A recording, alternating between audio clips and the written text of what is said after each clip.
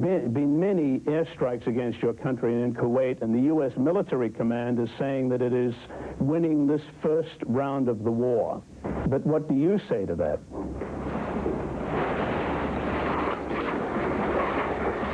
نحن نقول بأن الضياء يبزغ من الظلام.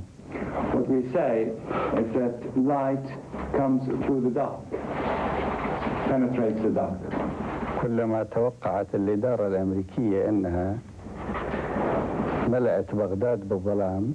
As much as whenever the American administration expects that it is filling Baghdad or covering Baghdad with darkness, فستواجه الضياء الذي في صدور الشعب العراقي. Then the American administration will face the light that exists, that fills the breasts of the Iraqi people. المستند على يقين عميق وإيمان كبير بالله الواحد الأحد. The light which is based on deep conviction in God, the one and only. المهم عندنا هو أن الظلام الذي تريده الإدارة الأمريكية ليتسرب إلى العقول وإلى القلوب وإلى الضمائر لا مكان له في العراق.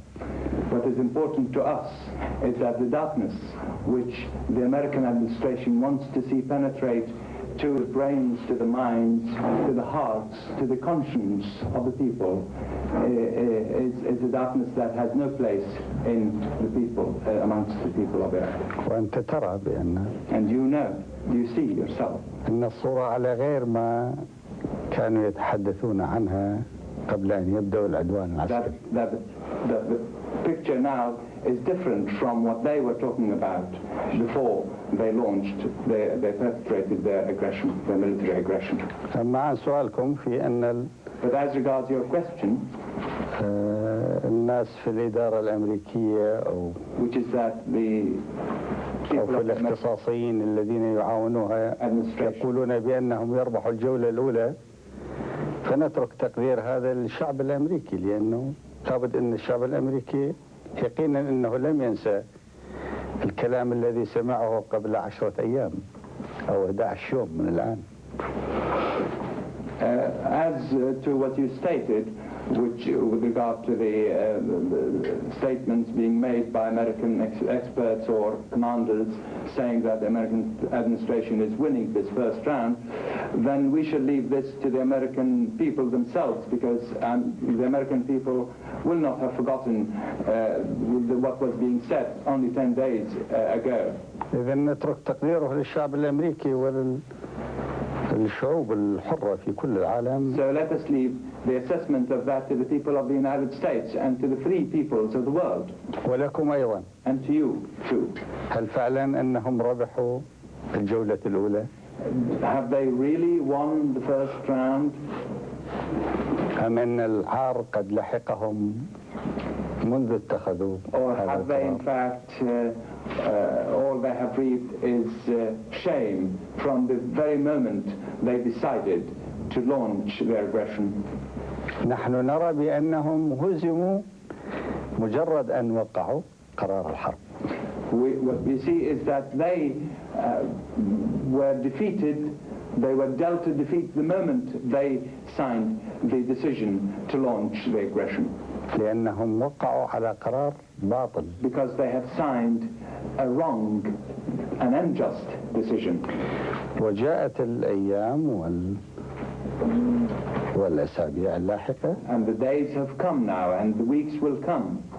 نحن الآن في الأسبوع الثاني. We are now in the second week of the conflict. ولتأتي المفردات اليومية لتنبئ كم هم هزموا. And the details, the daily details of the developments will come to show how much of a defeat they have been dealt. لأن الهزيمة ليس في والربح ليس أنك تربح معركة عسكرية أو تخسرها. Because victory and winning is not just in winning one particular or single battle or losing that one. وإنما تكسب رضا الله الواحد الأحد أولا victory and winning وتربح قلوب الناس in gaining ثانيا the satisfaction, the pleasure of God, the one and only, and in winning the hearts of the people. First, gaining the satisfaction of God, the one and only, and secondly, winning the hearts of the people. فهل كسبوا رضا الله وهل ربحوا قلوب الناس في قراراتهم؟ Pleasure of God, the blessings of God, and have they gained or won the hearts of the people? هذا هو المقياس. This is the criteria لدينا على الأقل. which we adopt, we at least adopt. Sir, you fought Iraq. The Iran-Iraq war lasted 8 long years. I have been told by people who have been here and who live here that in all that time, your country was not affected as badly as it is now. The power is down, water supplies are scarce. So how would you relate what is happening now to your years fighting the Iran-Iraq war, sir?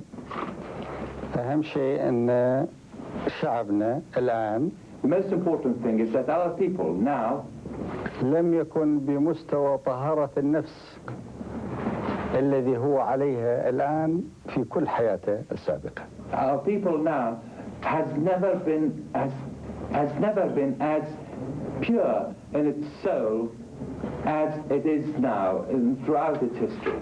ولم تكن قواتنا المسلحة And our armed forces بمثل هذا التصميم في كل تاريخ تشكيله determined as they are وفي now كل الظروف الصعبة اللي مرت عليها and throughout the difficult circumstances in which أو تعاملت معها or throughout the difficult situations with which they have dealt. A couple of tactical points, sir, that have come up. I have been hearing broadcasts that quite large numbers of Iraqi planes have gone to Iranian fields. Could you shed some light on the reason for this? بغض النظر عن الأرقام التي تسمعونها والتي نعرفها نحن. Irrespective of the figures or numbers which you've heard and the figures which we know. المهم بأن العراق وإيران بلدين مسلمين جارين. The important thing is that Iraq and Iran are two neighboring Muslim countries.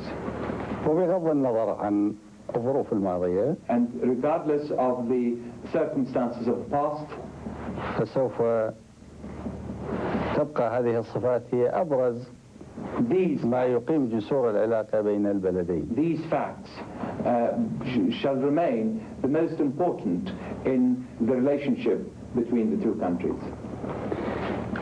وبما أن المعركة الآن بين الإيمان وبين الكفر. And since the battle now is a battle between faith and infidelity, بين الحق وبين الباطل.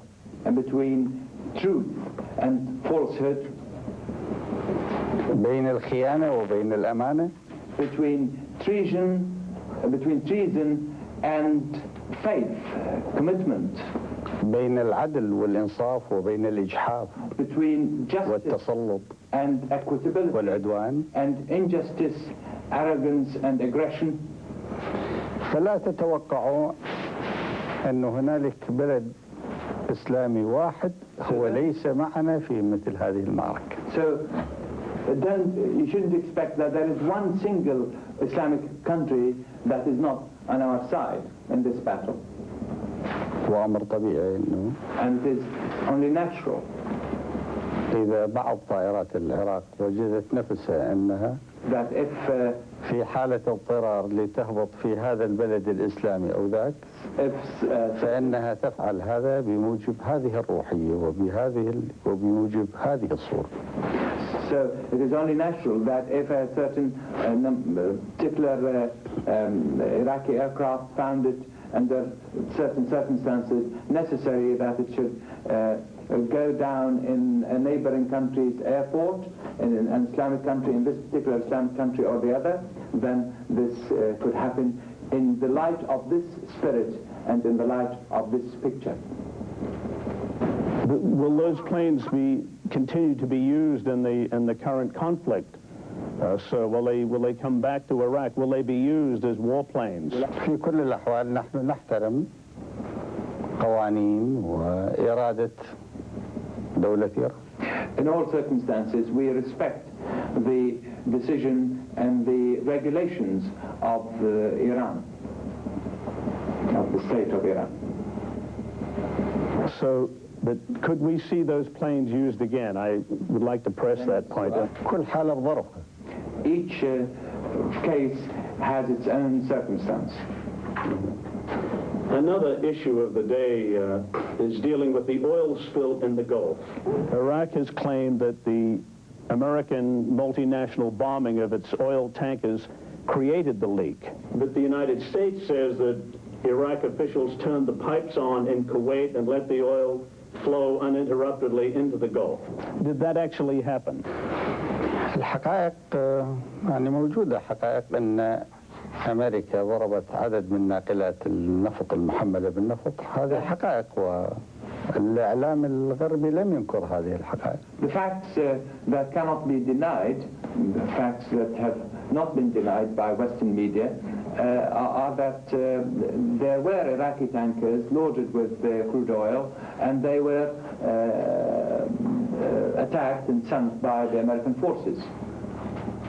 وكون أمريكا لم تنكر هذا فإنها كانت تعرف بأن هذه الناقلات محملة بالبترول. And the fact that the United States has not denied that they have attacked these tankers and that they knew these tankers were loaded with oil. وإلى جانب هذه أن أمريكا ضربت بعض المنشآت البترولية أيضا هي حقائق وأيضا أمريكا لم تنكر.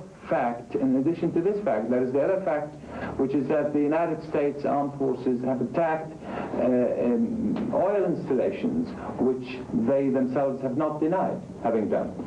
إذن فإن الولايات المتحدة الأمريكية ليست حريصة على عدم تسرب البترول في هذا المكان أو ذاك. So this shows that the United States is not really keen not to see an oil spill go into this place or that place in the action it takes. سواء في البر whether on land أو سواء في البحر or at sea. وسواء كانت الآثار السلبية على البيئة في البحر أو على في الأماكن أخرى. Regardless of the negative impact that this may have on the environment, whether it is at sea or in other places. وعندما تفعل هذا هي غير مضطرة لأن تقوم بهذا. And when the United States takes such action, the United States takes this action without being forced to do it. أي لا تستطيع أن تدعي الإدارة الأمريكية أنها تقوم بهذا ضمن إطار الاضطرار وضمن حالة حق الدفاع الشرعي عن النفس الملجئة إلى ذلك. In other words, the United States cannot claim that it is taking these actions of necessity or within the framework of legitimate self-defense, which they have to which they are forced. لذلك إذا ما تصرف القادة الميدانيين So if the field commanders were to conduct themselves, العسكريين the military commanders, في استخدام مادة البترول ضمن واجبات حق الدفاع الشرعي عن النفس والدفاع عن البلد, if military commanders were to use oil in a manner that comes within the framework of legitimate self-defense and legitimate defense of the country to which they belong, في هذا المكان أو ذاك, in this particular place or in another, إن كان بصيغة الخنادق التي تملأ بالزيت وتشعل, be it in the form of trenches filled with oil and then burnt, أو بصيغة أخرى, or in any other form, فإن عذرهم معهم. then such commanders will have a justification for taking such action. إذن هذه هي الصورة الآن الموجودة في the picture الخليج. that exists now in the Gulf. But are you saying that the pipes were not opened and oil freely put into the Gulf, maybe as a military maneuver? أنا لم أقل هذا. No, I haven't said this. أنا قلت أن أمريكا استخدمت البترول وهي غير مضطرة لذلك. What I've said is that the United States has used this oil in a manner which was unnecessary. وأن الحقائق التي لا يمكن إنكارها أن أمريكا ضربت ناقلات بترول مملوءة بالزيت. And the undeniable facts remain that the United States وهي تعرف أنها ممتلئة بالزيت وتعرف أن هذا الزيت عندما يسيح على المياه يسبب ما يسبب من أضرار. And the undeniable facts remain that the United States attacked tankers which were loaded with oil. And the United States knew that those tankers were loaded with oil and knew that once those tankers were attacked, then they would cause an oil spill which would in turn cause environmental damage. وأن هذه الناقلات عندما ضربت كانت في المياه الإقليمية العراقية. And then the fact is that when those tankers were attacked, they were in Iraqi territorial waters. وأن أمريكا ضربت أيضا أنابيب النفط وأعلنت عن هذا. And that the fact also is that the United States did attack oil pipelines and has made public this fact. على منصات التحميل. They attacked the platform, the loading platforms. ومنصات التحميل في المياه الإقليمية العراقية. In the Iraqi territorial waters, the oil loading platforms within the Iraqi territorial waters. والمختصين الأمريكان يعرفون عندما يضربوا منصات التحميل The American experts know that ويدمروا أنابيب البترول على هذه المنصات destroy pipelines on these platforms. فإن البترول ينسكب. Then the result is an oil spill. وينسكب في المياه الإقليمية العراقية. In a spill which will be within the Iraqi territorial waters. وأن هذا لا يقع ضمن صيغة الاضطرار.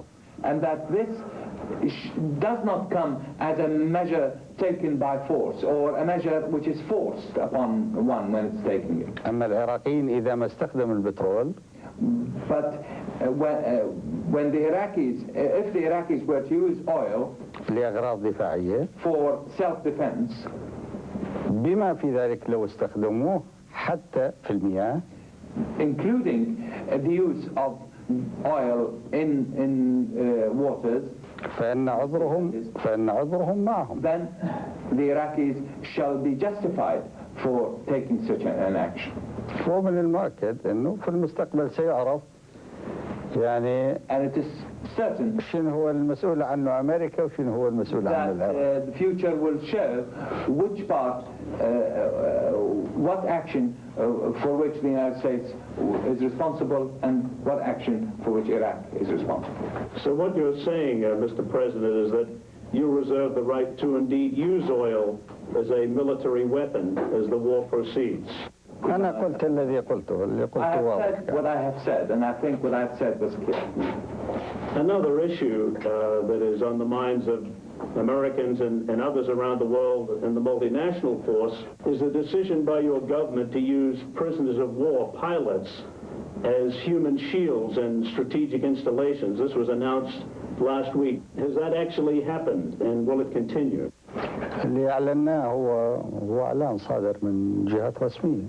What was announced by an official authority.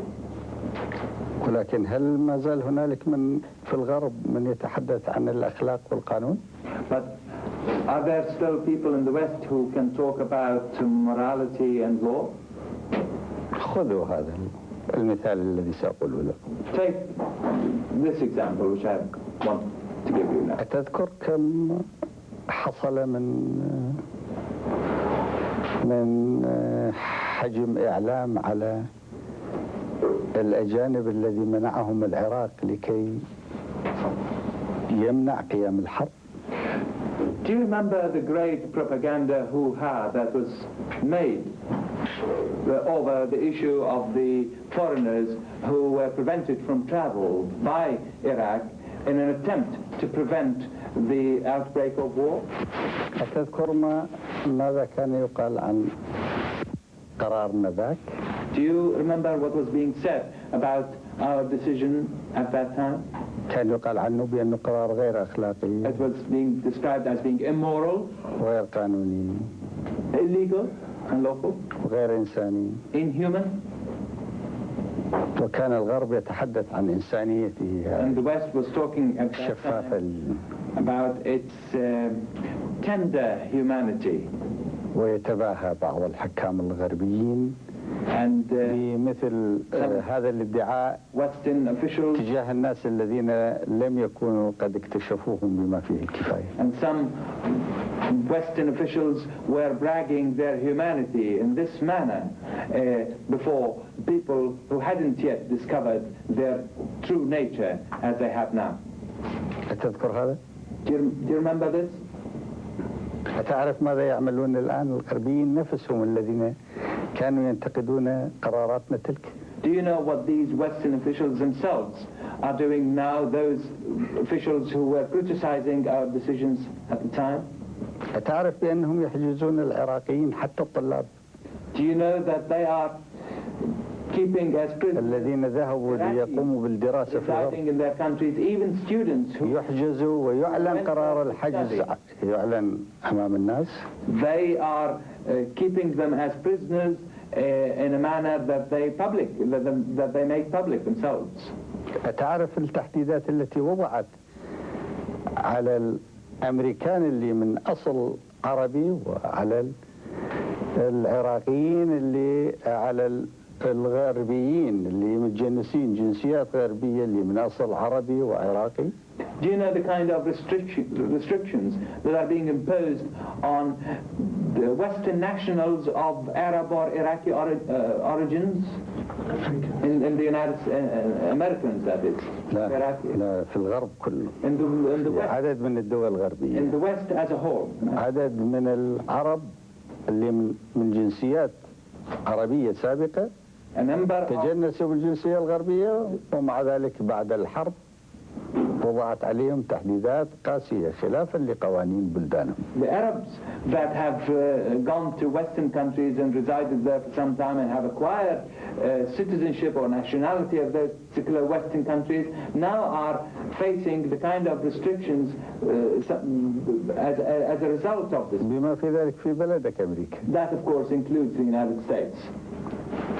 أليس هذه ازدواجية؟ Isn't this double standards? أتلاحظ الازدواجية كيف ظهرت؟ خلال 10 أيام ظهرت. Do you notice how fast the double standard has come to the surface? Only 10 days. أتلاحظ كم كشفنا من عورة الغرب في هذه الفترة القصيرة؟ Can you notice how much fault, the size of the flaw that we have uncovered in this very short time in the West? كن على ثقة بأننا نشعر بأنكم أنتم في الغرب تحتاجون إلى صمودنا ورفض هذه العنجهية التي تصدر من قادتكم. Rest assured that we, trust me when I say that we feel that you in the West need our determination, need the kind of determination that we have against the kind of arrogance that is being practiced or shown by some of your rulers. نحن نشعر أن الإنسان في داخلكم. We feel that the human being inside you, إنسانيتكم كأمريكان كمواطنين, your humanity as Americans, as people, إنسانيتكم كفرنسيين في الغرب, your humanity as Frenchmen in the West, وإنسانية البريطانيين, and the humanity of Britons, of the British people in Britain, تحتاج إلى موقفنا في رفض التسلط والازدواجية أكثر مما تحتاج قرار التسلط والازدواجية الصادر من هذه المقرات We feel that وغيرها. We feel that the humanity inside the people of the West needs our determination in rejecting this hegemony and this arrogance more than they need the decision of arrogance and hegemony that is being taken in the West. نحتاج لنفضح الازدواجية. We need to expose this double standard. العالم يحتاج من يقول لمالك أثقل هراوة في العالم بأن الهراوة التي في يدك لا تستطيع أن تهدم بيت الله. The world needs to be able to tell the party that is carrying the biggest stick in the world that this stick cannot destroy the house of God. ولا تستطيع أن تهدم إنسانية الإنسان. And cannot destroy the humanity of man. هذا الذي تحتاجونه في الغرب. This is what you need in the West. لا تحتاجون كم تقتل طائراتكم من الأطفال والنساء والشيوخ في العراق. This more than you need how many people your planes can kill of our children and of women. لأنه أنتم ناس. Because you are people. والناس لا يحتاجون هذا. And people do not need this. لكن بوش الشيطان داخل بوش يحتاج إلى هذا. But the devil inside Bush needs this. But you did say a few days after the war began that you, in a speech, would observe the Geneva Conventions governing any captured soldiers or pilots. That doesn't really square with using these prisoners as human shields in strategic installations. هل تنسجم اتفاقية جنيف أنه يسجنون الطلاب العراقيين؟ Does the Geneva Convention allow the Iraqi students to be imprisoned and taken as prisoners in the West? إذن هذه الازدواجية اللي يعيشوها الآن هي الدول التي تسمي نفسها أنها الدول رقم واحد في العالم. So this double standard that is common now in those countries, it is common in the countries that describe themselves as the first world. تطالب الدول الصغيرة التي تسميها بأنها بلدان العالم الثالث بتطبيق القانون، ولكن هي تعتبر نفسها بأنه ينبغي أن لا تطبق القانون، أنها فوق القانون. Demanding from smaller countries whom they group together as the third world to implement law, to abide by law, while insisting that they themselves are above law. You, I believe, have visited the battlefront occasionally. We've seen pictures of you down in Kuwait with the troops. Could you tell us what it is like to be at the front and what the battlefront is like at this time? الرجال المؤمنين هناك يصمدون بثبات. The men who are deep in their faith there are strong in their determination. وأظن أن بوش يعرف هذا. And I think Bush knows this fact. بدليل أنه لم يذهب إليهم وإنما جاء ليقتل الأطفال والنساء في بغداد. This is seen in the fact that he didn't go to those men. He came to kill our men or women and children here in Baghdad, inside Iraq. ألم يكن الذي قالوه لكم في أمريكا بأنه ذاهب إلى هناك ليخرج الجيش العراقي من الكويت؟ Didn't they tell you in the United States that they were coming there to this part to push to dislodge the Iraqi army from Kuwait? هل اكتشفتم الآن أنه كذاب؟ Have you discovered now that Mr. Bush is a liar? مع اكتشافاتكم الأخرى عنه. That is, in addition to the other facts that you know that you've discovered about him. قد تسألني أنا لا أريد أن أوجه يعني إلى أحد وإنما أذكر صفات أنه هذا هو الموجود في القاموس بأن الذي لا يصدق يسمى كذاب. I do not want to insult anybody here, but this is the word that one has to use. This is what we find in a dictionary. Whoever a liar is a man who doesn't tell the truth. الجيش العراقي موجود في الكويت. The fact is that the Iraqi army is there in Kuwait. ومن المؤكد أنكم كأمريكيين كنتم تتصورون بأن الهجوم سيبدأ على الجيش. And I'm sure that you as Americans had imagined that the offensive will be launched against the army, the armed forces. في ليلة 16 على 17 وين بدأ الهجوم؟ Where did it start? On the night of the 16th, on the 17th? لم يبدأه على القوات المسلحة في المحافظة ال 19. No attack was launched against the armed forces in our 19th province. وإنما بدأه في بغداد. But he started his attack against Baghdad. ولم يبدأه على القوة العسكرية. And not against the military forces. وإنما بدأه على الحلقات العلمية but against our والاقتصادية. installations and economic installations. لابد أنك تذكر كصحفي. You must remember as a journalist. لأنه كم تأكيد خرج من الإعلام البيت الأبيض. How many assurances عن تدمير الطاقة الذرية في العراق. Came out of the American media about destroying the Iraqi nuclear power. هل لم تسأل نفسك لماذا؟ Didn't you ask yourself why they would want? بل ألم تتيقن أنت كأمريكي بأنه إذا المعركة لم تكن من أجل الكويت وإنما كانت لأسباب أخرى. Hasn't it become certain to you now that the battle that has started now is not really for Kuwait? It's not a battle over Kuwait, but for other reasons. هي نفس الأسباب التي دفعت فيها الإدارة الأمريكية حكام الكويت ليتآمروا على العراق. In fact, they are the same قبل الثاني من عام. In fact, they are the same motives, the same reasons that led the American administration to urge or to push the former rulers of Kuwait to conspire against Iraq before the 2nd of August. وهي نفس الأسباب التي اتخذت الإدارة الأمريكية فيها قرار منع الحبوب والغذاء ليأتي إلى العراق قبل 5 أشهر من أحداث الثاني من عام. They are also the same reasons that upon which the U.S. administration prevented the sale of grains and of milk to Iraq 5 months prior to the events of the 2nd of August. ونفس الأسباب التي رفعت فيها الإدارة الأمريكية شعار مقاطعة العراق تكنولوجيا وعلميا قبل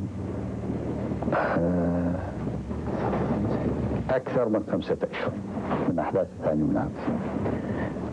In fact, they are also the same reasons that upon which the American administration took the decision to, or raised the slogan of boycotting Iraq in the technological and scientific fields, which was more than 5 months before the events of the 2nd of August. مع الأسف أن المواطن الأمريكي البسيط ما استطاع أن يجمع كل سلسلة الإجراءات اللي اتخذتها الإدارة الأمريكية ضد العراق قبل أحداث الثاني من آب ليخرج بالاستنتاج الذي خرجنا نحن فيه قبل هذا. It is regrettable, really, that the average American citizen has not been given a chance to recall all the succession of decisions and measures and events that have led to these developments in order to come to the same conclusion to which we ourselves have come. ولذلك استطاع بوش أن يكذب على الرأي العام الأمريكي. Which has helped Bush to lie, to be able to lie to the American people. ولكن نحن سنعاونكم على كشف الكذابين. But we are here to help you know or discover those who tell lies, the liars. بهذه الحقائق. With these facts. هذه الحقائق الآن مفتوحة. And these facts are here. لا يستطيع أن ينكر الرئيس بوش أنه هو بدأ الضربات في الحلقات العلمية والاقتصادية ولم يبدأها على الجيش في الكويت. These facts are here undeniable. لأنه هذه مثبتة في مهمة الطيارين. President Bush cannot deny that he ordered his attack to be launched here against this part and not against our armed forces in Kuwait, because these are facts that cannot be denied. They are registered in the charts of the pilots. وأنتم كان لكم وجود في بغداد. And you were here in Baghdad. إعلاميون أقصد كان لهم وجود في بغداد ويعرفون هذا. Men were here in Baghdad and they know these facts. Military experts and others in the U.S. military command and others in the multinational forces are saying that they can probably destroy your ground forces in Kuwait with bombardments, with aerial bombing, and may not need to invade, or if they do invade, they just can mop up the remainder of your troops there. هل تصدق أنت في هذا القول؟ Just a little more to that. If indeed if indeed this is not the case, how can they survive this massive bombing that the multinational force can bring to bear? هذا الذي قلناه قبل أن تبدأ الحرب وحذرنا منه. This is what we said before the outbreak of the war, which it is what we warned against. أنت تتذكر، لابد أنك تتذكر كم هو الزمن الذي كانوا يتحدثون عنه. You must remember the sort of time they were talking about that would take them to do the job. خرج تصريح من الإليزيه يقول إنه البعض تحدث عن 24 ساعة. We had a statement coming out of the Elysee Palace about some who were talking about a 24-hour period. يبدو أنه حسني كان ناصحة، فالإنسان لا ينصح إلا بما يؤمن. It seems that Husni of Egypt had given this advice, and one doesn't advise except with what one believes to be the case. تتذكرون أن البعض كان يتحدث عن 72 ساعة. You also remember that there were those who were talking about a 72-hour period. وبغض النظر عن أي شيء. Regardless of anything. هو الساعات تسفك فيها دماء والأيام والأشهر والسنين. Hours, days, months and years we're talking about periods of bloodshed. منين ما يكون هذا الدم؟ Whichever party this blood comes from. دم إنسان. It is the blood of a man. كنا نسعى لنجنب الإنسانية Human blood, and we were هذه الدماء. trying to spare humanity this bloodshed. لذلك كنا صريحين. Which is why we spoke in candor. في شرح الحقائق. We were candid in explaining the facts. قلنا إن شعبنا سوف لن يرضخ للتهديد. We said that our people would never succumb to intimidation or to threats. ولكنه يؤمن بأن الحوار هو الطريق الوصول إلى حلول تجنب الإنسانية الحروب. We said our people believed in dialogue and in the fact that dialogue leads to solutions that spare mankind the scourge of war. وقلنا بأن الحرب يعني لا تتوهموا أنها عندما تبدأ ستكون حرب ساعات أو حرب أيام. And we also said, do not delude yourselves into believing that once the war started, then it would end in a matter of hours or days. أو حرب أسابيع. Or weeks. It wouldn't be a war of weeks. وفي كل الأحوال عندما تبدأ And in any situation, once it started, فسوف تسيح فيها دماء كثيرة. Then lots of bloodshed will follow. وقلنا بأننا لا نريد هذا. And we said that we didn't want this to happen. ليس لدينا غرض في أن نورط أحد من القادة في العالم ليقوم بالحرب ومن ثم تفشل تقديراته. We had no interest in involving any or in dragging any particular leader or party in the world to come to this war and then have fail in achieving anything in it. أتتذكرون ماذا كان سيقول الزعماء الغربيون؟ Do you remember what the ومنهم الرئيس بوش what the Western leaders, including President Bush, were saying? كانوا يقولون بأنهم سوف يدخلون الحرب من غير أن ينجرح أمريكي واحد. They were saying that they would enter this war without without a single American getting wounded. هل تحقق هذا؟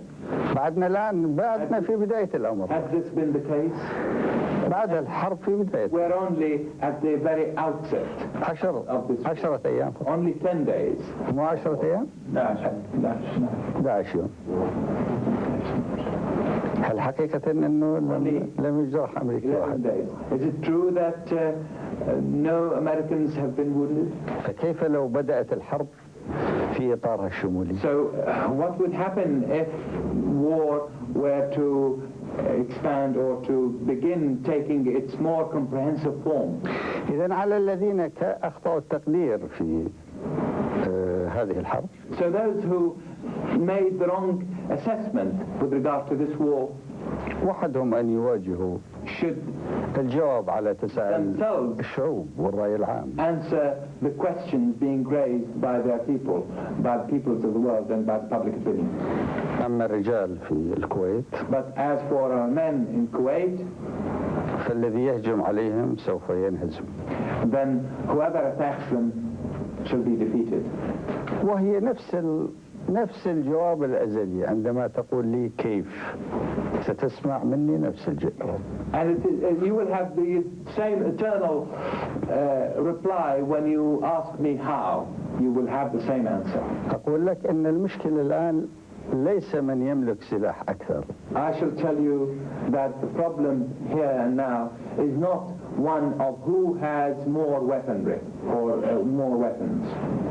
الموضوع لكي يتبين من الذي ينهزم ومن الذي لا ينهزم هو الشيطان مع من والله مع من. In order to decide who will lose and who will win is based on who has the devil on his side and who has God on his side. وببساطة من الذي قطع آلاف الكيلومترات ليأتي على ديار من؟ And simply speaking, which party is it that has come across thousands of miles to attack the land of the other party? من الذي جاء ليحتل أرض مقدسات الآخر؟ Who has come to occupy whose sacred lands? الجواب في هذا واضح. The answer to these questions is clear. هل تعتقد أن الطيارين الذين جاءوا ليقصفوا بغداد ويرموها من ارتفاعات شاهقة للقنبلة ولا يعرفون أين ستسقط، هل تعتقد أنهم سعداء؟ Do you think that the pilots that came to bombard Baghdad and throw their bombs and missiles from great heights, which made them unaware where these shells or bombs would fall, do you think these pilots are happy? أنا شفتهم على شاشة التلفزيون. شفت بعضهم. I watched some of them on television.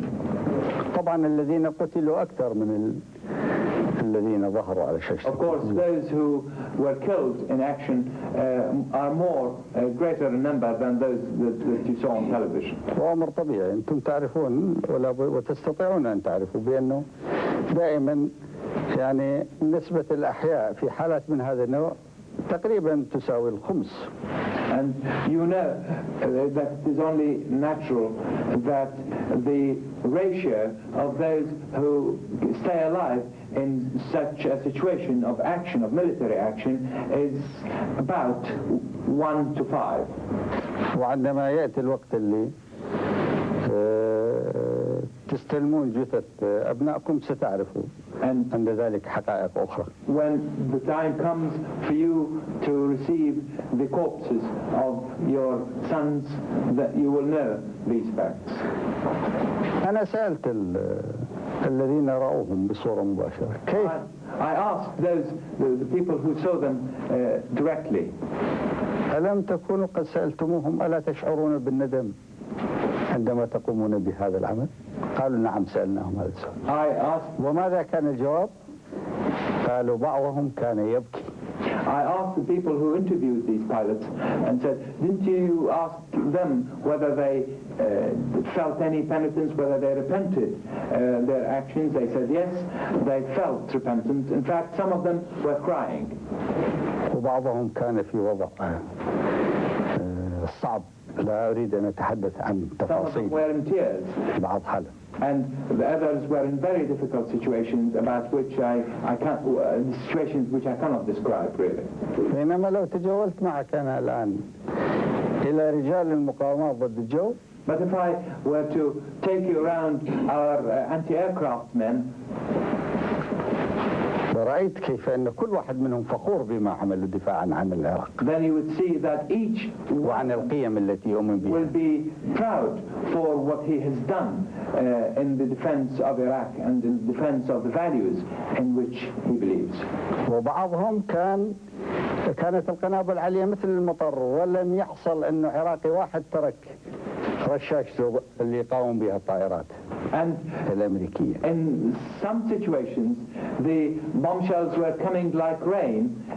وخاصة في الأيام الأول والثاني والثالث والرابع. Our anti-aircraft gunmen were showered with bombs on occasions, but they never relinquished their guns. They never left their places, especially on the early days of fighting, first and second, third and fourth. من هذه الأمثلة through these pictures تستطيع أن تتيقن من الجواب. You could rest assured about the answer. كيف ستكون نتيجة المنازلة في البر؟ As to how the result or the outcome of the confrontation on land is going to be. لو قامت الجيوش المعتدية بالهجوم على الرجال المؤمنين في المحافظة 19. An offensive against our faithful men in the 19th province. بقي أن يسأل كل غربي شريف نفس سؤال واحد. What remains is that each person of the West, individual in the West, should ask himself or herself one particular question. وهو يستذكر خلفية الأمور قبل الثاني من آب. While recalling the background of events or facts prior to the 2nd of August. وبعد الثاني من آب إلى ليلة 16 على 17. And the events after the 2nd of August until the night of the 16th, 17th of January. ثم بعد أن وقعت الحرب بعد ليلة 16 على 17. And then after the war broke out on that night, the 16th and 17th, إنه كيف يقاوم شعب من 18 مليون كل هذا الجبروت العدواني؟ هذا السؤال سيدي. نعم هذا السؤال. كيف يستطيع أن يقاوم 18 مليون كل هذا الجبروت العدواني الشرير؟ So this is the particular question that each individual in the West should ask while recalling all these facts. How can such a small people face and confront such a tyrannical combination of aggressive forces? ولا بد أن تهتدون إلى جواب بسيط. You must come to a simple answer. هو أنه هذا الشعب لو لم يكن على يقين بصواب موقفه ما كان ليقاوم كل هذا الجبروت الظالم. The simple answer lies in the fact that had this people, small people, not been determined or firm in its conviction that it is fighting a just war, then it would never have been able to face all this huge combination of forces. إذن أليس Unjust forces. مما يلفت الباحثين عن الحقائق So, is it يلفت انتباههم مثل هذه الظاهرة؟ Isn't it something that attracts or draws the attention of those who seek truth?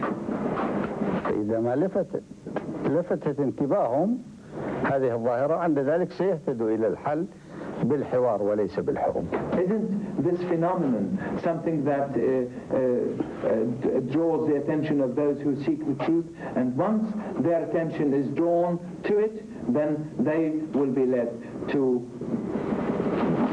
trying to reach solution through dialogue. وعند ذلك ستكتشف الكثير من الحقائق الجديدة. And then you will be able to discover many more facts, many new facts.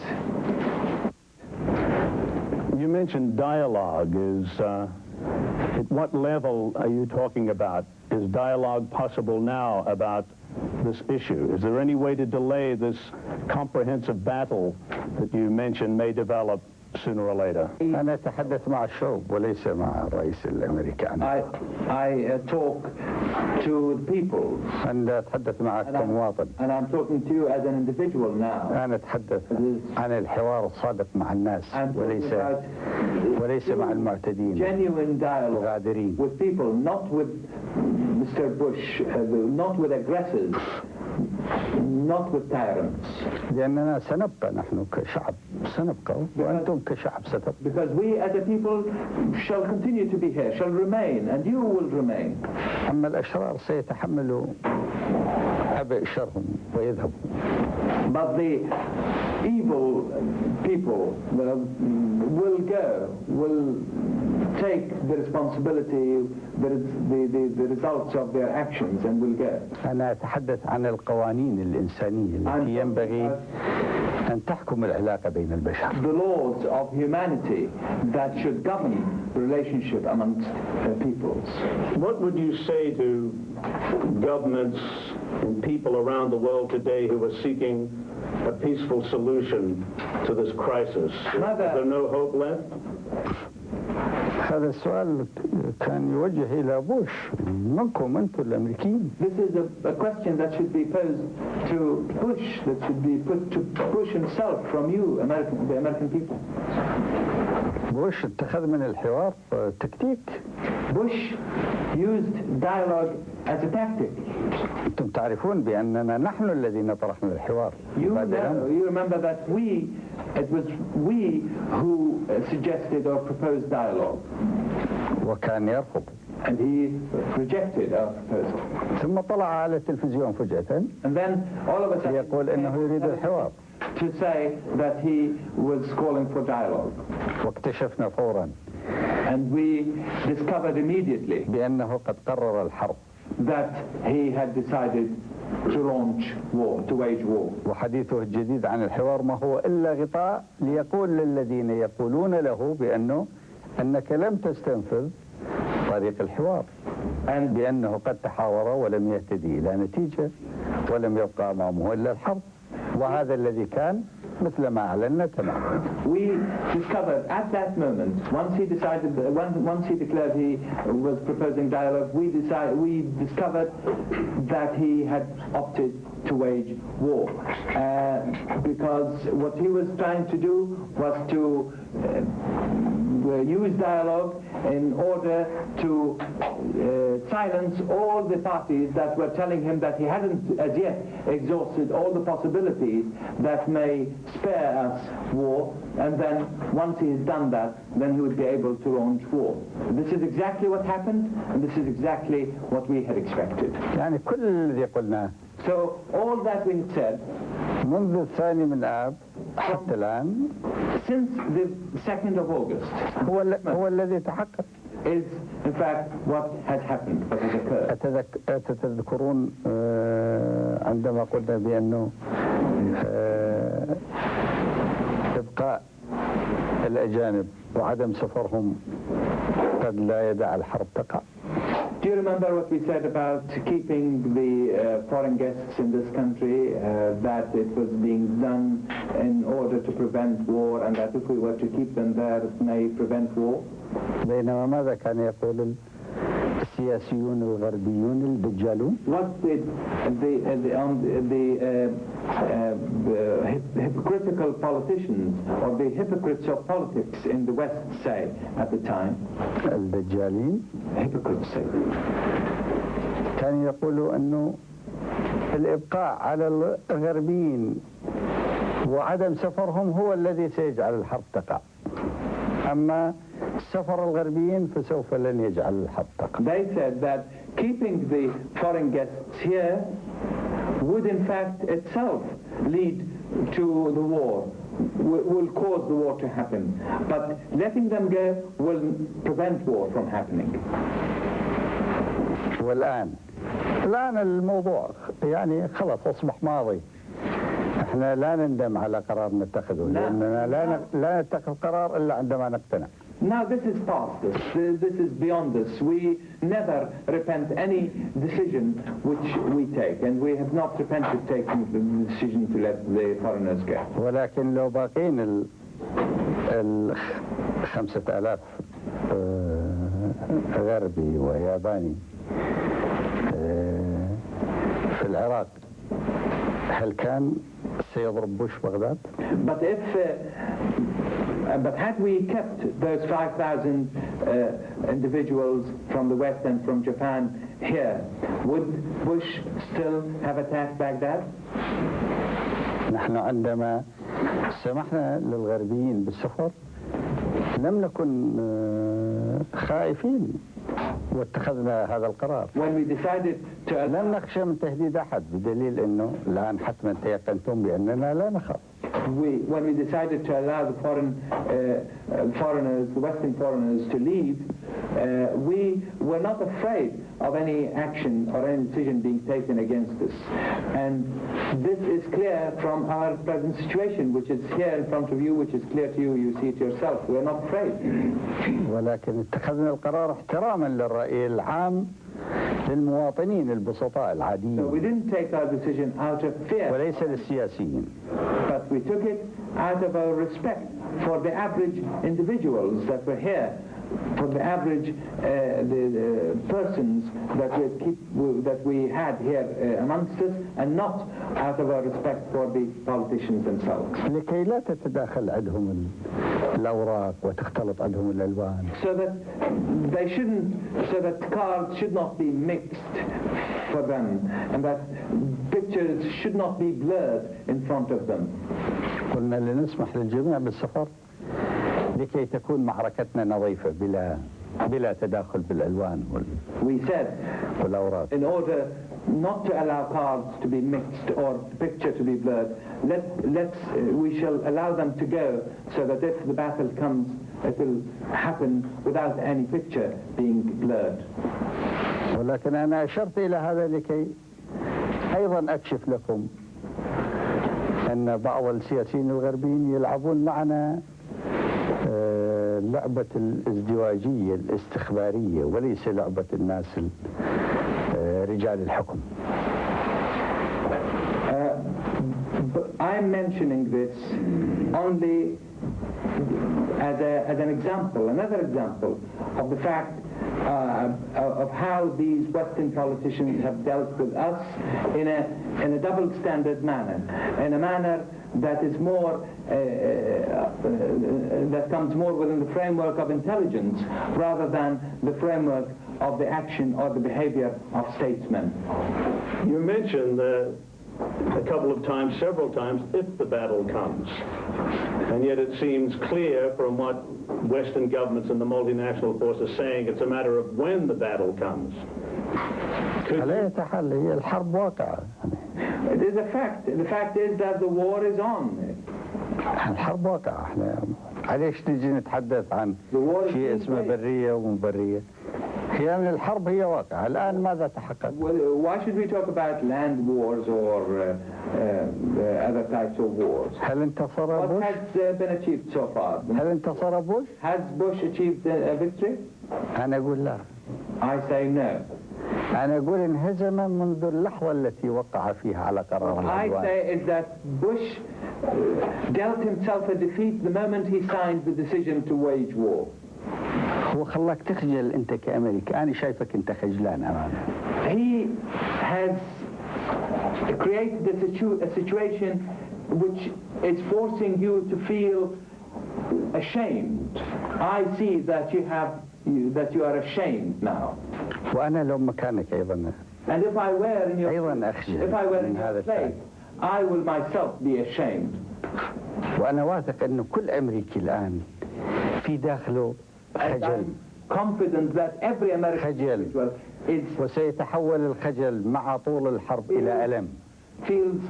وسيتحول الألم إلى ثورة ضد الجهة التي خدعته. Into pain, and the pain shall become some power for الثورة سيدي. إلى ثورة ضد الجهة التي خدعته. The pain shall boil up into some revolution against the party, against the power that took this decision. لأن الأمريكي هو إنسان. Because the American citizen is a human being. سيسأل نفسه سؤال محدد. And will ask himself or herself a particular question. هذه هي قيم الدولة العظمى أمريكا. Are these the values of the superpower, the United States as a superpower? هذه هي القيم التي يتحدث عنها بوش التي يريدها للولايات المتحدة الأمريكية. About which Bush is talking and which Bush wants to see established for the United States?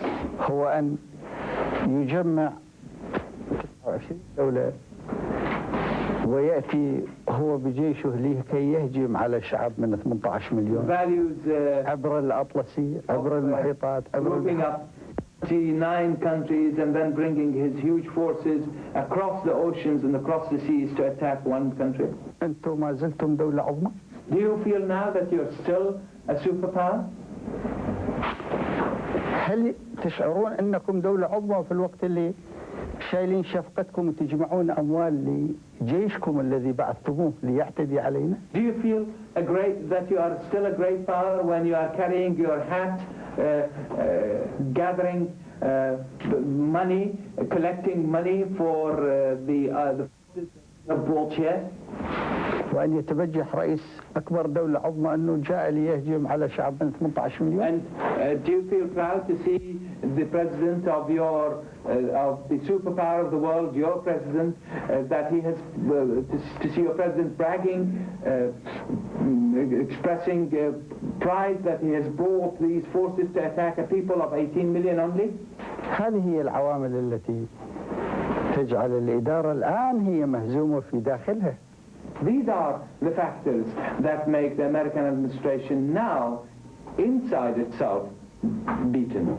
في اللحظة التي وقعت فيها على قرار الحرب انهزمت وجعلت أمريكا تتراجع عن موقع الدولة العظمى. The moment of signing the decision to wage war was the moment of self-defeat for the United States, the moment of retraction from being the superpower of the world. When the land war is waged in Kuwait, how long do you think it will last, and how many casualties do you expect to inflict on the multinational forces? الله يعلم أن تستغرق من الوقت. As for how long it will take, it's something that only God knows. ولكن الذي نحن متيقنون منه تماما ومستقر في صدورنا وفي ضمائرنا. But what we are firmly convinced in, and which is something that rests here deep and firm in our chests and hearts.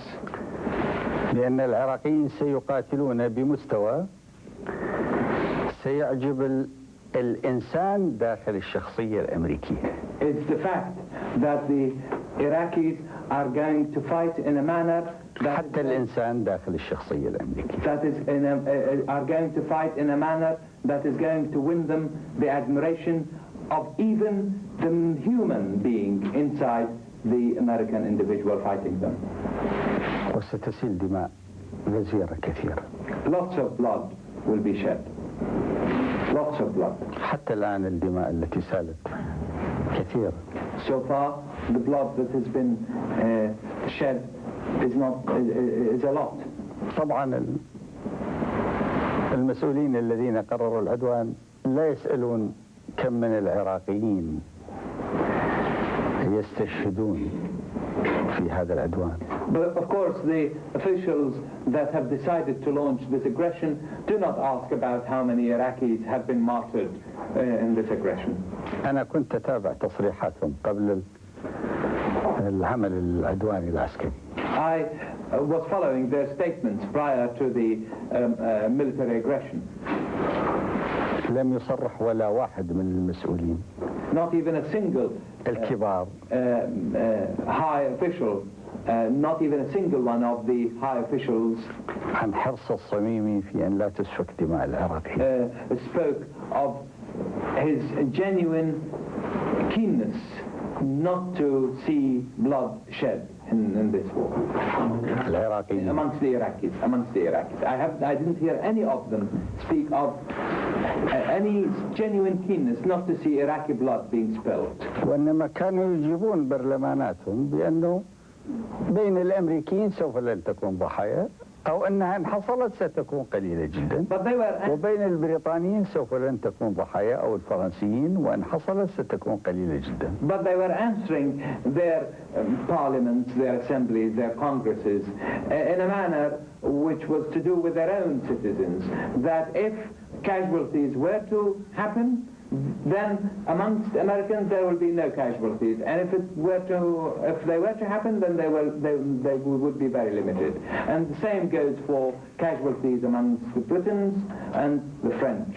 أما نحن عندما نقول بأنه ستسيل دماء كثيرة نعني الدماء الفرنسية والإنجليزية والأمريكية ومن يشترك في القتال، والسعودية أمر طبيعي للمواطنين الناس والعراقيين وليس دماء العراقيين فقط. But we, for our part, when we talk about lots of blood being shed, then we're referring to blood on every side. American, British, French, and of course Saudi citizens, Saudi people, blood, and of course Iraqi blood. لا يخدعكم مرة أخرى السياسيين اللعوبين ويجزئوا عليكم المعركة. Let not fickle politicians deceive you once again. ويجزئوا عليكم المعركة. And then fragment the battle. حدثوا عن معركة جوية وبعدين يقولوا لكم تأملوا وانتظروا المعركة البرية عندما تحدث. Then by talking about هي الحرب الحرب بدأت.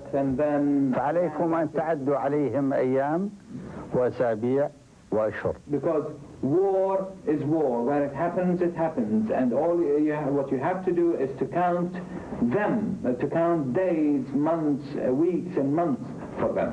وتسألوهم and then ask دائما continuously. ألم تقولوا بأن الحرب ستكون حرب أيام؟ You ask them, didn't you say that it was going to be only a war of only days? إذا أنتم أخطأتم التقدير مثلما أخطأتم التقديرات السابقة. And then say to them, well, then you have made a mistake in the assessment that you gave in the same way as you have wrongly assessed other parts. You have unconventional weapons at the battlefront, it is reported. Chemical weapons. Will you use chemical weapons in a land war in Kuwait? نحن سنستخدم الأسلحة التي تكافئ الأسلحة التي يستخدمها عدونا علينا. We shall use the weapons that will be equitable to the weapons used against us by our enemy. واعتقد انه انتم الان جربتونا انه كل الكلام اللي سبق ان قلناه الان طبقناه. And I think we have shown to you by now how true we are to our word. You've tried this. We have implemented every word we have said. But the multinational forces have said they would not use chemical weapons against you. Does that mean that if they don't use them, you don't use them? أنا قلت بأننا سنستخدم الأسلحة التي تكافئ الأسلحة التي تستخدم ضدنا.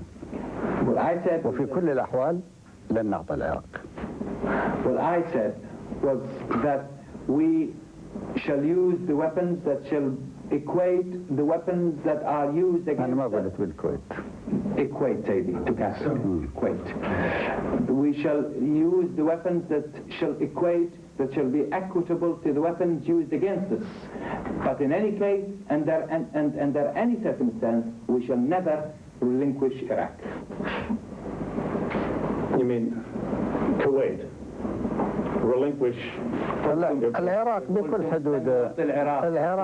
العراق بكل حدوده من زاخو إلى البحر. I'm talking about Iraq, from Zakho in the north to the sea in the south. All of Iraq. You have been launching missile attacks against Israel. And are you disappointed that Israel has not responded with its own forces and thereby actually got involved in this war? هي كل القوة الآن اللي تهجم على بغداد هي إسرائيلية. All the force that is now being used against Baghdad, that is now attacking Baghdad, is Israel. شنو مصلحتك أنت الأمريكي تهجم على بغداد؟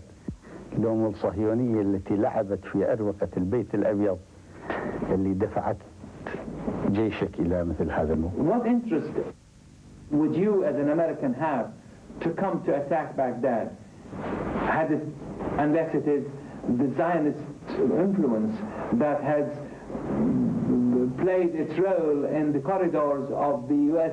administration and led to this attack to this aggression being waged? لماذا تتخذ أمريكا قرار منع الأكل عن العراقيين قبل أحداث آب 5 أشهر لولا الصهيونية وعداء أهل العراق؟ Take a decision to prevent food from being given to the people of Iraq 5 months before the 2nd of August, unless the enemies of Iraq and unless Zionism has a role in that part. هذه المعركة هي معركة الصهيونية، ولكن الصهيونية تقاتلنا بدمائكم أنتم الأمريكان. This war that is being waged against us is a Zionist war. Only here, Zionism is fighting us through American blood, through your blood. وإذا كانت لا تستخدم الآن بعض أسلحتها. And if Zionism is not using now some of its weapons, فتريد أن تحتفظ بها, then the Zionists want to keep these weapons لكي تصبح سيدة الموقف بعد أن تنتهي الحرب. In order to be master of the situation, in order to be the dominant power in the area once the war has come to an end. أما الصهيونية تقاتلنا هي. لولا الصهيونية لما جئتم مؤكد لتحتلوا الكعبة وقبر الرسول محمد وتصطدموا بالمسلمين ككل وتعتدوا على بغداد. But Zionism is fighting us, and had it not been for the Zionist influence, you would not have come here to occupy the lands of our sanctities, the lands of the tomb of Muhammad, and the land of the Muslims everywhere, and to commit this aggression against Iraq and against Baghdad. فنحن لن ننخدع بالمظاهر. We shall not be deluded by appearances. ولذلك من المؤكد تسعفكم الذاكرة بأننا قلنا إذا ما ضربت بغداد سنضرب تل أبيب. And I'm sure you remember that the fact that we said if Baghdad were to be attacked, then we would attack Tel Aviv. لنقول للعتاة في تل أبيب. So that we can deliver a message to the aggressors of Israel لأننا نعرف اللعبة كلها. To tell them that we know the whole game. ونقول لهم and to tell them further اتركوا أرض فلسطين. To say to them further, leave the land of Palestine. واتركوا ذبح الفلسطينيين. And abandon this massacre that you are perpetrating against the Palestinians? إسرائيل تحتل أرضنا، نحن العرب. Israel is occupying our land, the land of us, the Arab people. تحتل أرض فلسطين. The land of Palestine. تحتل الجولان. The Golan Heights. تحتل جزء من لبنان. It occupies parts of Lebanon. إذن هي محتلة. So Israel is an occupier. ومعتدية على العرب. And an aggressor against the Arabs. فهذه هي رسالة الصواريخ وأسبابها ومعناها. So this was the message which we wanted to convey through our missiles, and these were the motives behind them and the meanings that exist in the missiles. Do you have chemical warheads for your Scud missiles, and is it conceivable that you would put chemical weapons, would you fire on Israel or even on, say, targets, civilian targets in Saudi Arabia? الأمريكان يعرفون أنه أنتم ليش حساسين من أن تسمون الأمور بأسمائها؟ Why do you find it difficult to call a spade a spade? Why don't you call a spade a spade? سكود روسي. Scud is مدى 270 كيلو. a Soviet missile which has a range of 270 kilometers. أما هذا صاروخ عراقي واسمه الحسين. But the missiles that we're talking about are Iraqi missiles, and they are called Al-Hussein missiles.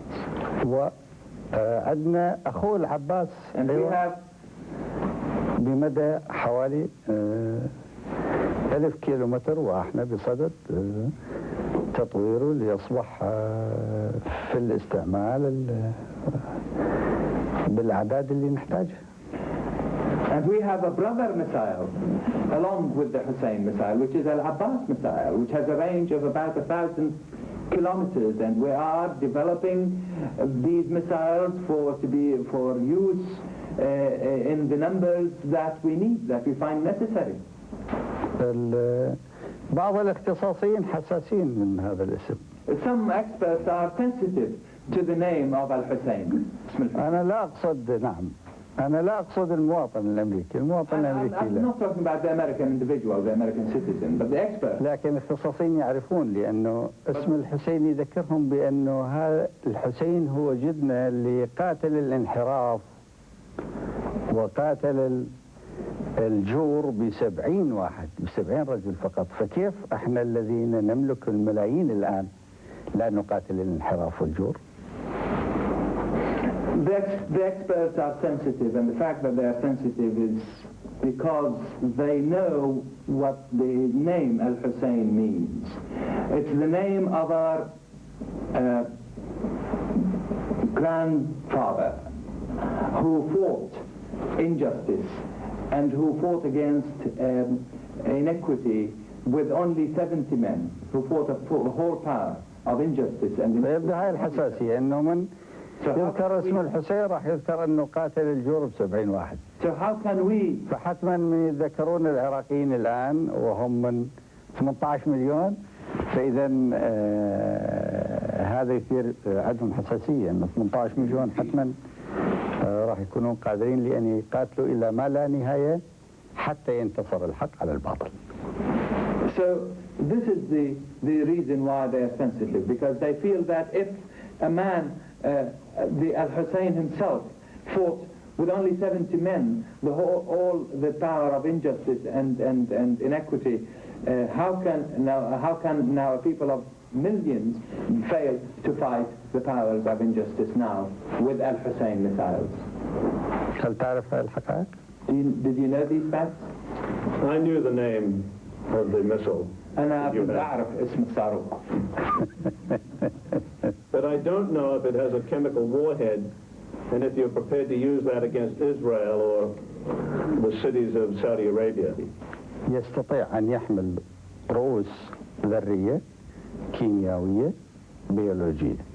This missile is capable of carrying nuclear, chemical, and biological warheads. Yet you have used only conventional explosives in your missiles so far. أنا قلت بأننا نستخدم السلاح الذي يكافئ السلاح المقابل. I said we use the weapons that will be equitable, that will meet the weapons used against us. احنا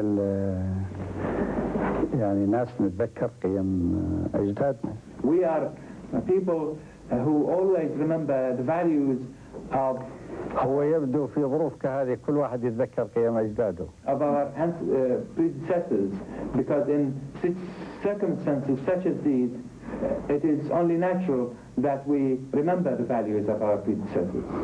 يعني كل هذا التفوق الجوي مع ذلك احنا لم نهتز، لم نخرج عن سكة التوازن في طريقة التصرف. All this air superiority that you see now has failed to take us away from the path of balanced conduct that we have maintained. لذلك استخدمنا الصاروخ بالرأس التقليدي. Which is, we've maintained our balance. We've used the missile with its conventional warheads. Could you see the occasion when you would use unconventional warheads in your missile? At what point could you use them? نتمنى أن لا تسيل دماء كثيرة. We pray that not a lot of blood will be shed. من أي جنسية كانت. From whatever party, from whatever nation. ونأمل أن لا نضطر إلى الاضطرار. And we pray that we shall not be forced into taking a forced measure. Earlier in the interview, you mentioned that your nuclear plants had been targeted. Can you give us any information about the destruction that your nuclear facilities have undergone in the bombing? هل تعتقد هذا ممكن؟ Do you think this is possible? I just asked. I thought I'd make it an answer.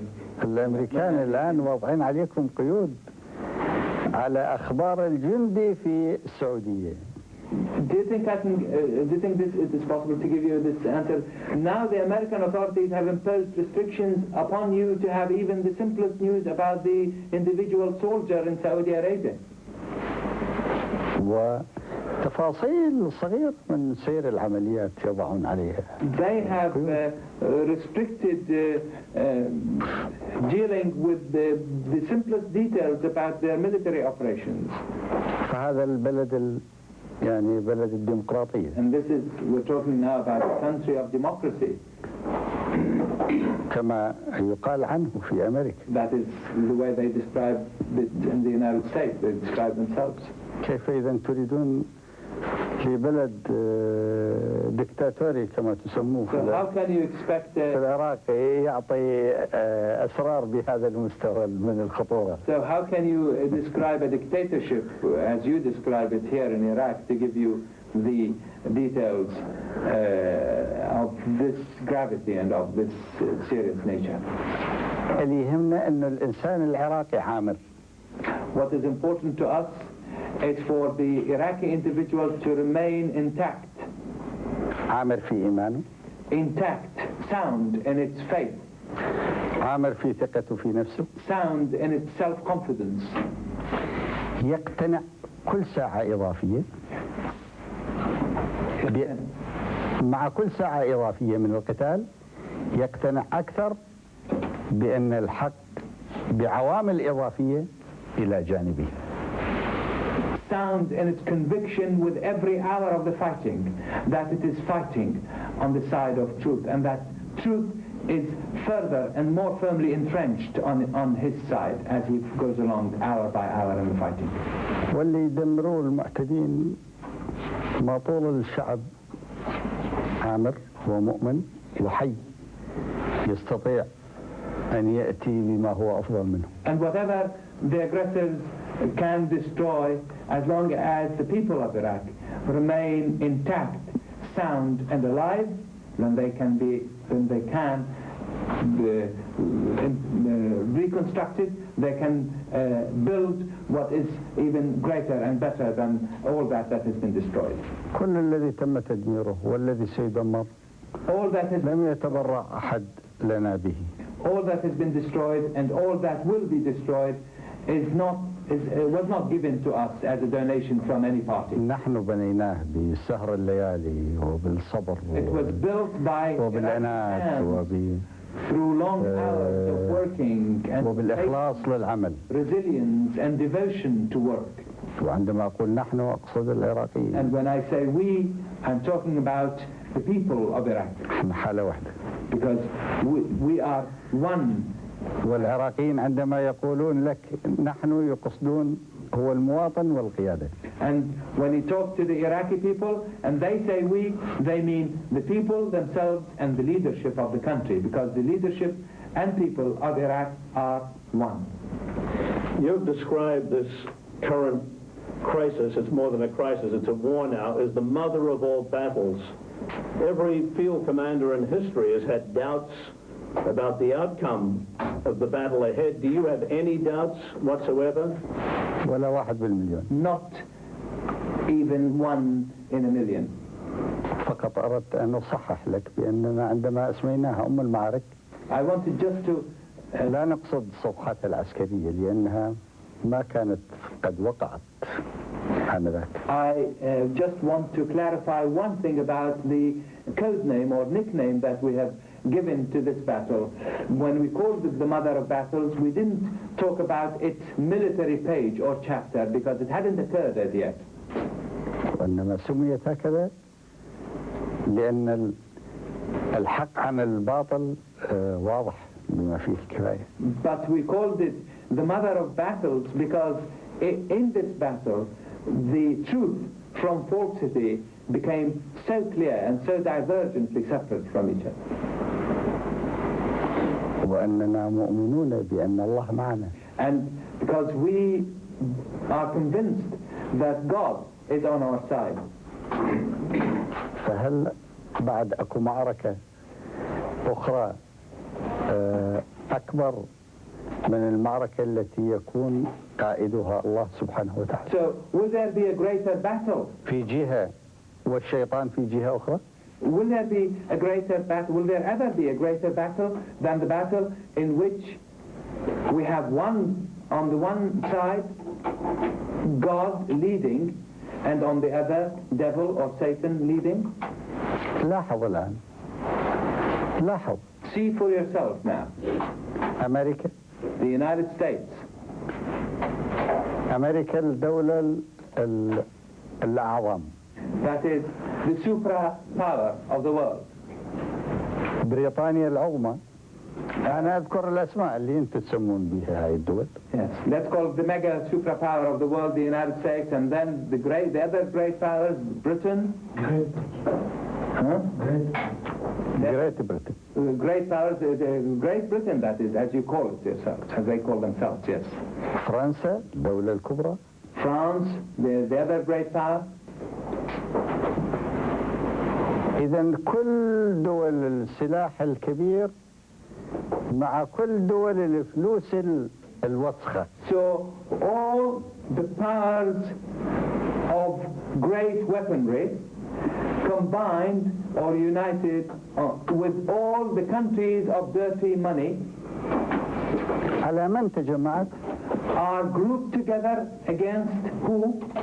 على العراق. Against Iraq. هل بعد هذا الوصف لإنسان أن يقتنع بأن الله ليس معنا؟ Having described the picture in this way, or a picture such as this one, would it leave anybody seeing it convinced other than in the fact that God is on our side? والذي يكون الله معه لن يهزم. And whoever has God on his side will never get defeated.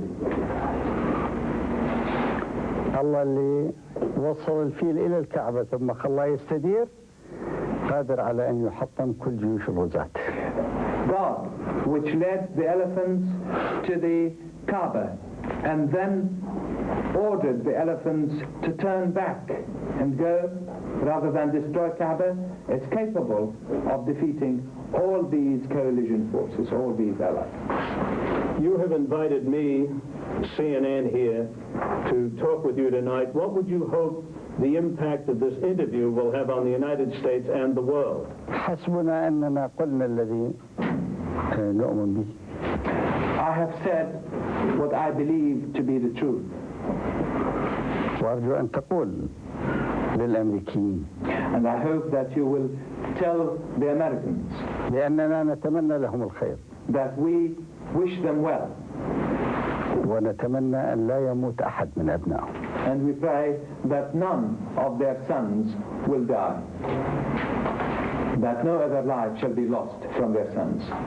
وكل العراقيين ممتنين لكل الخيرين الأمريكان الذين يخرجون بمظاهرات في أمريكا ضد الحرب. And that all the people of Iraq are grateful to all the noble souls of amongst the United States people who are coming out into the street demonstrating against this war. ولكل الخيرين من المواطنين الشرفاء في فرنسا وفي ألمانيا to all the noble people وفي أسبانيا in France, in Britain, in Germany, وفي إيطاليا in Italy وفي كل مكان and everywhere وفي إنجلترا and in England demonstrating against this war.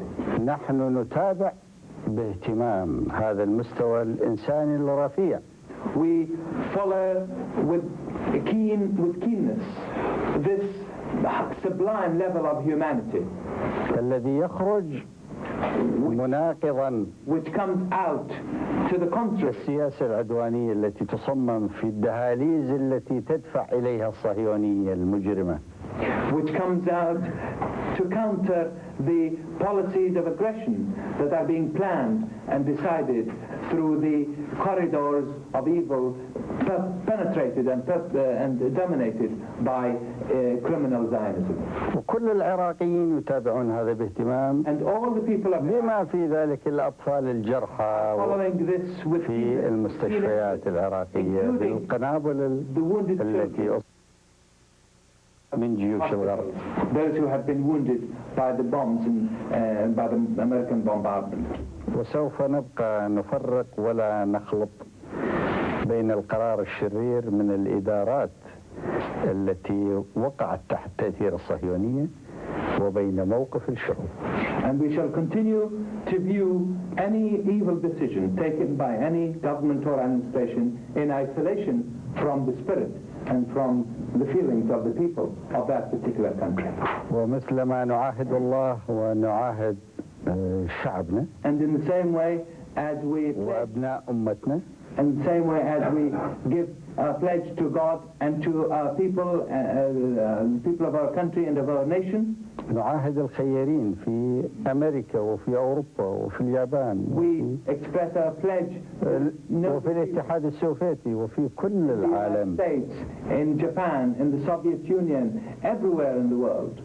في البلدان التي تسمى بالمتقدمة وفي البلدان التي تسمى بلدان العالم. Everywhere in the world, in so-called advanced or developed countries, or in the so-called underdeveloped or third world countries. بأننا لن ننسى الخيرين. We give them our pledge that we shall never forget the noble souls, the noble people. وسيكتشف الخيرون and they will discover يوما بعد يوم day after day بأنهم على حق عندما يرفضون الظلم الذي يقع عليهم. These noble على شعبنا وعلى أمتنا. Day by day that what they are doing is on the side of truth. They are doing it on the side of truth because they are countering a war that is being waged unjustly against the people. وأنا مسرور أني ألتقيك. And I am pleased to have had this interview with you. وأشكرك لأنه Thank you. استمعت لي for having برحابة صدر. listened to me with an open mind. Thank you, President Saddam Hussein. شكرا جزيلا. Thank you. Thank you.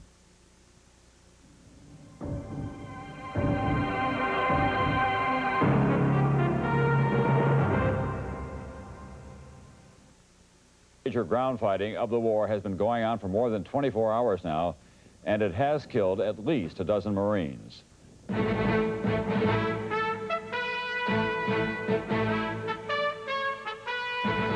This is ABC News Nightline. Reporting from Washington with the latest on the Gulf War, Ted Koppel. The skeptics among you may find it difficult to believe, but we do not sit around calling our colleagues at the other networks or at the major urban newspapers, exchanging thoughts on how to play the day's news events. How is it possible, then, that when General Schwarzkopf spends more than an hour briefing reporters on what was, after all, a very positive assessment of how well the war is going for coalition forces after these first 2 weeks, that almost without exception, networks and newspapers led their broadcasts and headlined their front pages with the story of the ground battle along the Saudi-Kuwaiti border? Certainly, 12 Marines were killed, and it is the first significant ground fighting, but in the scheme of the overall military picture, it's a fairly minor element, although the fighting continues and it may yet take on a certain military importance. We're going to examine that question tonight, and we begin with two of our correspondents in Saudi Arabia, Barry Dunsmore, and first with some of the latest on the fighting, Forrest Sawyer. Forrest? Late today, Saddam's troops appeared to remain in control of Khafji, 6 miles inside the Saudi border. But they were under assault from allied forces, led by the Saudis, with reinforcements moving in throughout the day. Well, I expect we're going to go up and spank them. That's what we're going to do. And they probably ought to call 911 right now. The Iraqi attack came in 4 waves, beginning last night. All but one were turned back. U.S. forces claim A-10 attack planes and TOW anti-tank missiles helped take out dozens of Iraqi tanks and armored vehicles. Hundreds of Iraqis were reported killed. And with word that 2 Marine light armored vehicles were lost, the Allied commander acknowledged an inevitable milestone. Unfortunately, I'm very sad that I have to report to you that they lost 12 KIA in that engagement and 2 WIA. These are the first casualties of any ground conflict, or first KIA of any ground conflict. By afternoon, another drama was unfolding. A U.S. vehicle took a wrong turn, leaving 2 soldiers pinned down inside Khafji. A rescue operation was quickly mounted. They weren't in the vehicle. The tires were spinning, deuce gear was in there, but they weren't in the vehicle. We don't know if they fled or were captured. The rescuers were turned back by 2 Iraqi armored personnel carriers called BMPs. Cobra assault helicopters were called in. A Hellfire missile scored a kill, marked by smoke rising on the horizon. But the missing soldiers were nowhere to be found. Their weapons were gone, but we saw no blood stains or no sign of them. The staff sergeant that went up ran around the vehicle looking for them, hollering U.S. Marines, U.S. Marines. We got no response, and then we had to get out of there. The 2 BMPs were several hundred meters away, and I think they were surprised to see us, so we had to get away. It's got to be disappointing not to be able to find those men. Yeah, it's, we wanted to get them pretty bad. The Iraqi strikes last night caught allies by surprise, and with the Saudi border town in Iraqi hands, Saddam has already proclaimed a major victory. Troops from Saudi Arabia and Qatar have been leading the fighting to reclaim the town, which for the moment leaves the battle's resolution at least partly out of American hands. I think I'd really rather leave a question like that to the Saudis, because they can give you a lot more details on that. We work very closely together. The Saudis have reported to me that they're mounting an operation to go back into Khafji. In fact, they did. Overnight, Allied forces mounted an attack to retake Khafji, again led by Saudi and Qatari forces. They made their way to the center of the village before they were repulsed. At last word, and I repeat, at last word, the troops were regrouping along with about 200 U.S. Marines to try yet again. The news from Khafji mars what would have been a very good report in the first 2 weeks of the war.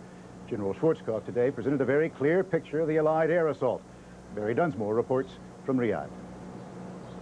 Perhaps inevitably, the first American deaths in the ground war have captured the headlines today. 12 dead Marines represent 12 human tragedies. But for the High Command here in Riyadh, today's fighting was a minor event which should not be allowed to distract from the abundant good news in the war's big picture. This was General Schwarzkopf's report on the accomplishments of the first 2 weeks of the war and his answer to those critics who have minimized those accomplishments. What about all those Iraqi planes still in hiding? We commenced a systematic destruction of those hardened shelters. Using the stealth bomber and laser bombs, the coalition claims to have knocked out more than 70 hard shelters. And what's been done about cutting off those Iraqi soldiers in Kuwait? One of the ways we do this is by destroying the bridges that lead into the Kuwaiti Theater of Operations area.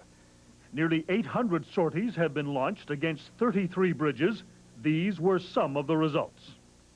Now I want to turn finally to Scuds. And it's a terror weapon that's been targeted against civilian population centers, and that makes it important.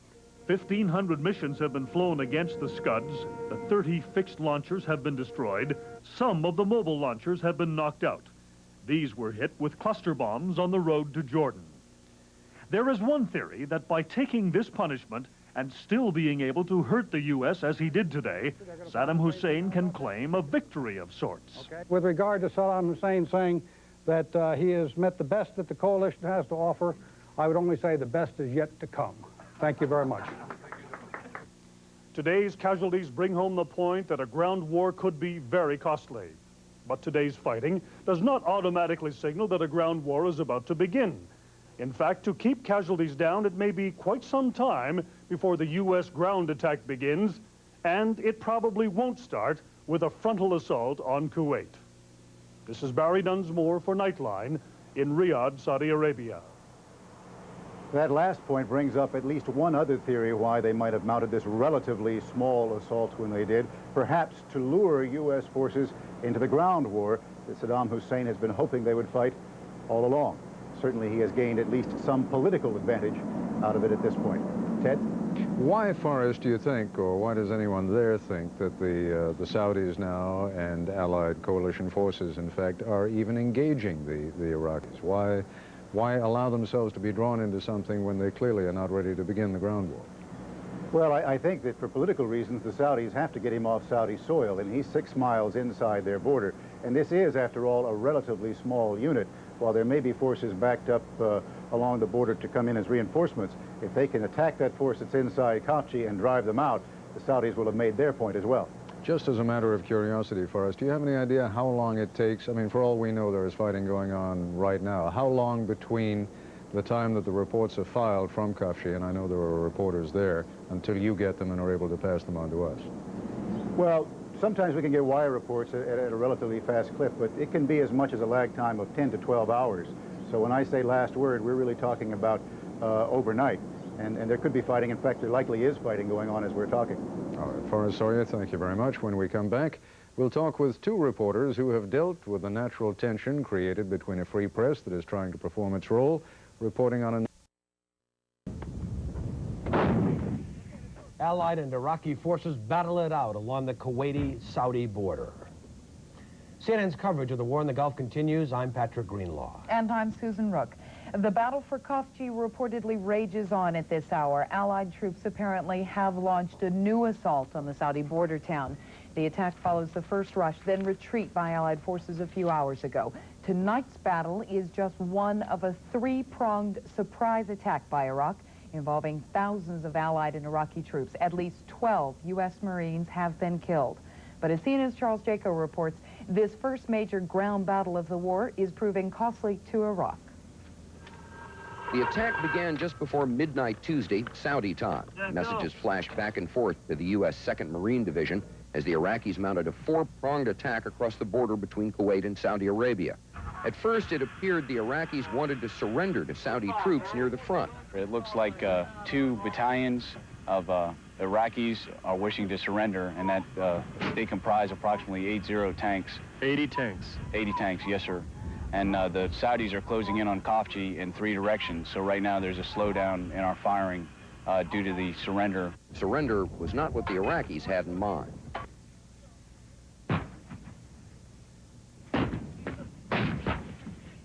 While ground troops from Saudi Arabia and Qatar tangled with the Iraqis, the Marines poured on artillery. A-10 Warthog tank killers were also called in. The Marine artillery apparently had a devastating effect. They didn't give us a target description, they just said shoot. West of the abandoned Saudi port city of Kafji, Allied forces managed to turn back a twin-pronged thrust by the Iraqis. Near the city itself, another Iraqi armored battalion crossed the border.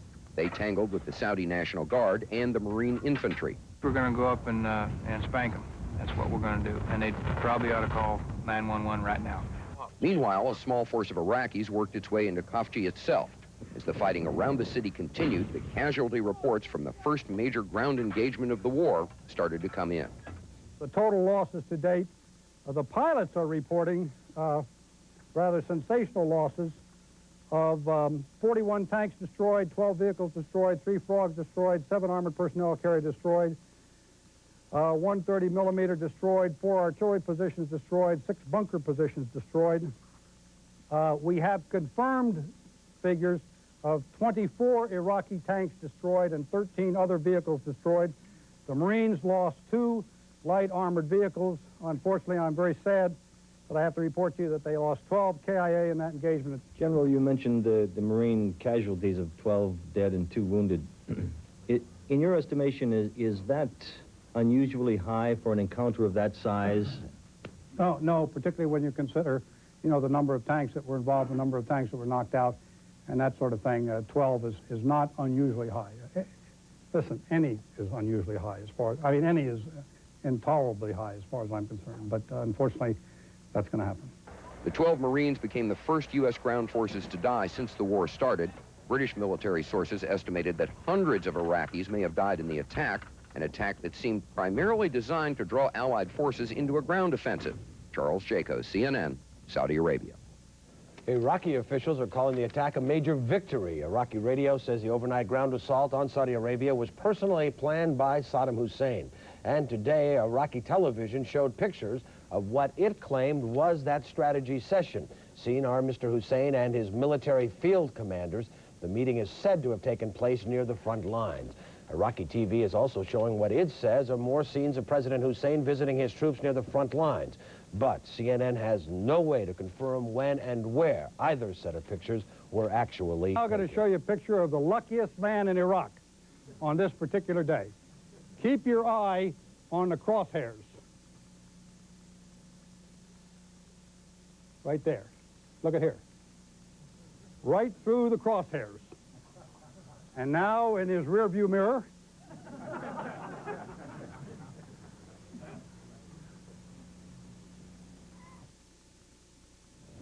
Schwarzkopf went on to say that he doesn't expect Iraqi troops to surrender anytime soon. He warns that U.S. and Allied troops are preparing for more intensive ground fighting and that they will be ready for action. Jordan is accusing the United States and its allies of killing 4 Jordanians and 1 Egyptian during air attacks in Iraq. Jordan says cars and oil tankers were bombed on a highway inside Iraq as they traveled to Jordan. Jordan suggests the allies are using pressure tactics to force Jordan to change what some perceive as its pro-Iraqi position in the Gulf conflict. Without being specific, Jordan says it reserves the right to take appropriate action. There are unconfirmed reports that as many as 200 Iraqi planes may be in Iran, flying freely in and out of the country. That report comes from Sky television news service in Britain, which quotes senior military sources in the Middle East. Now, Sky News also quotes Paul Beaver, he's the editor of Jane's Defense Weekly, who says it is possible the Iraqi aircraft are part of some sort of a shuttle operation. Iranian officials have said Iraqi planes will not be allowed to leave their country until the war is over. When our coverage continues, Israeli officials react to the joint U.S.-Soviet announcement on the Gulf War. And so says the San Jose Mercury News about America's newest heartthrob, NBC News correspondent Arthur Kent, who's been reporting on the war from Saudi Arabia. There goes a Patriot. Let's go. Heroin. Women of all ages have been calling NBC stations to ask about Arthur Kent. A headline calls him the pinup of the Persian Gulf. In the Bay Area, women have put Kent's picture up in the office, and some are wearing buttons for AKFC, the Arthur Kent fan club.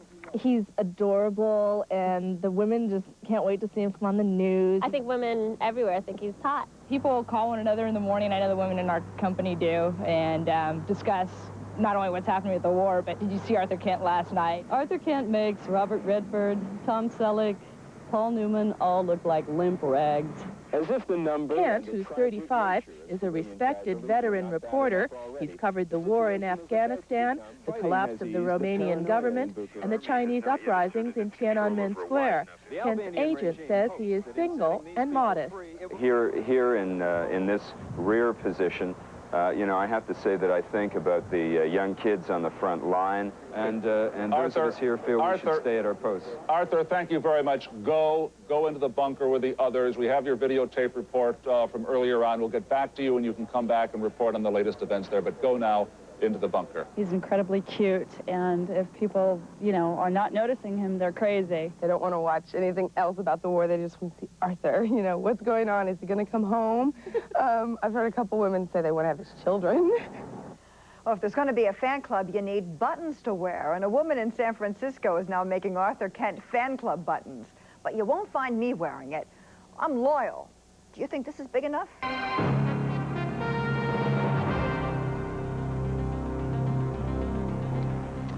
Here's a look at some of the major developments in the Gulf War. The multinational force is counter-attacking Iraqi troops in the Saudi Arabian town of Khafji. Earlier, the United States suffered its first ground combat deaths when 12 U.S. Marines were killed. No word yet on who is in control of the city after the latest counteroffensive. Meanwhile, Operation Desert Storm's commander is claiming the Allied forces have established air supremacy. That's a step up from air superiority.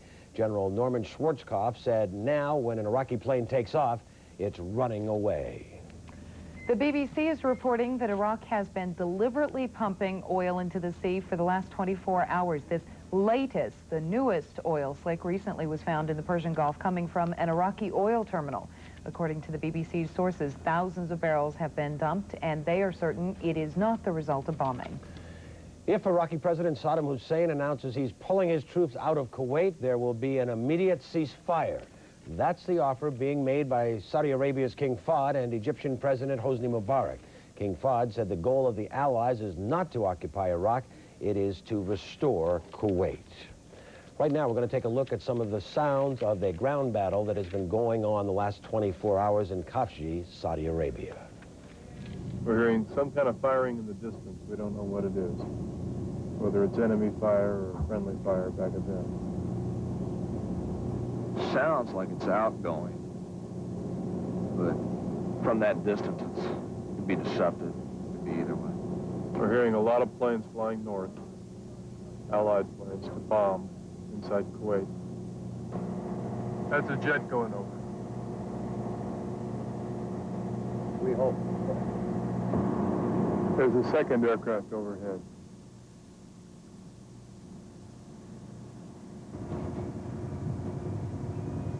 More coming to your right.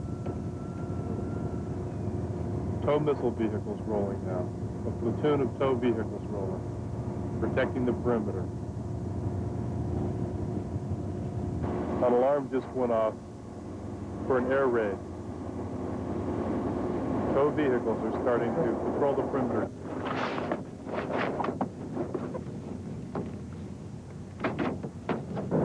And we've just been told that the Marines believe that tanks have rolled into Khafji, into Saudi Arabia, Iraqi tanks. Chinook attack helicopters are starting to scramble from this base now to engage those tanks.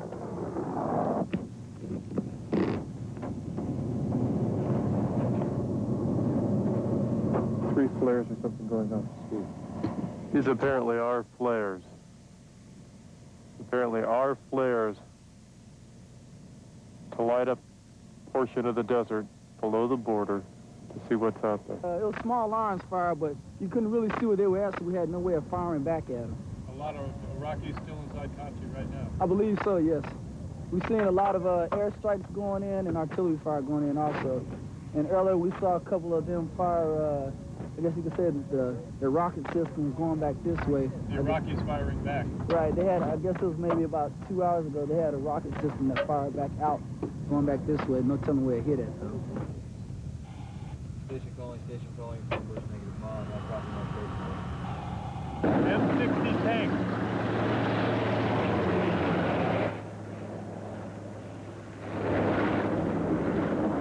I don't think he's tried to take the town of Khafji. There's some small arms, nothing nothing serious. Again, I think he's desperate. No significant military movement or major mass or anything of that nature. The missile is capable of taking out any tank they have, blowing them off the face of the earth. How eager are you for this? Very eager to show them that the United States is here to do business.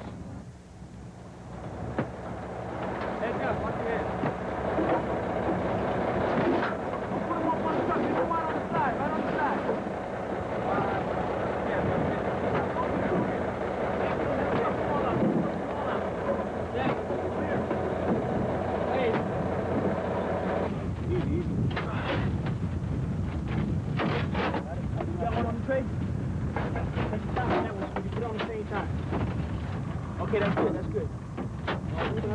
This one down here, put it over, just leave it on this board. Can't put no more, just leave them right there on the top of the truck and bring them down as they come.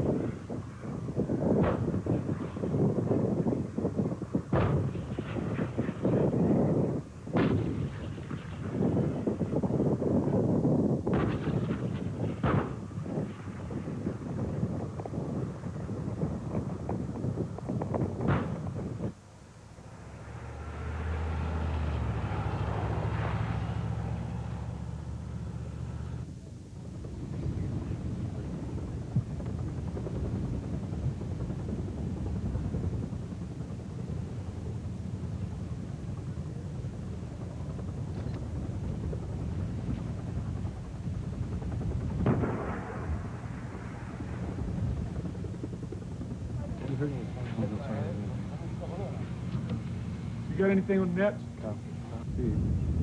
The Cobras are going in now for a second assault. 2 Cobras. There goes 1 flare. 2 flares. Dropping 2 flares. Making their second assault on the target.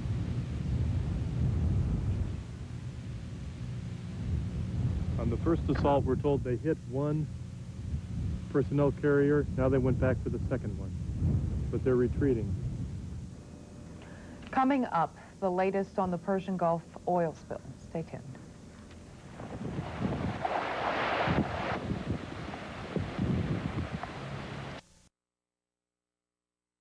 This one is reportedly coming from an Iraqi oil terminal, and the military commander of Operation Desert Storm is threatening to bomb the site if the spill gets out of control. A Norwegian ship capable of sweeping up huge amounts of oil is reportedly skimming crude from the other oil slick in the Gulf. This spill is said to be the world's largest, and salvage experts say containing it during a war will be tough. More from CNN's Brian Jenkins.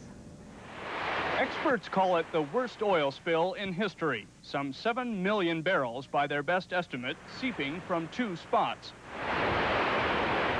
The first, a tanker loading station several miles off the Kuwaiti coast, opened up by Iraqis last week and partially shut off Sunday by smart bombs dropped from U.S. warplanes on pipes leading to the platform. The second source, oil tanks in the Saudi Arabian city of Khafji, hit by Iraqi missiles.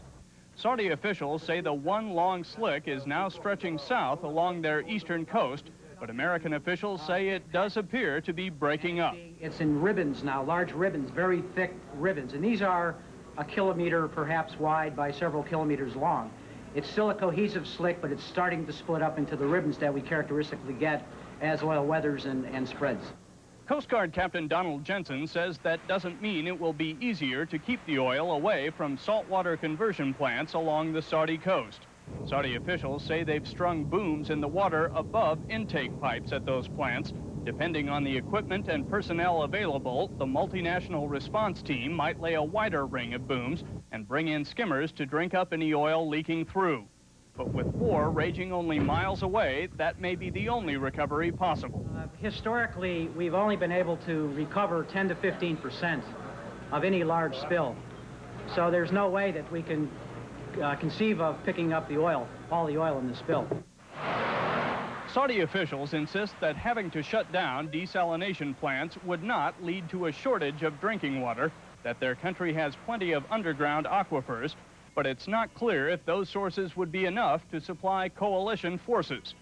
The spills have already killed untold numbers of birds and aquatic animals. Saudi officials say they're appalled an Islamic leader would resort to such a tactic. It violates a very clear codes in our religion, codes which establish our responsibility towards sustainable use of these resources and towards guaranteeing their availability for future generations. As for whether Saddam Hussein has gained any military edge with the oil slick, Saudi officials insist he has not, but has merely committed a crime against wildlife and humanity. Brian Shankin, CNN in eastern Saudi Arabia. The U.S. military is dropping about 5 million leaflets telling Iraqi soldiers how they can surrender. The leaflets go along with radio broadcasts advising Iraqis to join the coalition forces. Frontline troops are being trained to recognize a soldier who's trying to give up, but officers acknowledge concern that U.S. soldiers might shoot first and ask questions later. In the United States, the Senate Armed Services Committee has approved a package of increased benefits for those serving in the war. It includes a $40 a month raise in combat pay, a doubling of life insurance benefits, and an increase in the interest rate for troop savings plans. A full Senate is expected. On the heels of U.S. howitzer fire on Iraqi forces comes a report 2 U.S. soldiers, a man and a woman, are missing, but not missing from a combat situation. This is CNN's continuing coverage of the Gulf War. I'm Marianne Laughlin. I'm Bob Kane. At this hour, U.S. military officials in Saudi Arabia say a search is on for 2 missing soldiers, one of them a woman. We have an initial report, and I see initial is underlined, that 2 soldiers, 1 male and 1 female, are missing following a transportation mission today in the vicinity of Tapline Road. The soldiers were from a transportation battalion and not involved in the fighting at Al-Kafshi or elsewhere along the border. A search and investigation is ongoing. Word of the search came less than an hour ago to U.S. military briefing in Riyadh. That followed an announcement out of Baghdad that Iraqi troops had taken an unspecified number of U.S. soldiers prisoner, including, according to the Iraqis, women. On the subject of fighting in Kafji, Saudi Arabia, the Allies say Saudi forces have recaptured the city from the Iraqis. It appears that the Iraqis entered the town as part of a reconnaissance in force operation which commenced 2 nights ago. The action at Kafji has been described in certain news reports as a major invasion.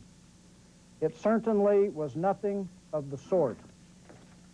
Iraqi forces indeed crossed the border and occupied Kafji. Saudi Arabian and Qatar forces engaged Iraqi forces in the city with Marine Cobras supporting the action. No Marine ground units were engaged in Kafji. As the Joint Command announced about an hour ago, Saudi forces have retaken and secured the city of Kafji. CNN correspondent Peter Arnett, reporting from Baghdad under the watchful eye of Iraqi censors, has a different version of the Battle of Kafji. The Iraqi military command is saying that it has kept control of the Saudi Arabian town of Kafji despite attempts by multinational forces to counterattack. A military communique mid-afternoon today issued in Baghdad claims that, quote, the corpses of American soldiers are littering the battlefield, unquote, outside the town. The communique says that in Iraqi hands inside Kafji are captured American women and men soldiers.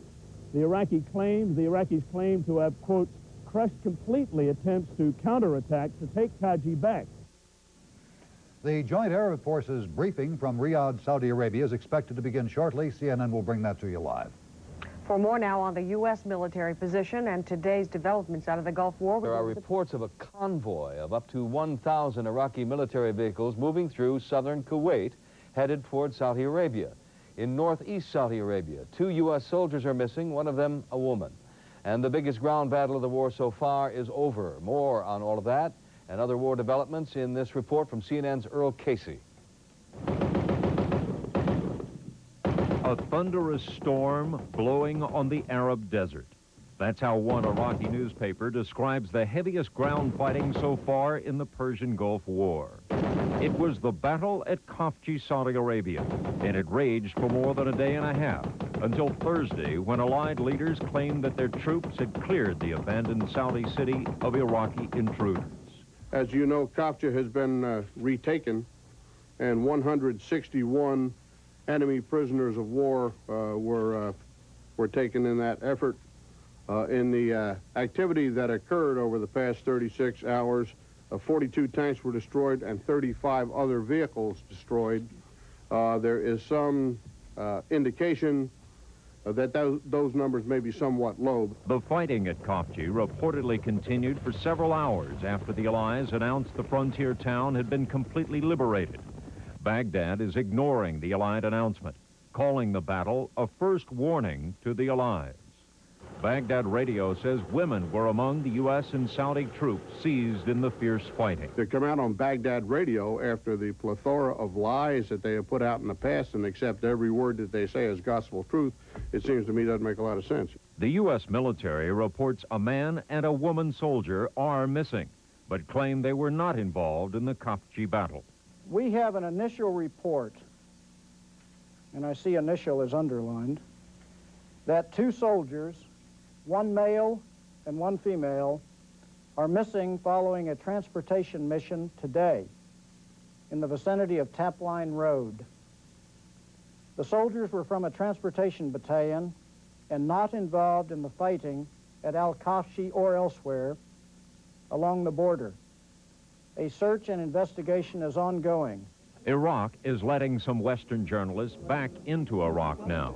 According to CNN's Margaret Lowry in Baghdad, Turkish, British, French, and German journalists are among the correspondents back in the Iraqi capital city. Earl Casey, CNN, reporting. And now let's get the latest from eastern Saudi Arabia. Christiane Amanpour is there. Christiane. Dave, as you hear, the northeastern border town of Khafji is back under Allied control. It was, as we're told, a Saudi and Qatari effort. There were no U.S. ground forces involved, although Marine air power did support the effort. We're told by the platoon leader of an anti-tank unit up there that Marines were kept away for a political reason, that this was to be an Arab frontline effort. We get more now on the action from Brigadier General Patrick Stevens. It appears that the Iraqis entered the town as part of a reconnaissance in force operation which commenced 2 nights ago. The action at Khafji has been described in certain news reports as a major invasion. It certainly was nothing of the sort. Iraqi forces indeed crossed the border and occupied Khafji. Saudi Arabian and Qatar forces engaged Iraqi forces in the city with Marine Cobras supporting the action. No Marine ground units were engaged in Khafji. As the Joint Command announced about an hour ago, Saudi forces have retaken and secured the city of Khafji. Now, as we know, the incursion into Khafji was not the only one. It was a 4-pronged incursion. There were some 4 battalions involved, which means about 2,000 soldiers, the military briefers here estimate. We're told that some 42 tanks were destroyed and about 35 armored vehicles, as well as the 161 prisoners of war that were taken.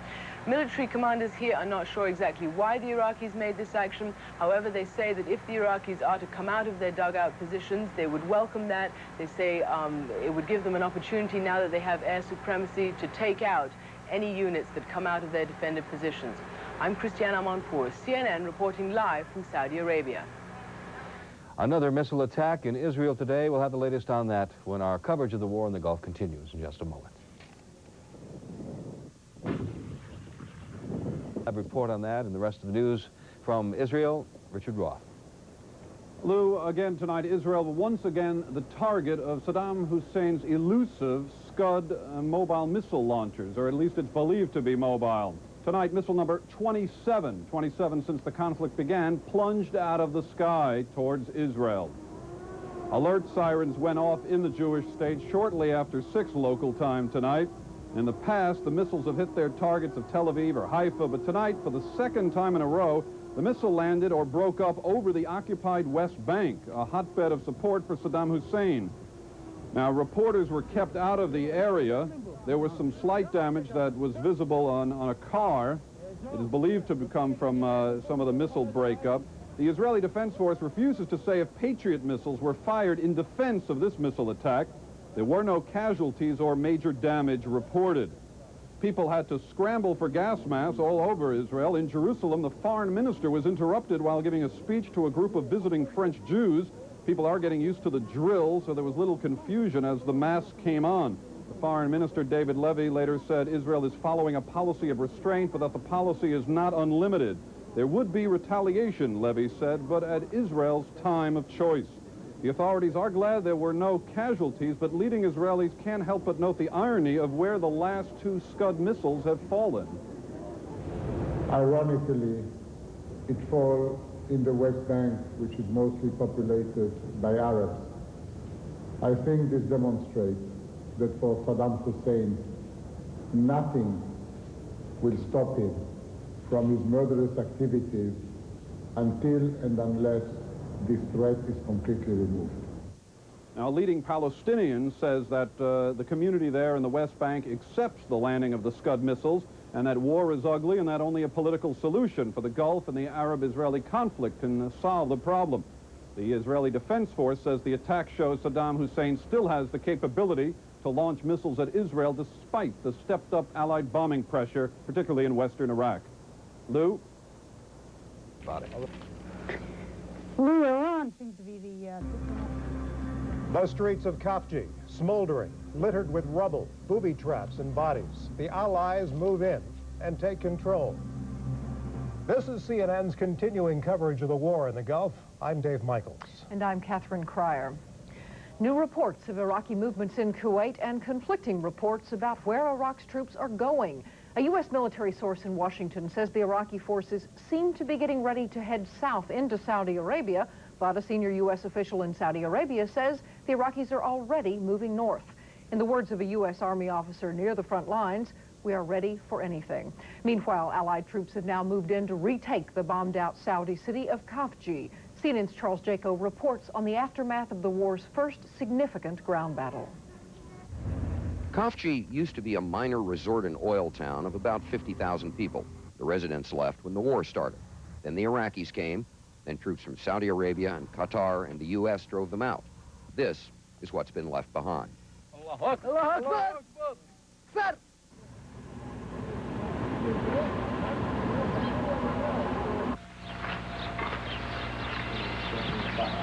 Saudi soldiers continue to patrol the town. Iraqi snipers weren't evicted from Khafji until midday Friday.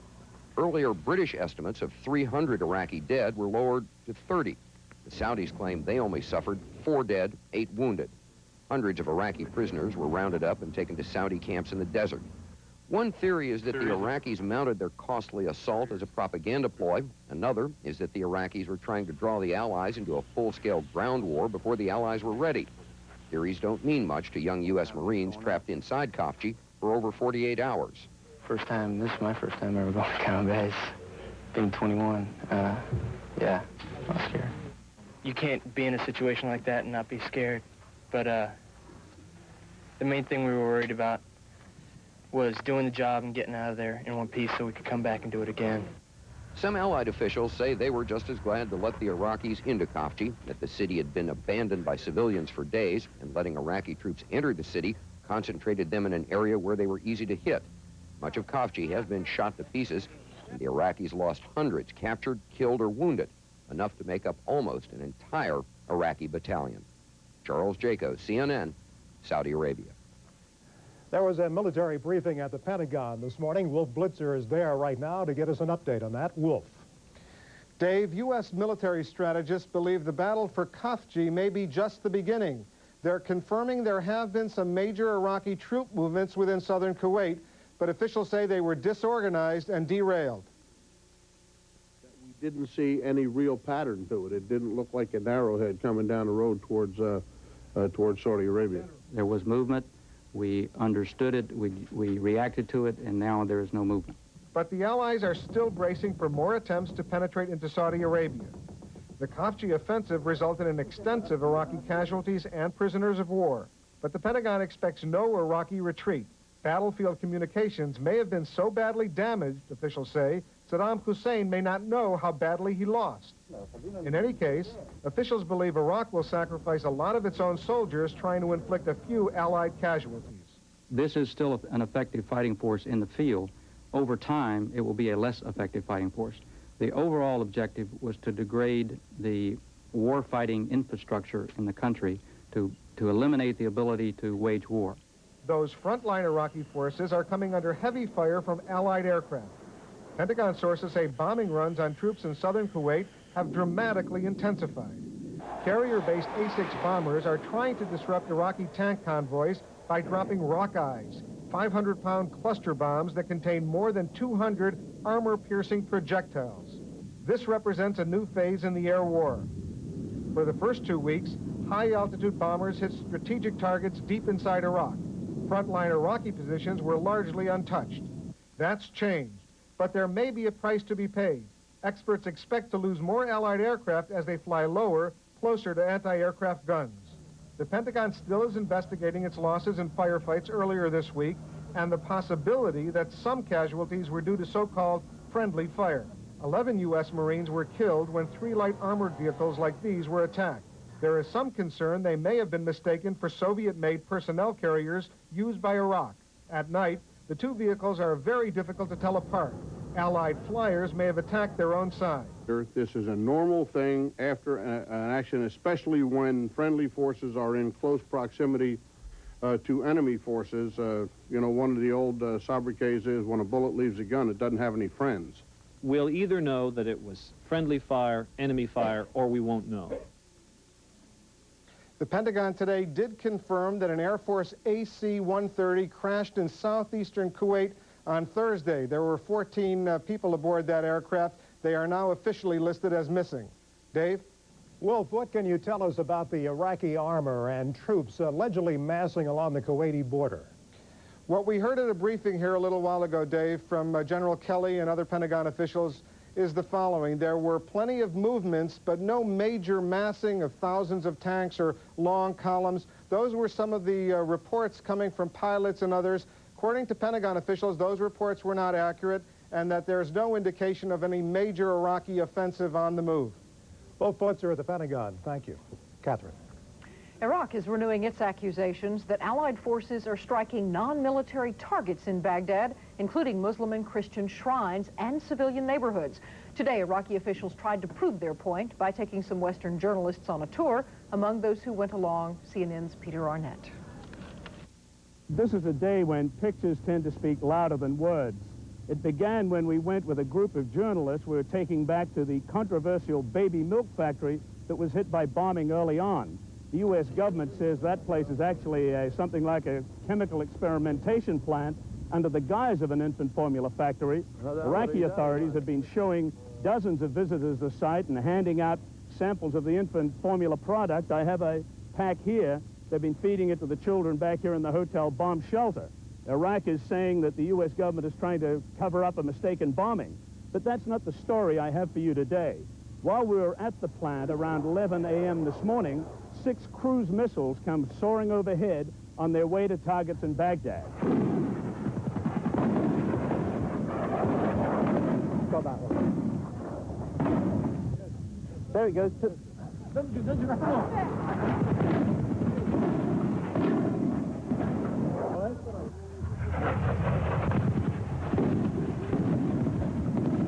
The missiles seem to have been fired from launches in the Red Sea area. They came in from the west. Afterwards, our Iraqi government guides took us into Baghdad to 2 civilian areas where they said that 2 of the missiles had hit. The first was in the Karada district of Baghdad, where several homes had been demolished in a huge explosion, and the dust was still hovering there when we arrived. Officials said a woman died in the blast and several people were injured. The Karada area is an upscale Baghdad residential district, popular for its shopping. The second site we visited was near the United States Embassy in the same district. An explosion had excavated a huge crater in the road and demolished the garden of an adjoining building. While we were there, a distraught woman shouted insults at the press and vented anger at the West. All of you, arming the people for the sake of oil, as if we are Red Indians. We are human beings. Who made this area like this? The flames in the area. It's the West. We were taken to 2 hospitals, the first about 45 minutes after the cruise missiles had soared over our heads. Several patients were being treated at the Al Yarmouk Hospital, including 3 young children. We were told by officials that 3 civilian targets had been hit in all. One of the injured civilians, Ahmed Abdul Azhar, said he had been standing outside his home near the American embassy when there was a loud explosion and he was injured. There is no way of knowing whether the missiles were inaccurate or whether they'd been down by intense anti-aircraft fire over Baghdad and had just landed haphazardly. Other points here today, we are still waiting for more information from Iraqi authorities on the battle in the area of the Saudi Arabian town of Khafji. There has been nothing since mid-afternoon yesterday, when according to Iraqi military communique, they still occupied the town. Since then, forces from the multinational Armada have reportedly reoccupied Khafji. An editorial in the official newspaper, Al Jamhuriya, says the action in Saudi Arabia proves that Iraq can stand up for itself and that this is a source of pride for the Arab world. The newspaper repeated the claim that women soldiers, American women soldiers, were captured in the fighting and said they're being treated well by Iraqi soldiers according to Islamic teaching. Peter Arnett, CNN, Baghdad. Again, that report was cleared by Iraqi censors. President Bush spent the day speaking to soldiers and their families at military bases in the South. Allies are still fighting an air war, and much of the firepower remains focused on Iraq's best ground troops, the Republican Guard. Allied military leaders say air assaults on Saturday put hundreds of Iraqi armored vehicles, including some tanks, out of commission. We are continuing to attack the Republican Guard about as vigorously as we have been since we started on that. We are also vigorously attacking those divisions that are in contact or along the border. Fortunately, we have sufficient air assets in the country to allow us to continue to do that while we still allocate some sorties to what we've called the strategic targets, their capability to wage war. Despite the upbeat assessment, the Allies say there are no signs of an Iraqi pullback, either from the Republican Guard positions or from along the Saudi-Kuwaiti border. Also Saturday, the Pentagon reported two non-combat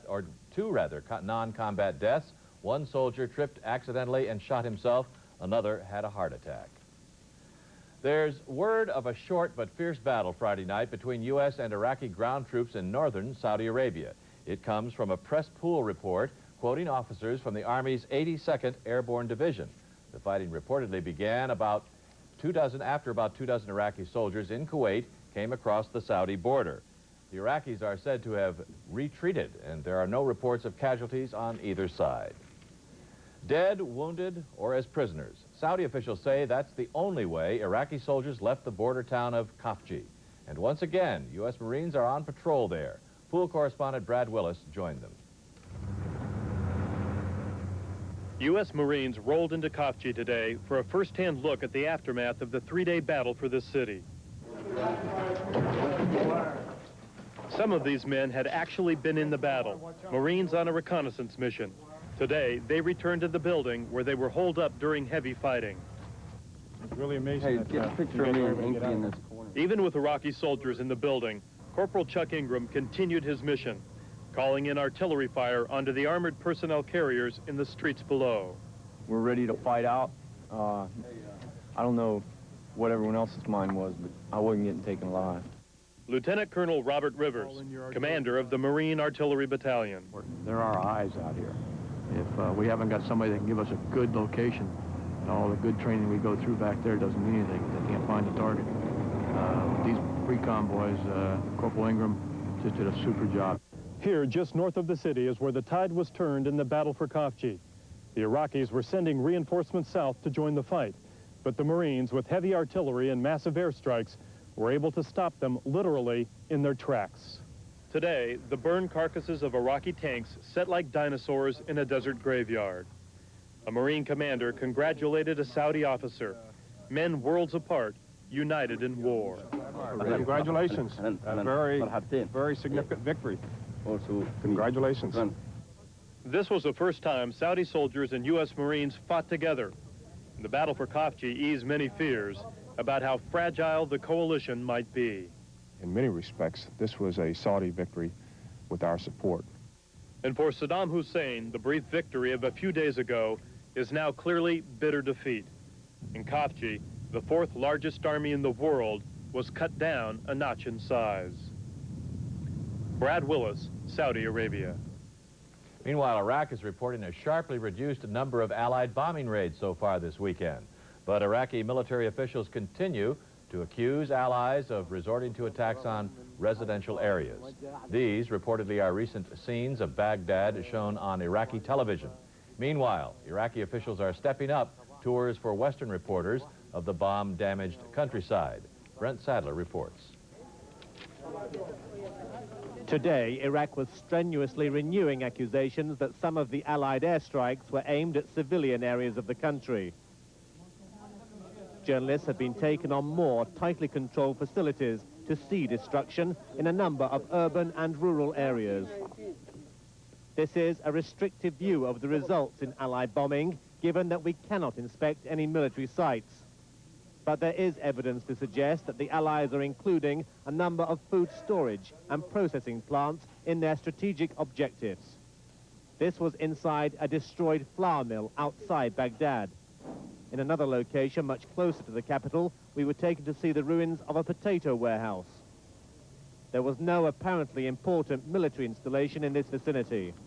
The only visible guard here was an elderly member of the so-called People's Army.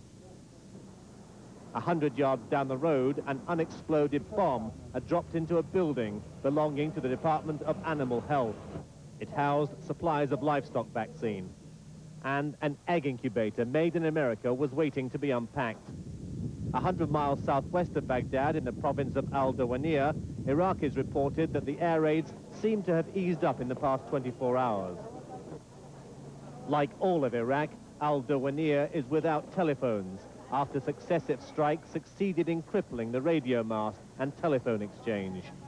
U.S. war chiefs believe that more than a third of Iraq's communications network has gone during the past 2 weeks. In attacking this location, the bombers had also destroyed other buildings, including shops and 2 small hotels. The district authorities claimed about 40 people had been killed here. This damage represents only a fraction of the destruction to targets in Iraq. The nation's basic needs are running into severe problems, and it's estimated that it could take the country 10 years to restore its current losses alone. Iraqis listen to intermittent war reports on their radio sets. A fuel tanker from a unit of Iraq's elite Republican Guard moved through a small crowd who were expressing their views. We don't hate American people or British people. We love the peace. Why you love the war? Why you attack the Iraq? It is perhaps remarkable and therefore worthwhile noting at this stage that despite this destruction to these areas, we have encountered no obvious hostility from the population, either from the military or civilians. Saddam Hussein's army newspaper reported in an editorial today that Iraq would never surrender and that the people would use all means to defend themselves, from kitchen knives to weapons of mass destruction. Brent Sadler, ITN, Baghdad.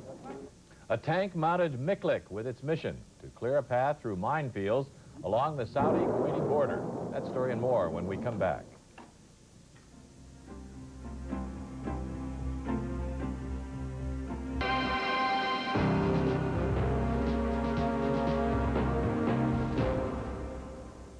Vice President Dan Quayle says he cannot imagine President Bush using nuclear weapons against Iraq.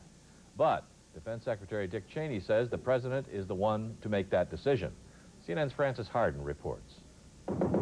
After stating that U.S. policy in the Gulf War is not to rule out using nuclear weapons, Vice President Quayle now says he doesn't think President Bush would ever give the order.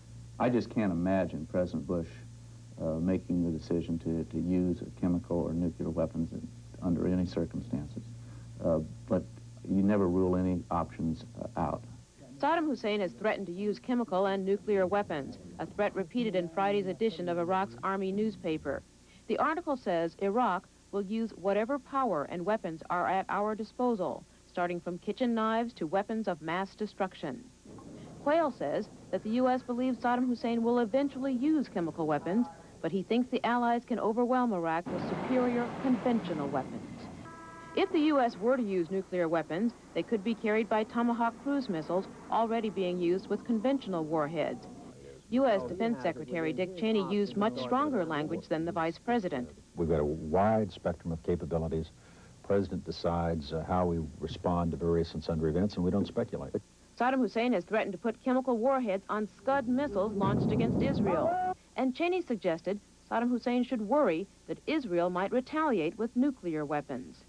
The decision that the Israelis would have to make, but I would think that that he has to be cautious in terms of how he proceeds in his attacks against Israel. It was the first time a senior Bush administration official has openly discussed the possibility that Israel might use nuclear weapons in the Gulf War. One Middle East expert thinks Cheney is sending a message to Saddam Hussein. But it's more credible for him to point to the Israelis and say, well, the Israelis will respond, because Saddam Hussein, in a strange way, seems to fear Israel's response more than he fears America's response. So far, the coalition against Iraq has withstood Saddam Hussein's attempts to split off the Arab members. But it's not clear if the coalition could withstand the political fallout of a nuclear attack by Israel. Francis Harden, CNN, the White House. Minefields are one of the war's deadly surprises. Soldiers used to have to tiptoe through the field, guessing at every step, to lay charges and blow up the mines. But the U.S. Army has a new way of doing things, as pool correspondent Martha Teichner reports. 1,800 pounds of explosive. The Miklik, or mine-clearing line charge, blasts a path through a simulated minefield wide enough for tanks to pass. The 1st Armored Division's engineers have never before fired the tank-mounted version of the Miklik, although it is intended to be the workhorse weapon for breaching Iraqi lines. It was forbidden to try it out with a live charge in Germany, where the 16th Engineer Battalion is based. The crew, who call themselves Einstein and Kingpin, are rewarded for going first. They volunteered to go first, and I will tell you they led the way, spearhead or whatever, and they're the first ones in this battalion to do this. Here's a battalion coin for you. Thank you, sir. Good job. Here's a battalion coin for you. Thank you. Outstanding job. Thank you, sir. Were you scared? A little bit, sir.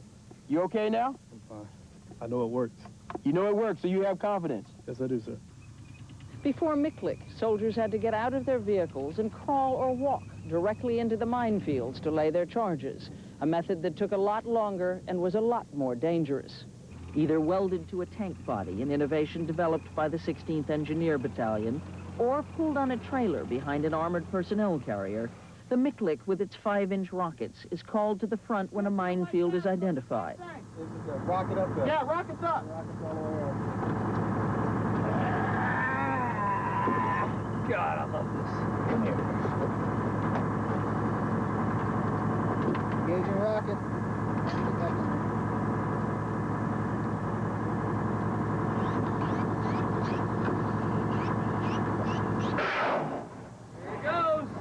The rocket throws out a line of explosives, but with a 200-foot safety zone between the soldiers and the minefield they're blowing up. The blast is said to be 95% effective in destroying mines close to the surface. A tank with a plow then proofs or clears remaining deeper mines. In battle, the tanks that would have been firing to cover the Mikliks then speed through the breach. From start to finish, the operation should take no more than 5 minutes. Only Saddam Hussein's fire trenches would be bypassed, likely to be as hot as 1,400 degrees Fahrenheit. They would be too dangerous even to approach. Martha Teichner with the 16th Engineer Battalion in northeast Saudi Arabia. Refugees in Jordan fleeing the Gulf War are relating tales of horror and destruction from the 17 days of battle. One refugee says Kuwaitis are waiting for a ceasefire so they can flee. She says people in Kuwait are simply afraid to leave their houses because of the bombing and gunfire. CNN's Tony Clark has more on the refugee situation. Refugees are fleeing Iraq any way they can. Many arrive at a Red Cross transit camp near the Jordanian point of entry crammed in open-air trucks, squeezed in among all the possessions they could hurriedly pull together. We were very scared when the bombing started, the Sudanese laborer said. He and other refugees told of seeing widespread bomb damage both in Baghdad and along their escape route. As this Palestinian woman and her family made their way out of Iraq, she said they saw burned out cars and trucks littering the highway, a result of Allied attacks. And as this Palestinian and his family headed for the Iraqi border, they were buzzed by a fighter that had been bombing in the area. The pilot flashed the light on our trailer, and when he discovered it was civilian, he flew on without bumping. Refugees say it's not just military targets that are being hit by the massive bombing. These construction workers were in Basra, just north of Kuwait. Very nearby also a lot of bombs were dropped. And there were, say, they bombarded the school, they bombarded the religious places, you know, mosques and all those things. And there was heavy bombardment near our site, so a few people died, and our 2 houses were also completely smashed. The bombings, the refugees say, have made it difficult just to get by in Iraq. Really, life is very tough there. There's no water, no electricity. For more than 100 nurses from India who've been working in Baghdad for 8 months, conditions in Iraq grew unbearable, and the nights were filled with terror. I'm seeing all this bombing, and also I used to be very scared. Whenever the bomb was falling, we used to be very scared, and we used to start crying and shouting and like all these things. It took the nurses more than a week to flee Iraq. For a time, they were held at the Iraqi border, then forced to return to Baghdad for exit permits before being allowed to proceed to Jordan. These nurses and the hundreds of other refugees who pass through this camp each day face an uncertain future. Many have lost jobs and what few possessions they had.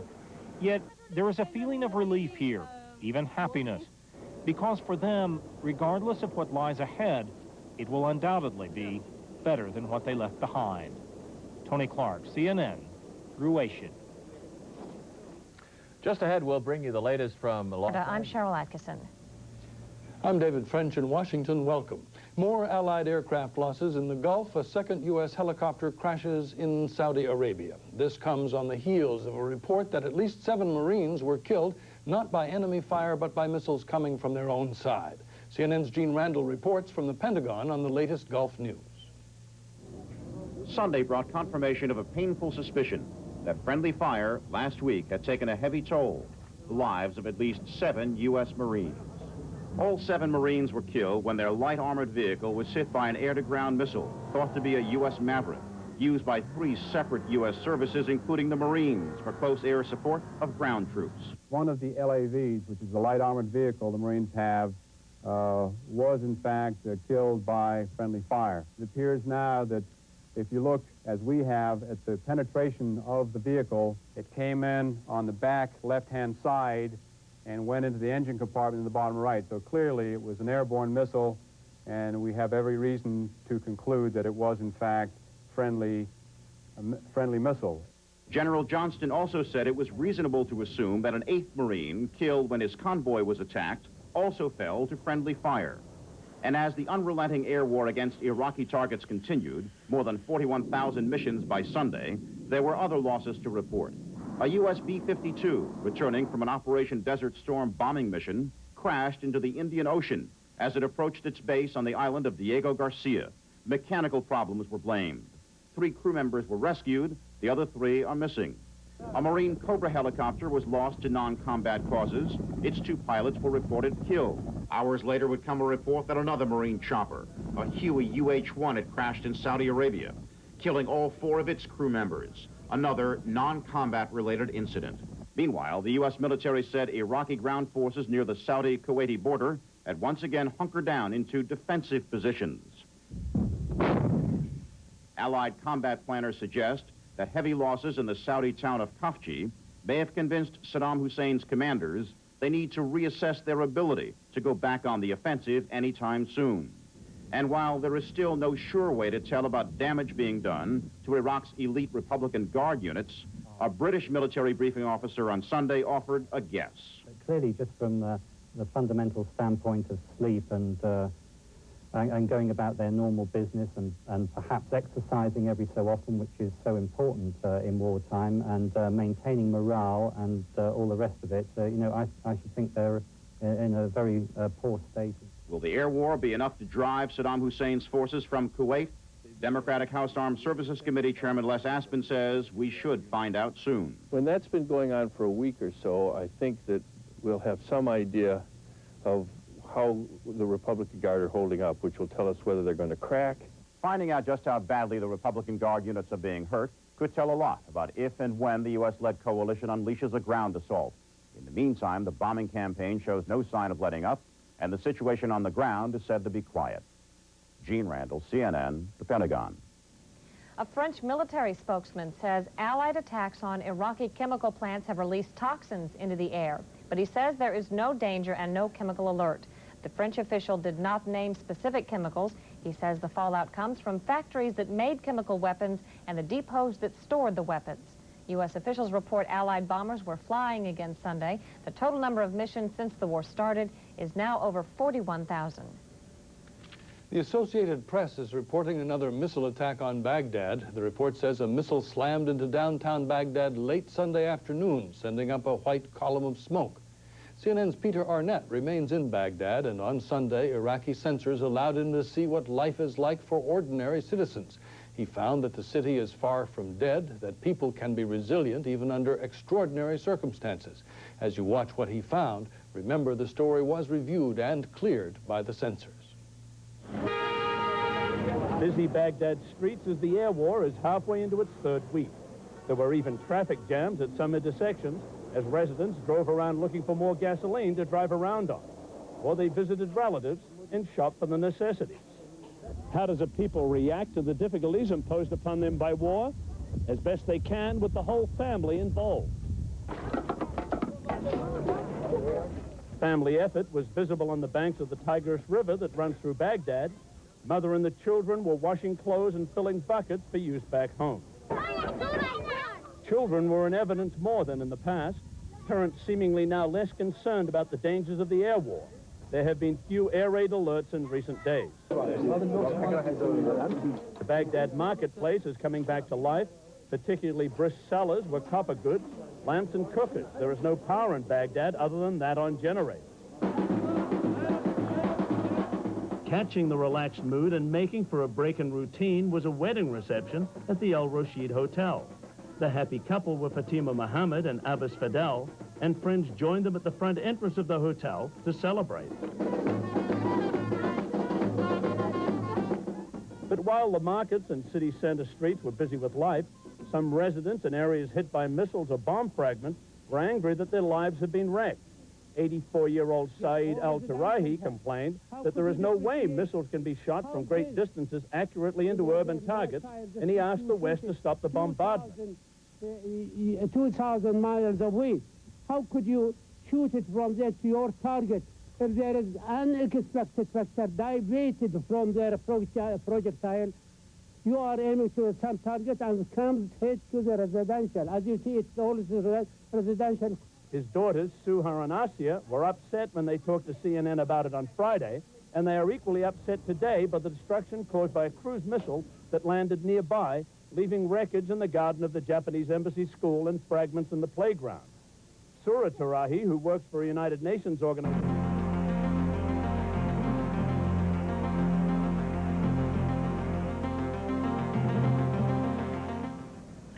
Never before has the world been able to get news about war quite so quickly.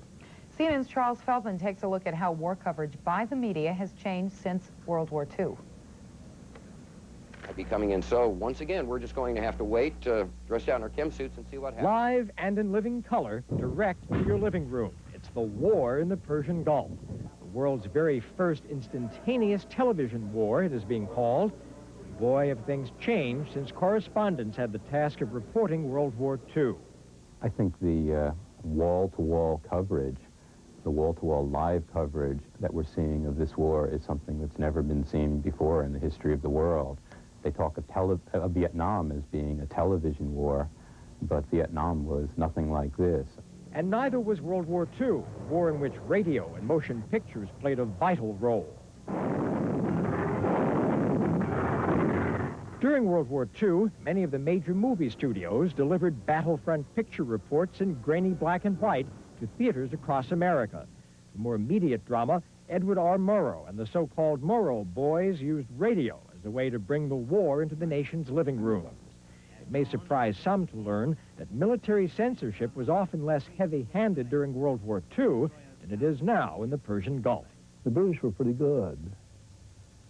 They'd censor your copy, but they didn't, you know, I could go down to Dover, I could go down the Thames estuary, Murrow could roam around in his own little car, and in the Italian campaign, we have to get a car and a driver, a jeep, but you tell them where you want to go, you then could go, and you didn't have to go with a whole pack of other reporters, not very often. By the time the U.S. was fighting the Korean War, a new infant technology had arrived on the scene, television. But in those days, there were no live reports from the field, no skipping around the globe for instant coverage. We seem to be pinned down by snipers. One, possibly two armed personnel carriers. Television didn't usurp radio and newspapers for war coverage until Vietnam. Within days, sometimes within hours, reports from the field were on the air and in gory color. This in marked contrast with the Persian Gulf coverage thus far. So far, some critics contend censorship of the Persian Gulf War makes it look like a giant video game, sterile, antiseptic, non-lethal. One critic called what he was watching the illusion of news. All of which raises these questions. Since World War II, has press coverage gotten better or just a lot faster? And despite the speed, is it now being held captive by military censorship? Charles Feldman, CNN, New York. Crossfire is coming up next. CNN's coverage of the war in the Gulf resumes in half an hour or sooner if events warrant. Thanks for joining us. I'm Susan Rook at CNN Center in Atlanta. And I'm Patrick Emery. Reporting increased air attacks against trucks and passenger cars by planes from the multinational forces. Taxi drivers and journalists traveling as passengers have reported in recent days seeing extensive wreckage along the main and secondary highways to Baghdad. One traveler said he'd heard that as many as 20 truck drivers had been killed in airstrikes in recent days. Iraqi officials did not allow pictures to be shown of destroyed military targets along the highways. The overland Baghdad-Jordan route normally takes about 8 hours, but because of bomb craters and wreckage, trips now average 15 or 16 hours. The artery is the lifeline to the west for journalists, diplomats, and other visitors in Baghdad. The ripple effect of the bombing and missile campaign against the capital city is being felt in Baghdad's hospital system. Doctors at this hospital say the bombing of Baghdad has put the practice of medicine here back 50 years. At the Al-Wa Children's Hospital, the medical staff say the patient load has been halved from 150 because of the lack of power and running water through the destruction of public utilities. The premature baby ward has been closed down completely, Dr. Sammy George says, because the hospital has only 2 hours of generator power each day and cannot maintain the needed power supply. They need a special care, premature, and now this unit has been closed, and the children which were there all died because incubators were off, and most of the mothers taken their children away, and they came back dead. The lack of utilities, including the telephone, is worsened by the economic embargo against Iraq, the medical staff says. They say it has resulted in growing shortages of drugs, such as new antibiotics, a diminishing supply of CSF needles for spinal taps, the lack of reagents and other supplies. We have sometimes to re-sterilize syringes which should be used only once. So the possibility of contaminations are very high now.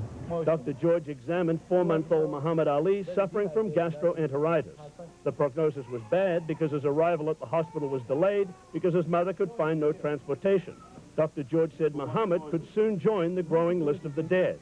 They are really dying, and I show you the figure that 16 children, preterm babies, died in first 5 days in our hospital. The doctors say they expect the situation to grow quickly worse, particularly the toll on the 15% of Iraqi babies born prematurely who will have no special treatment and can be expected to die, Dr. George said.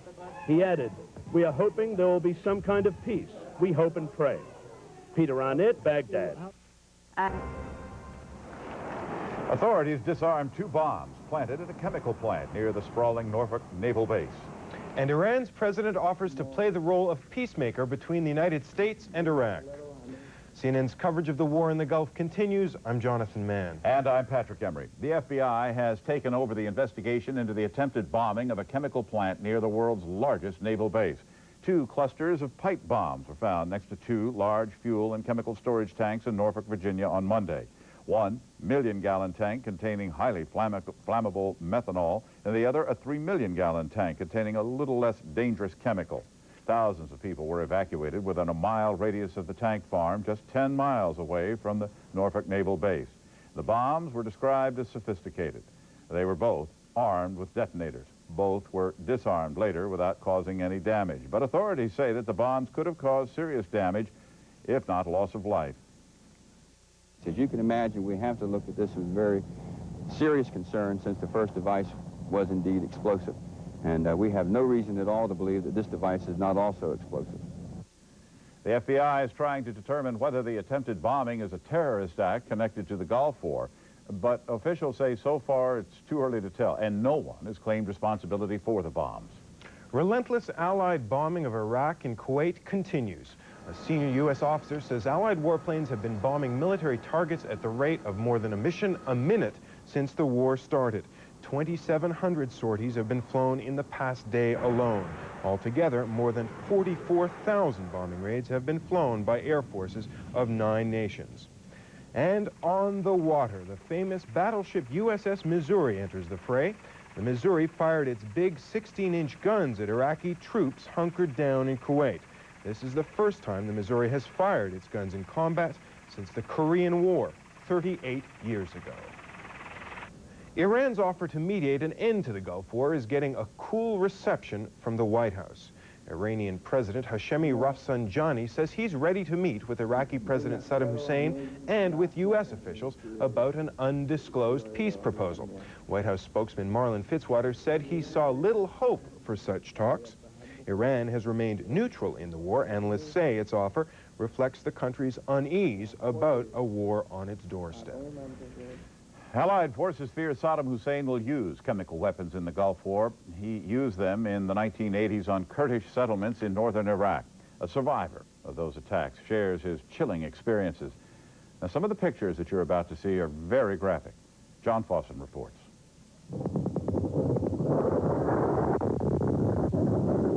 This video was taken during 1987 and 88 Iraqi chemical attacks on the Kurdish towns of Burgaloo and Halabja in northern Iraq.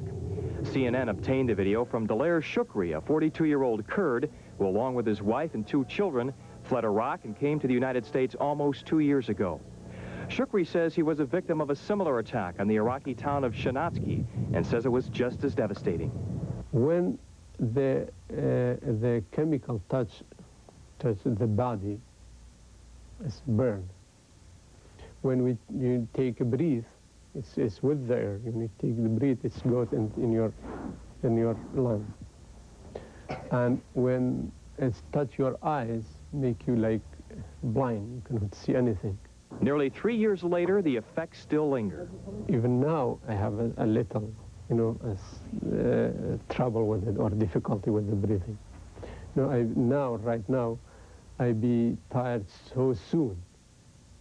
If I do something a little, walking or exercising or something like that, I will be tired so soon. Shukri also says his eyes bother him periodically. Sweating causes a burning sensation over parts of his body, and he has frequent nightmares. In 1988, Daler's brother, who was a physician in Detroit and unaware of Daler's fate at that time, visited Turkey as part of a medical team. Their purpose? To study the effects of those Iraqi chemical attacks. They interviewed 127 victims. The most graphic description came from a Turkish physician who had treated fresh victims. He said, yes, they were burned, they were blistered, they were ugly-looking burn, tearing, discharges, drainages from their oozing from the skin, from the eyes, from the ears, and dark, colory skin, like almost black color. Shukri feels most of the Iraqi people don't agree with Saddam Hussein's attacks on the Kurds. Shukri adds, he's thirsty for blood, I think. And he's like a bad disease, like cancer. With the help of his brother, Shukri and his family left Iraq and are staying near Detroit. They're seeking asylum in the United States and awaiting word on a visa renewal. John Fawson for CNN, Ypsilanti, Michigan.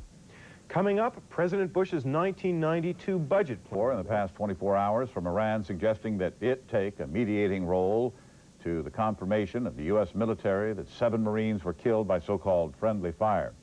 Well, let's go back and listen to what has transpired in the Gulf War over the past 24 hours. More than 11 years after severing diplomatic relations with the great Satan, Iran's president now is proposing new ties with its old adversary in the interest of peace with another. At a news conference in Tehran, President Hashemi Rafsanjani also offered to meet with Saddam Hussein in an effort to end the Gulf War. By proposing to mediate between its 2 former enemies, Iran is trying to shift from sidelines observer to power broker. The Iranians want again to strengthen their hand for the post-war period. They still have prestige, obviously. They have ideological aspirations. They want to be a leading player in the Gulf region. I welcome such an initiative. I think Iran is in a good position to produce a formula which could put an end to this depressing situation. The State Department and the Pentagon are putting out a hard line against any attempt by Iran to mediate an end to the Gulf War. What's to mediate? There are 12 United Nations Security Council resolutions. The terms of those resolutions lay out the standards for ending this conflict. We would be pleased, obviously, if anyone could get Saddam Hussein to fully comply with these 12 UN resolutions. We do not, as you know, intend to walk back from these 12 UN resolutions. And the only mediation, in our opinion, that would be appropriate would be for the people who communicate with Saddam Hussein to convince him to comply with the 12 United Nations resolutions. But American officials do want to know what's on Iran's mind, and both Iran and the U.S. have an interest in having some kind of relationship after the war is over. Here at the White House, officials say the top priority is to fight the war, and they say the decision to launch a ground campaign will be based on military, not diplomatic or political considerations. Officials insist the president is feeling no pressure whatsoever to alter the Pentagon's war plan now. I have confidence that we're doing the right thing, and I have confidence that it is going the way we planned. And there have been no surprises, and there will not be any quick changes, nor will I try to tie the hands of the military, because I just feel we have to go forward and prosecute this to a successful conclusion.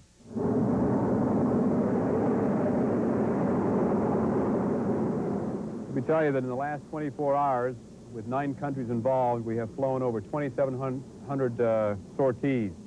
And that brings the grand total to date to over 44,000 sorties. That translates, for those that measure, to approximately 1 bombing sortie for every minute of the Desert Storm operation. We have, in the last 24 hours, lost 1 aircraft. That was an AH-1, UH-1, and that's what we call a Huey. It was a non-battle damage, and it went down in Saudi Arabia. And we can now confirm from having viewed the wreckage that 4 in the crew were killed. There is word that sandstorms may be creating maintenance problems for helicopters.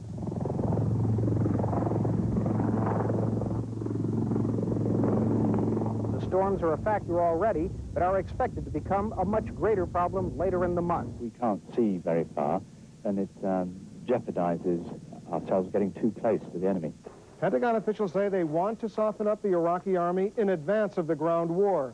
The USS Missouri has started firing its 2,000-pound shells toward heavily fortified Iraqi positions in Kuwait. And CNN has learned that the battleship Wisconsin is expected to follow suit in the next day or 2. The Allied air war is continuing to use precision-guided smart bombs against strategic targets in Iraq and occupied Kuwait, including bridges and other supply routes to the front-line troops. Meanwhile, a U.S. military briefer in Riyadh earlier today said that the Iraqis are starting to move some of their military command and control facilities into heavily civilian areas. We will continue to scrupulously adhere to our policy is that we will not target civilian areas. So I guess you could conclude that he has protected some of his assets.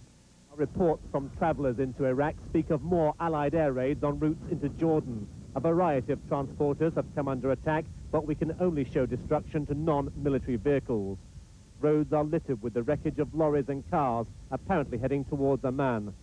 The driver of one articulated lorry was found in the sand. The U.S. State Department has issued a travel advisory suggesting Americans leave Jordan as soon as possible. My family are here, so I feel that this is my country and I belong here with my family, so I wouldn't leave unless it was an all-out war and there was a way to get out and protect my own family. But maybe it's a security measure. Maybe there's something else behind it. At the U.S. Embassy, non-essential personnel are being sent home. By midweek, what used to be a staff of 130 will be down to about 20. The U.S. military shuttle bus was traveling through the town when it was hit with small arms fire. We're also told that there were 3 people injured, 2 U.S. citizens and 1 Saudi guard. In Arabia, word spread quickly among U.S. pilots when an American jet killed 7 Marines during night combat. For these men, it is the worst of battlefield tragedies. Well, at night, you're not going to tell, one vehicle from the other. And that's why we have to go to such extremes and make it, are very specific about exactly where we can be and where we can bomb. Dropping on the wrong target is also a problem that we worry a lot about. And whenever there's a doubt, we just don't drop.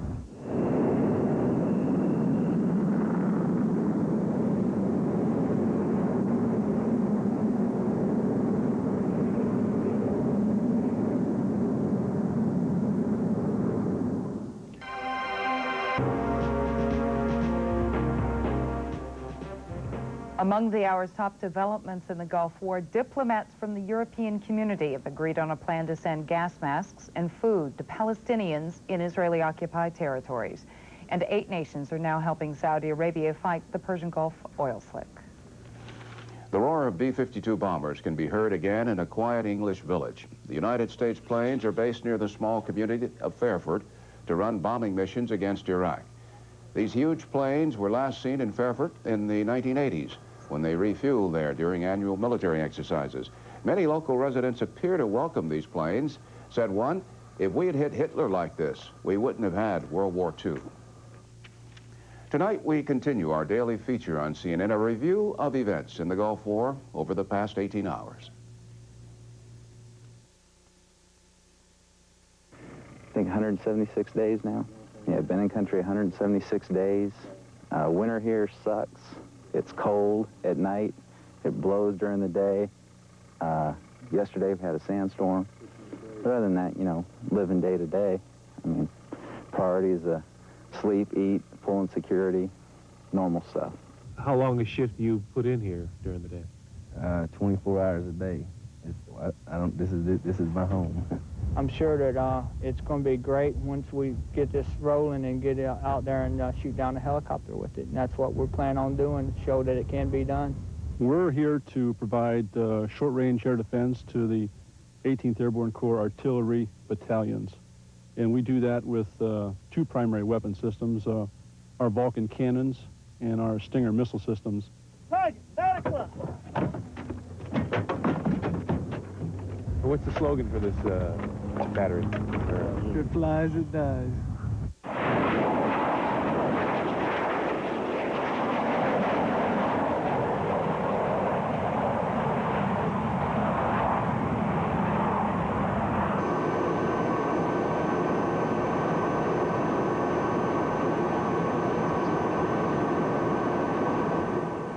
Slim and free, happy. Splash. A very brief look now at the collapsed bridge, which is here, the V shape, and then over here, a distinct hole in the bridge. In the early hours of this morning, there were 4 major airstrikes in the Baghdad area. They seem to be hitting they're hitting installations in the suburbs, and here we have another one here. This is oil country. Excuse me a minute. We are trying to get lighting here, and we're trying to get some people to get me in the picture. But as of today, gasoline won't be available at any price. The oil ministry announced that gasoline will be halted immediately, all sales.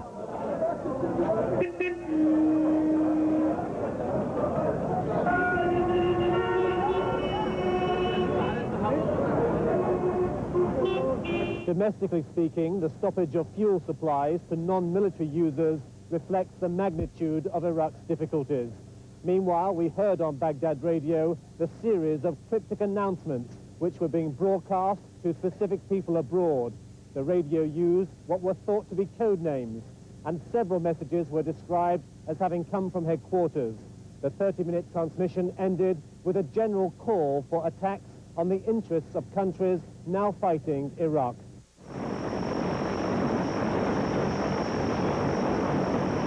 Our mission today is we're going in to resupply the Army on an airfield that is nothing more than a 2-lane highway. And around the whole thing, they have diverted the traffic. A strip of highway a mile long and only 38 feet wide. Narrower than any that I've landed on before, but certainly it's within the capabilities of the C-130.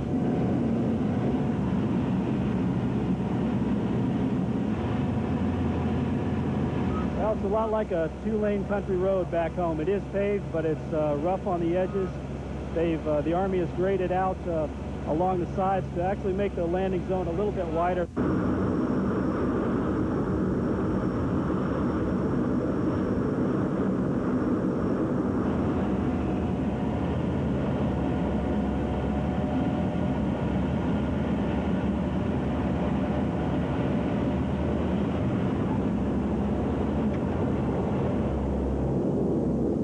No milk run, right?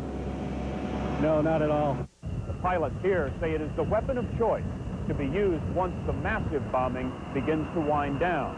The combat role of many U.S. attack planes is changing, suggesting preparations for a land assault are underway. F-16s that had been involved in massive bombing are now being fitted with Maverick missiles designed to support ground forces. I hope it helps the ground troops up front so they don't have so much battle to do. And it also tells me that a few days down the road, they're going to be moving. It looks pretty devastating, a lot like looking at the surface of the moon. There's a lot of damage, obviously, has been done to them up there. And I'd imagine by now they're really taking some real hard hits. The Maverick missile was a penetrator against the against armor, and this is first of all kind of a graphic or animation. There's the A-10 shooting the Maverick missile going against the tank, and then there's the tank. Now it's in a berm in our position, but if he comes in high enough, he can take that out, and if he misses, he comes back around and takes another shot because he'll carry more than one Maverick with him. So there's another shot coming in, the Maverick missile, with a ability to penetrate the armored vehicle, whether it be a tank or not. So one by one, these tanks are being taken out, and when all his armored vehicles are gone, his capability to fight is very seriously diminished. Now, would I weep? Would I mourn if somehow Saddam Hussein did not remain as head of his country? I thought Prime Minister Major spoke very well about it, spoke very convincingly about it, and he reflected my view that no, there will be no sorrow if he's not there.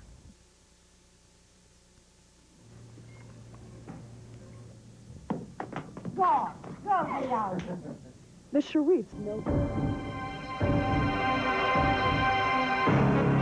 In the Gulf War, the UN Secretary General says his delegation will take medical supplies to Baghdad next week. Meanwhile, British military officials have released pictures of bridges in the Iraqi capital being destroyed during an air attack. Iraq claimed Wednesday an Allied attack on the city of Nasiriyah left more than 100 Iraqis dead. Iraqi officials took CNN's Peter Arnett on a tour of Nasiriyah to survey some of the damage. Iraqi sensors monitored this report. The Al-Nasir Bridge at the Iraqi city of Nasiriyah, destroyed in 7 attacks by warplanes of the U.S.-led multinational forces, according to officials of the city. Pedestrians were using the Al Nasir Bridge, officials say, because bombing the previous day had knocked out its use by vehicular traffic. The Iraqis say these bridges are used primarily for civilian traffic and should not be targeted. Doctors at the Saddam Hospital at Nasiriyah say hundreds of persons were walking across the bridge which crosses the Euphrates River that bisects the town of 1 million people. The 3 o'clock bombing came near the end of the working day, they said. 47 deaths. And this happened at 3 o'clock when the people are in the bridge. They say others are believed pinned under the wreckage or drowned and swept away. Doctors said they have treated 163 people in recent days for injuries received at the bridge and from bombing elsewhere in the city. These houses were located on the approaches to the expressway bridge. The bridge was blown up, so were the houses. But neighbors said the families living in the homes had left the premises a few hours earlier and none were killed. Several patients at the Saddam Hospital had been wounded early in the day, including a Bedouin youth who said he was tending his sheep when a low-flying aircraft chased him across the field and wounded him in the arms and legs with gunfire. Peter Arnett, CNN, Nasiriyah, Iraq. We remind you, Peter Arnett's report was cleared by Iraqi government censors. Iraq is breaking diplomatic relations with the U.S., Saudi Arabia, and other leaders of the Gulf Alliance. There are 4 Iraqi diplomats at Iraq's embassy in Washington. Sources tell CNN the U.S. has not yet decided whether Iraqi diplomats will be required to leave the country or invited to stay to serve as a channel for messages to Baghdad. Iraq is reportedly trying to embarrass UN Secretary General Javier Perez de Cuellar. Sources tell CNN's Jeannie Mose the Iraqis have sent the UN what they claim is a transcript of Perez de Cuellar's peace talks with President Saddam Hussein. They want it published. Sources say there is no precedent for circulating a private conversation between the Secretary General and a head of state, but the Iraqis are expected to make it public if the UN refuses. While Secretary of State James Baker concedes the Gulf War is far from over, on Capitol Hill Wednesday, he sketched his first outline of ideas for post-war peace in the Middle East. Baker told the House Foreign Affairs Committee he sees a role even for Iran once the fighting is over. No regional state should be excluded from these arrangements. Post-war Iraq could have an important contribution to play, and so could Iran as a major power in the Gulf. The United States has not had diplomatic relations with Iran since Islamic fundamentalists held 52 Americans hostage at the embassy in Tehran in 1979. President Bush says the thaw in the Cold War will not bring about massive cuts in defense spending. Speaking at the Economic Club of New York, the president said there will be some cuts in the defense budget, but he says the war in the Gulf shows the U.S. must keep a highly mobile defense force, one that relies on high-tech weapons, even though such weapons are expensive. I think that some of the criticized high-technology weapons are paying off. I am annoyed at the propaganda coming out of Baghdad about targeting civilians. This has been fantastically accurate, and that's because a lot of money went into high-technology weaponry, these laser-guided bombs and a lot of other things, stealth technology, many of these technologies ridiculed in the past, now coming into their own and saving lives, not only American lives, coalition lives, but the lives of Iraqis. The president again predicted the war will not be a long, drawn-out conflict. President Bush takes issue with King Hussein's call for ceasefire, while a Soviet envoy talks peace in Tehran. Those stories when we come back.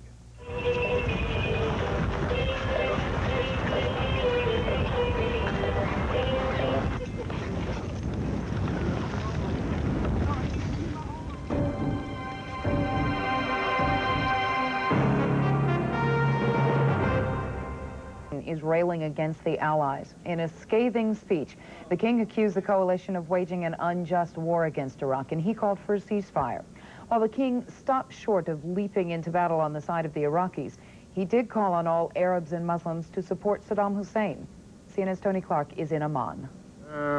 It was the strongest attack to date by Jordan's King Hussein on the Gulf Alliance.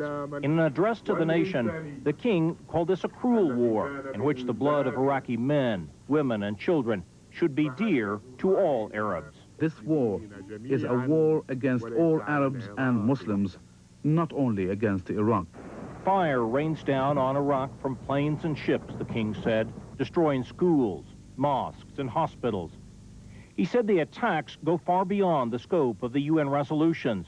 And though he never referred to Saddam Hussein specifically, the king praised the Iraqi people and the Iraqi army. We salute Iraq and its heroic army, its steadfast people, its glorious women, its brave children, and its aged, who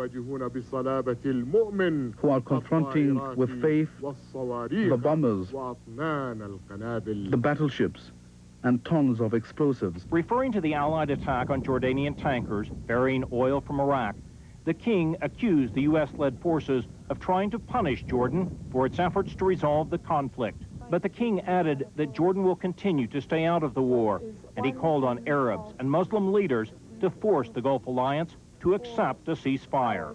Let us join our efforts to stop this catastrophe and save the people of Iraq from the fate that is planned for them. Ranking Saudi officials called the speech hollow rhetoric and expressed outrage at the king's praise of Iraqis without mentioning what Iraq had done to Kuwait. But for the largely pro-Iraqi Jordanian population, the speech was right on target.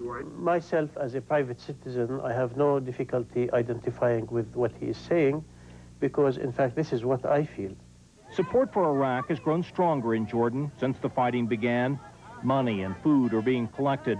And at rallies, there are cheers of victory to Iraq and defeat the Zionists. Despite the hard line from the king, Jordan is still trying to maintain a middle ground. Wednesday, when an angry pro-Iraqi crowd attacked a convoy of trucks headed for Saudi Arabia in northern Jordan, Jordanian police stepped in with tear gas to break up the disturbance. But frustration is clearly growing here, and as evidenced by the king's speech, it is becoming increasingly difficult for King Hussein and others here in Jordan to walk the tightrope between the Arab world and the West. Tony Clark, CNN, Amman. Responding to King Hussein's speech. Developments in the Gulf War, Israel is moving to normalize its economy and the lives of its people. A cabinet committee headed by Finance Minister Yitzhak Modai has ordered Israel's factories, schools, and daycare centers to reopen. He said the work slowdown since the first Iraqi Scud attack 3 weeks ago had cost the economy some $500 million. Artillery duels today between Israeli and Palestinian forces in southern Lebanon. Israeli helicopter gunships attacked the Palestinian southeast of Sidon early Wednesday. Palestinians who support Iraq used the area to launch assaults on Israel. Lebanon's army is moving into the region now. It has not controlled the area since 1975. Israel's army is easing curfews in the occupied territories. Arabs still will not be allowed to return to jobs inside Israel, but government offices and hospitals will resume normal services. Pan American World Airways has now eased its restrictions on Iraqi passengers. Pan Am says it will accept Iraqi passengers who have dual U.S. citizenship or who have resident alien status. Last week, an Iraqi national sued Pan Am, claiming its anti-Iraqi policy violated his civil rights. As the Persian Gulf War continues, Arab Americans complain of increasing acts of violence and harassment. The Arab American Anti-Discrimination Committee says there have been nearly 100 incidents since Iraq invaded Kuwait last August. The group said those incidents included threatening phone calls, fire bombings, and assaults. When we come back, the latest from the world financial markets and special assignment correspondent Steve Emerson on Saddam Hussein's favorite hiding place.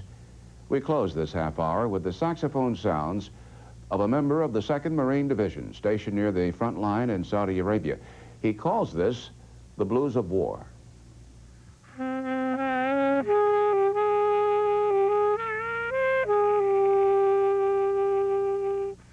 It is an escape.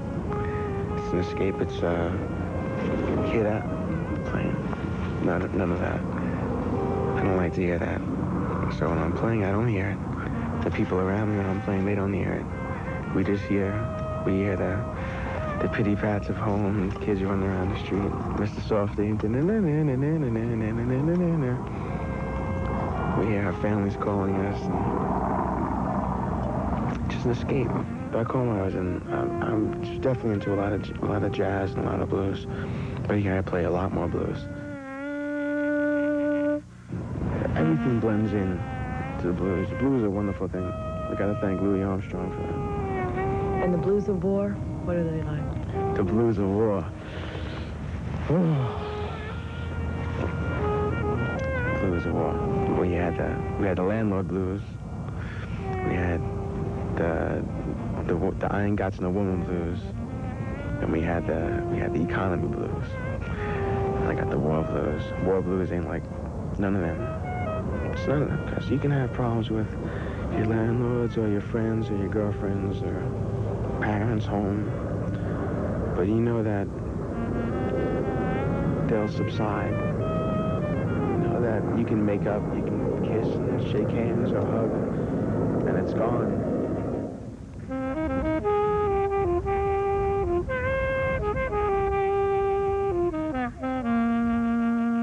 Before I left, I did Amateur Night at the Apollo in New York City, and he said from the whole motto for me for like the first week I got this was from Amateur Night at the Apollo to sand dunes in Arabia.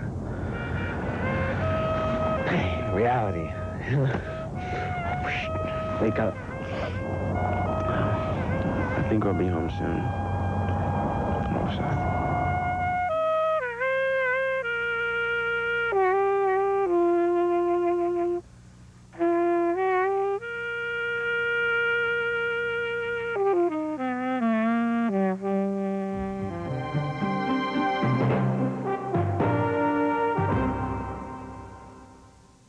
Well, but Army sources at the Pentagon say reports of the elaborate bunker system President Saddam Hussein is said to be hiding in. Now CNN Special Assignment reporter Steve Emerson has learned of one particular bunker that may serve as Saddam's escape hatch should he need to flee Iraq.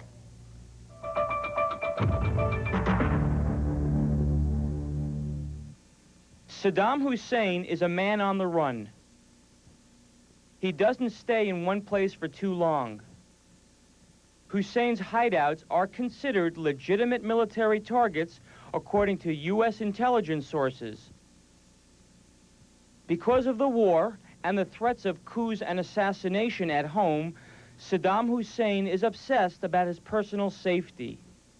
He keeps a personal security guard that numbers in the thousands and dispatches lookalikes to disguise his true whereabouts. The safest resting spots for Saddam Hussein are his underground bunkers. He installed a lavish multi-story bunker complex underneath the presidential palace in Baghdad in 1983, according to recent West German media accounts. But intelligence officials tell CNN that they believe Saddam Hussein has many other secret bunkers scattered around Iraq. Just last week, the CIA was told of the existence of one of these elaborate underground bunkers. It is located 30 miles west of Baghdad on Lake Habaniya, a resort area favored by Iraqi army officers. The construction manager of that bunker complex, who insisted on anonymity, spoke to CNN in an exclusive interview. In 1981, Joe, a Palestinian living in Iraq, was assigned to oversee construction of Saddam Hussein's vacation home. We build now a very secret big house for Saddam Hussein. I said, why? He have a lot of house in Baghdad, and he said, this one is different. Very different. From this house, Hussein plans to escape Iraq in the event of a coup. Built into the house is a tunnel leading to an underground heliport. He built it very high technology to protect himself and his family, really. According to the construction manager, the house features a 3-story underground bunker. Thick stainless steel doors seal off each room, and generators are used to bring in air from the outside. Hussein and his family can live in the bunker comfortably for weeks. The construction manager says that the project was budgeted for around $40 million. The company chosen to build the house was the Japanese construction giant Taisei Corporation. Taisei told CNN that it had been involved in construction in Iraq for the past 20 years, but declined to comment on any specific project. But an employee at a Taisei subcontractor, Yamazaki, confirmed that both Taisei and Yamazaki were involved in building Hussein's bunker hideaway on Lake Habbaniyah. U.S. intelligence officials say that Saddam Hussein is a master of survival. But if he is to survive the massive coalition air bombardment, once again he will be relying on the technology supplied by the West. Stephen Emerson. Oh, we got it! Oh, that blew the hell out of it! Sweet! Oh, that blew the out of it, baby! 3-4 is 3 Tango, direct hit. A pilot's helmet actually points his gun. His eyepiece allows him to see what's in front of him lit up like day as he aims to kill enemy tanks. I'm going to be real glad to be American instead of Iraqi. And then, balls of flame.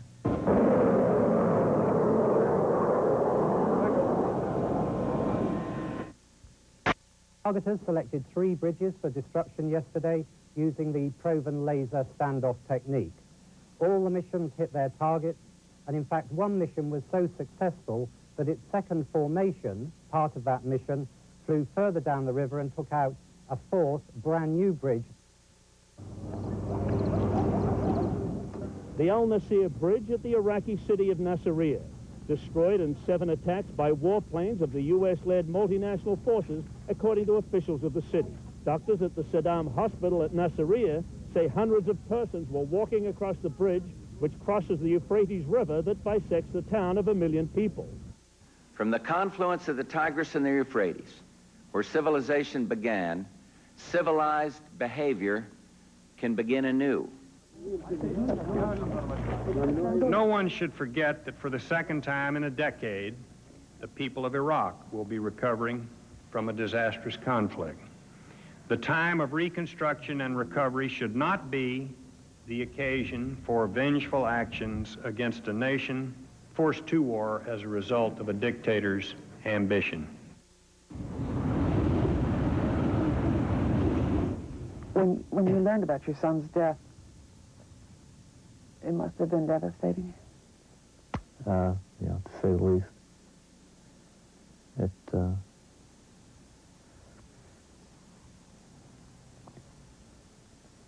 It affects you.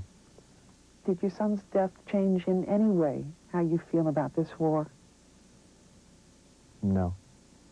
This guy's got to be put down. It's ugly and mean. It's really good at what it does. It carries a variety of ordnance, just about any bomb or missile that the Air Force has, and it's got a huge gun in the nose that is capable of killing armor.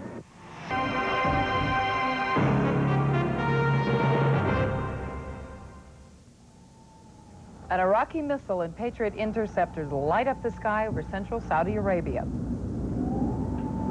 And in Jordan, frenzied bidding for a piece of metal. Metal said to be part of a U.S. jet shot down over Iraq. CNN's coverage of the war in the Gulf continues. I'm Susan Rook. I'm Patrick Emery. President Bush's top 2 military Friday now in the Persian Gulf area. For many there, life is developing a certain routine, as normal a routine at any rate as life can be in time of war. A look now at the past day for the people caught in the war. The ban on gasoline sales in Baghdad has cut back traffic on formerly busy streets. But in the bazaars, crowds are gathering to buy the essentials as the bombing campaign against Iraq's capital enters its 4th week.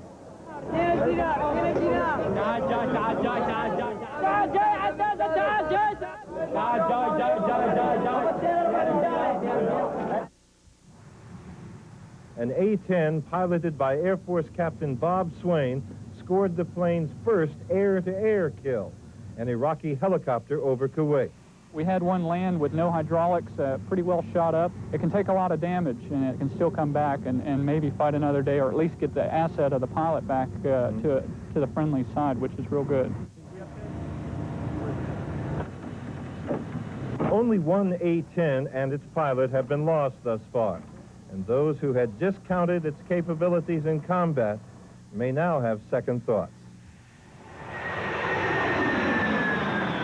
We never said that there would be no collateral damage. What we did say that our pilots scrupulously adhered to the good targeting for each mission and in fact flew that target profile to the best of their ability. We go to great lengths, I think as General Schwarzkopf pointed out on numerous occasions, we go to great lengths to avoid collateral damage. But that war is a dirty business. If ground war becomes necessary, it's believed thousands of Iraqi soldiers will become POWs, and an even greater number of Iraqi refugees will become detainees. This is one of the camps where their processing will begin. We're pretty much close to the front line right now. We take what we got, we give them everything we got, you know, to treat them the best we can. We'll try to do our best to keep them out of the rain and stuff, but other than that, what they bring with them, you know, like their gas mask. They don't have a gas mask. There's not too many of those going around here. You know, these soldiers all need a mask, and we can give them first aid. You know, that's all we can really do. This is not Hogan's Heroes. This is the serious business of war. We believe that it's far better, and in the end that it will be far less costly for the United States and our allies to deal with the threat that Saddam Hussein represents now than it would have been to wait 5 or 6 or 10 years when he had nuclear weapons and weapons of mass destruction, when it would indeed be a far more difficult proposition.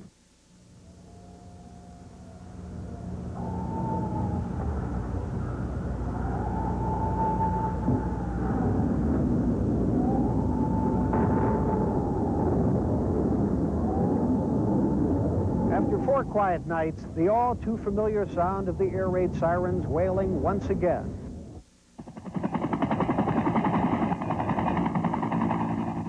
Now, our troop here, Renegade Troop, is we're the attack troop. So once the eyes and ears find them, then our job is to go in and kill the tanks, hopefully. Yeah, we're going to be out front. That's traditional Cav mission. We'll get to see everything firsthand. My troopers are very anxious to get whatever it is that we have to do underway. Don't want to confuse homesickness with morale. My soldiers' morale is extremely good at this time, and it has been throughout the 4 months that we've been here. But they are anxious to get home and get the job that's been assigned to them over with so that they can carry on with their lives.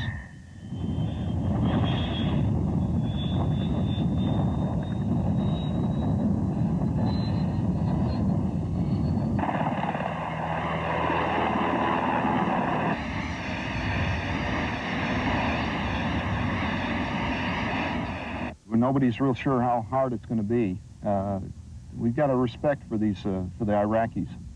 They've got a pretty sizable military. They've been fighting for 8 years against Iran, so I don't think it's going to be a cakewalk. But you know, we've got American ingenuity and gumption, so I think we're gonna be okay.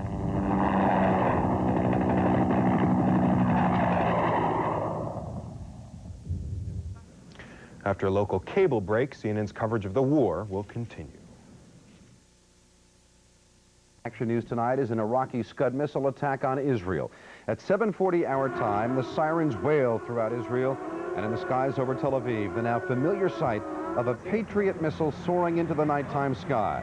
Officials say the Patriot did hit the incoming Scud, but failed to destroy it. Part of the Scud fell to earth and created a major explosion. Israeli officials say the missile caused considerable property damage, but only a few minor injuries.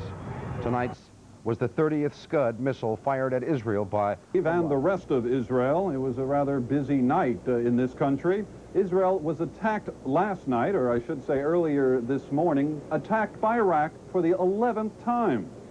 There was damage on the ground in central Israel. Emergency crews rushed to the scene of what was a residential neighborhood. The warhead was described as conventional, not chemical. Cars were smashed. This was a Mercedes. This was probably a Chevy. And apartment houses and stores suffered damage. Injuries were described as minor. The latest reports we're getting is at least 25 people suffered injuries. People are going to have to go about repairing their lives again. There's been about a 1-week break between attacks from Iraq on Israel, and there had been practically a 2-week break on attacks in central Israel. And now the city is going to be waking up. All sleep was disrupted because the sirens went off at about 2:40 in the morning local time, and this was the 3rd time Iraq has attacked on the Jewish Sabbath. Friday night, Sabbath in Tel Aviv. The ordinarily crowded sidewalks were empty. More people, though, were out in cars. Everyone concerned about being in the wrong place if a siren alert occurred. At 2:40 in the morning local time, sirens went off. Iraq attacked again. Patriot missile batteries opened fire. The Patriot is supposed to intercept the Scud missile by exploding right next to it when the Scud is on its downward trajectory. The Israeli Defense Force had a simple statement on what happened. One singular missile was fired from western Iraq. It landed in the central part of Israel. At least 20 people were injured on the ground. The wounds were described as minor. Ambulances rushed the injured to hospitals. Israel should make every effort to provide the necessary security, and I don't think that anybody in the world got moral right to prevent Israel from giving the right and necessary defense to its people. The scene resembled the aftermath of some of the other Scud missile attacks against Israel. Houses and stores were also damaged. One man said he had Scud fragments on his balcony. Electricity and telephone lines were also cut. Israelis were quickly given the all-clear and advised to come out of their sealed rooms but stay indoors. The warhead, like the others before, was conventional, not chemical. The last 5 missiles fired by Iraq have come in single attacks. Saddam Hussein still has the missile launching capabilities from western Iraq, and although this launching capability has been greatly degraded by Allied forces operation, we still have to expect a few more missiles.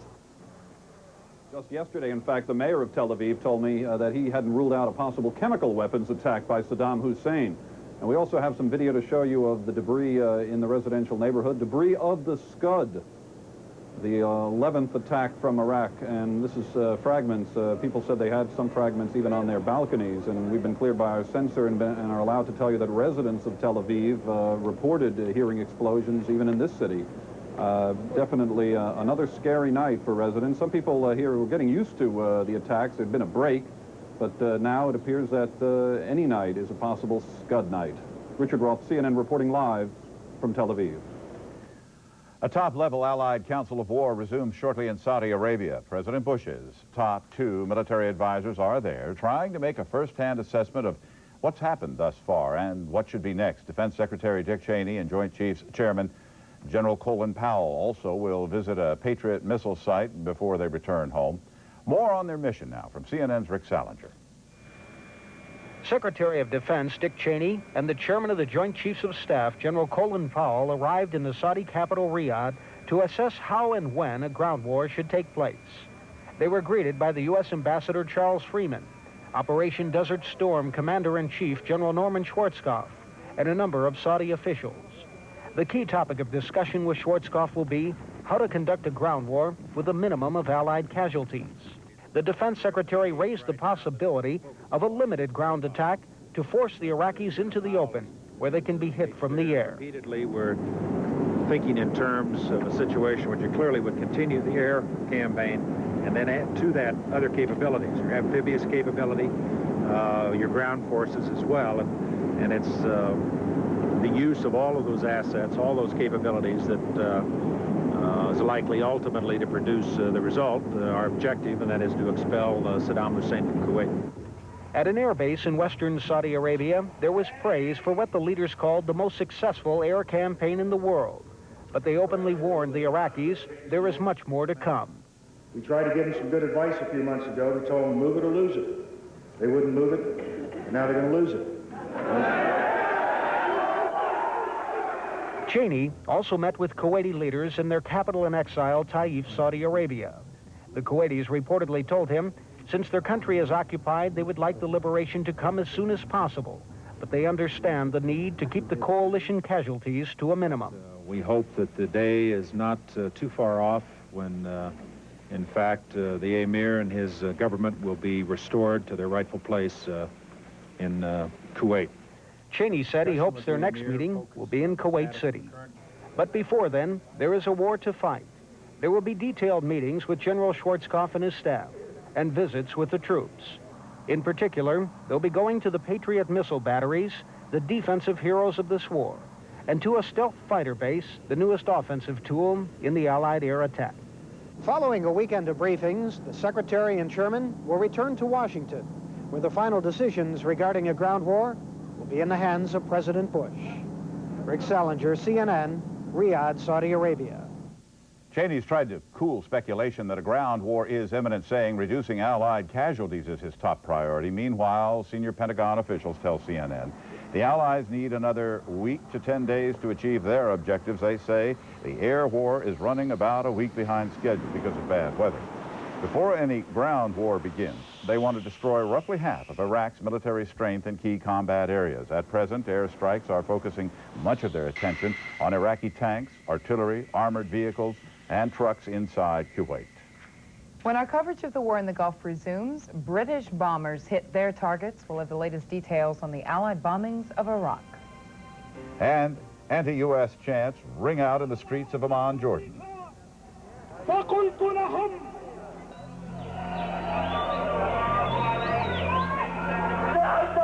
On command and communication centers, along with supply systems. A military source also lists about 400 artillery pieces destroyed. A British spokesman says half of the enemy's key bridges have been disabled, including this attack just behind a very lucky Iraqi truck driver. Seriously depleted supply lines remain a key target as enemy convoys seek alternate routes. Some of the bridges that we've taken out have alternate routes, and I'm talking about, obviously, those over dry riverbeds and so on, which they've been using. But, you know, it causes a major disruption to use those. I think, overall, the impact has been extremely successful. Over 1,300 Iraqis are incarcerated in Saudi-run POW camps. Most every night sees a trickle of defectors who must negotiate minefields in front of them and what the Arab coalition commander calls execution squads behind them. They are making so many obstacles that it's difficult for them to cross. In the same time, they are adding some individuals with every unit as spies, and nobody knows who they are, and that's what we got from the prisoners, that most of them, they want to come, but because they cannot trust whom to tell in their units how to come. 13 Iraqi warplanes have joined the exodus to Iran, bringing the total now to 147. Most of the American generals in this war were field-grade officers in Vietnam. Because of often misleading body count calculations then, they are shying away from battlefield figures now. The British and the French have been more forthcoming with information that appears to bolster the claim the war plan is on schedule. John Sweeney, CNN, Riyadh. CNN has learned damage to Iraqi tanks may be more extensive than military officials in Saudi Arabia have been reporting. Senior Pentagon officials tell CNN, in addition to the 600 tanks reported destroyed, another 300 have been damaged. Jordan's foreign minister says it is not true King Hussein of Jordan is thinking of breaking ties with the United States. According to the Associated Press, Jordan was trying to decide whether to follow in Iraq's footsteps and sever diplomatic relations with the U.S. It is not clear just why there are contradictory statements from officials. Meantime, worshippers filled the streets of Amman on Friday after prayer meetings where harsh words were spoken against the U.S. and its allies. As the anger between the U.S. and Jordan appears to grow, the U.S. has decided to freeze even more aid meant for Jordan, some of last year's assistance that has not yet been delivered.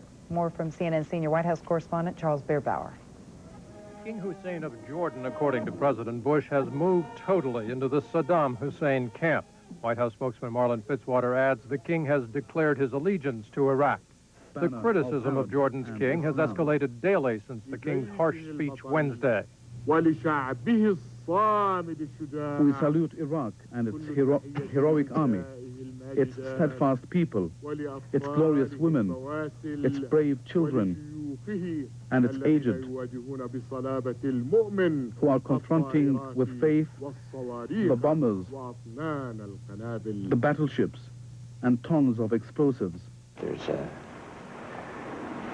quite some concern now about what appears to be a shift in the Jordanian position, and yet we're concerned about it and don't understand some of the rhetoric coming out of there. On the other hand, we've always had a historically good relationship with Jordan. But this complicates things. The U.S. announced Thursday that it is reviewing the $55 million in economic and military aid Jordan is scheduled to receive from the U.S. this year. The administration reversed its original decision to do nothing because Secretary of State Baker heard strong complaints from Congress. It obviously appears as a result of yesterday's speech that the king is not moving to the other side there. We find it very sad that the king omitted in this rather long speech any reference whatsoever, not one single reference to Iraq's invasion of Kuwait, and omitted any reference, therefore, to any call for withdrawal. Some in Congress are prepared to abandon King Hussein. Bush has tried to be more temperate. I think they've made a mistake to align themselves so closely with Saddam Hussein against the rest of the world. But on the other hand, I've tried to understand the pressures that King Hussein is under. The pressures may be, above all, survival. More than half of Jordan's population is Palestinian. King Hussein is not. And there are strong Palestinian sympathies for Iraq. Moreover, a weak Jordan sits between powerful neighbors, Iraq, Syria, and Israel.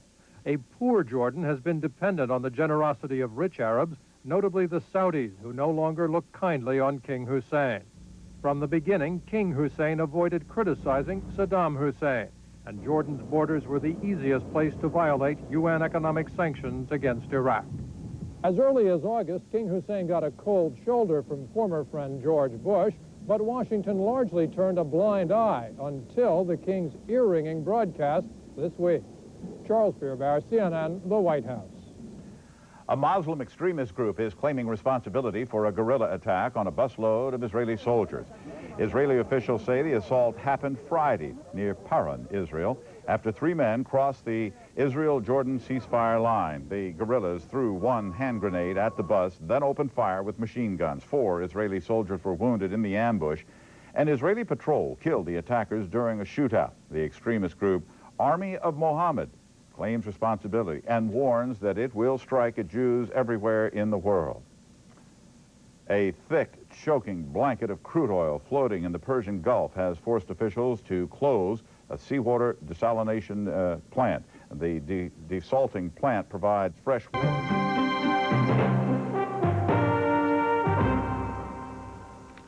Hello, I'm Jonathan Mann in Atlanta with a brief look at the latest news.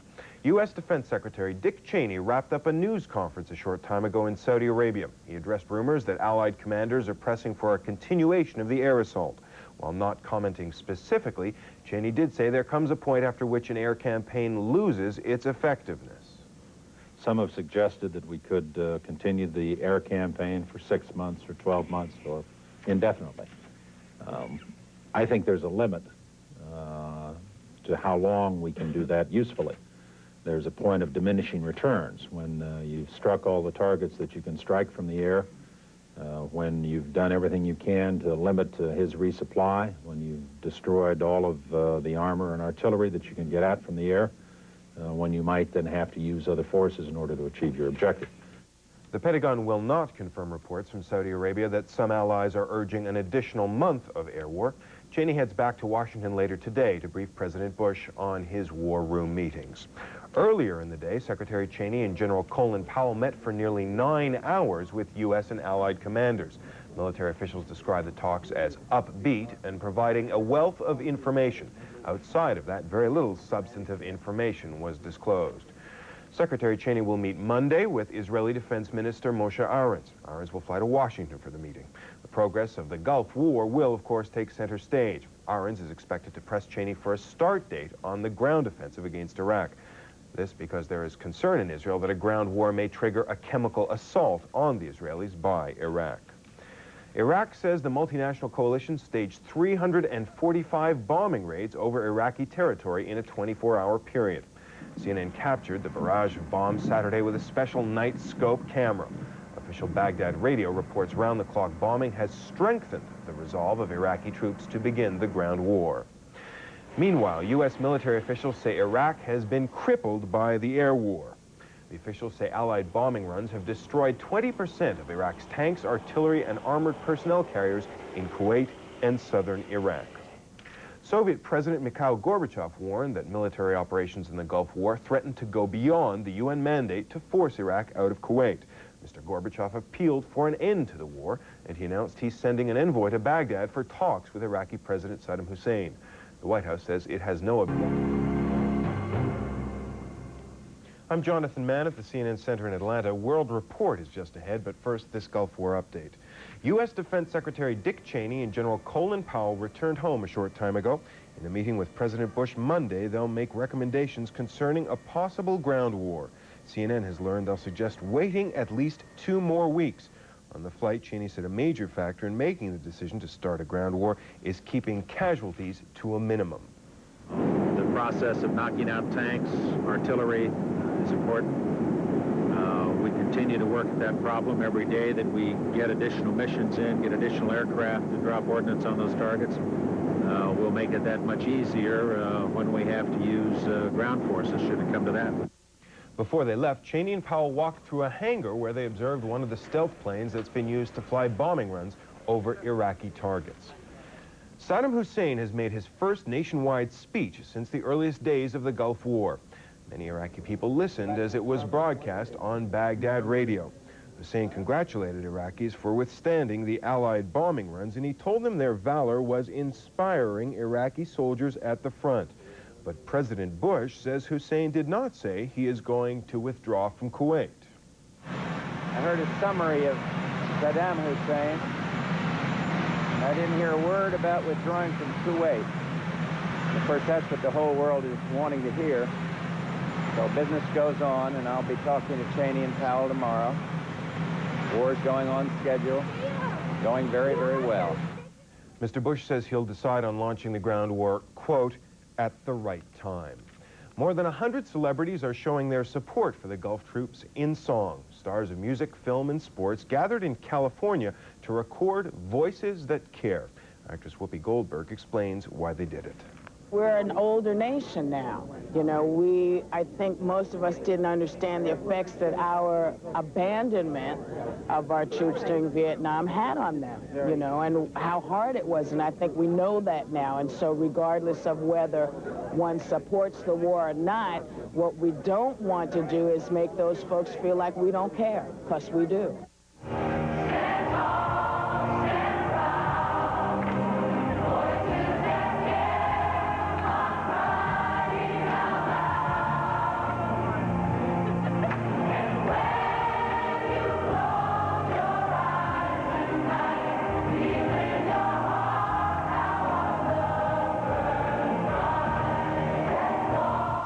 The record is expected to be released later this month. Proceeds to go to the Red Cross and the USL.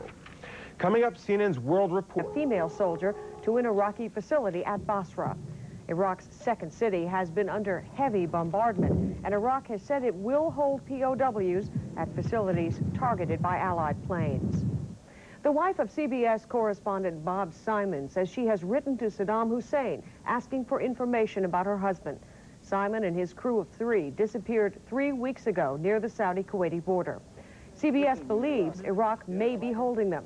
And a CBS vice president on Sunday went to a camp in Jordan to ask refugees coming out of Iraq if they had seen Simon.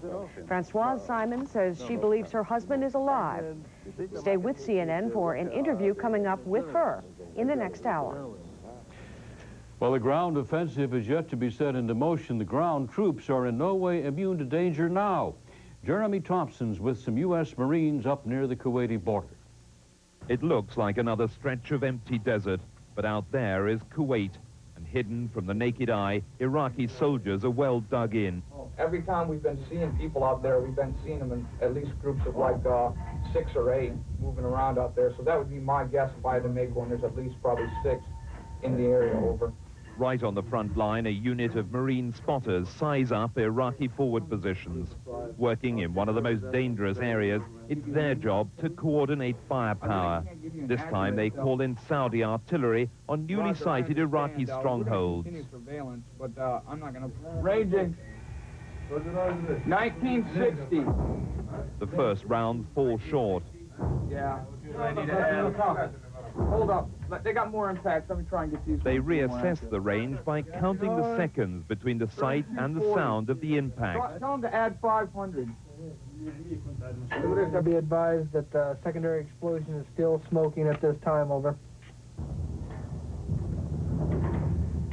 The secondary explosions suggest a direct hit on Iraqi bunkers, though assessing the damage is never a precise art. If we haven't destroyed the individual over there who is causing us problems, we at least got him to leave, and it's essentially the same thing. But the Marines know it won't be long before the Iraqis return fire. The shroud of gunsmoke, the rumble of artillery, is now almost constant in this desolate border country. Jeremy Thompson, ITN in eastern Saudi Arabia. We're going to bring you a live update now from Israel. As we reported to you at the top of the hour, the air raid sirens went off, and the all clear was sounded over parts of Israel. Let's have an update. Our correspondent is Richard Roth. Richard? Yes, Marianne, here's the update. Iraq staged another missile attack on Israel tonight, a little early in the evening by normal standards, shortly before 7 local time. A few days ago, it was at 3 in the morning. This time, a missile attack against Israel. A lot of cars still out on the road when this occurred. People have been trying to return to normal, or a life of normalcy, and we know that a missile came in towards Israel, and in the sky explosions were heard in central Israel. Now, these explosions are very similar to what's happened in the past when Patriot missiles were fired in the past and went up into the sky to challenge a Scud missile that was coming in. We know from the Israeli radio that so far there are no reports of injuries. Israel radio said something landed, and that would have to be either the Scud or parts of the Scud after it possibly disintegrated on the way down. Cause of that still not clear or allowed to be cleared so far by Israeli military censorship rules. Right now, emergency vehicles are out on the road. Everyone in Israel has been given the all clear to take off their gas masks and come out of their sealed rooms. The weapon was a conventional warhead, just like the others. So one more missile attack again, the 12th by Iraq against Israel. This is Richard Roth, CNN, reporting live from Tel Aviv. Richard, thank you. Of course, as always, an Israeli military official was on site monitoring what Richard Roth was able to report to you. The all clear having been sounded for the entire nation of Israel. Stay with us. Our coverage of the Gulf War will continue.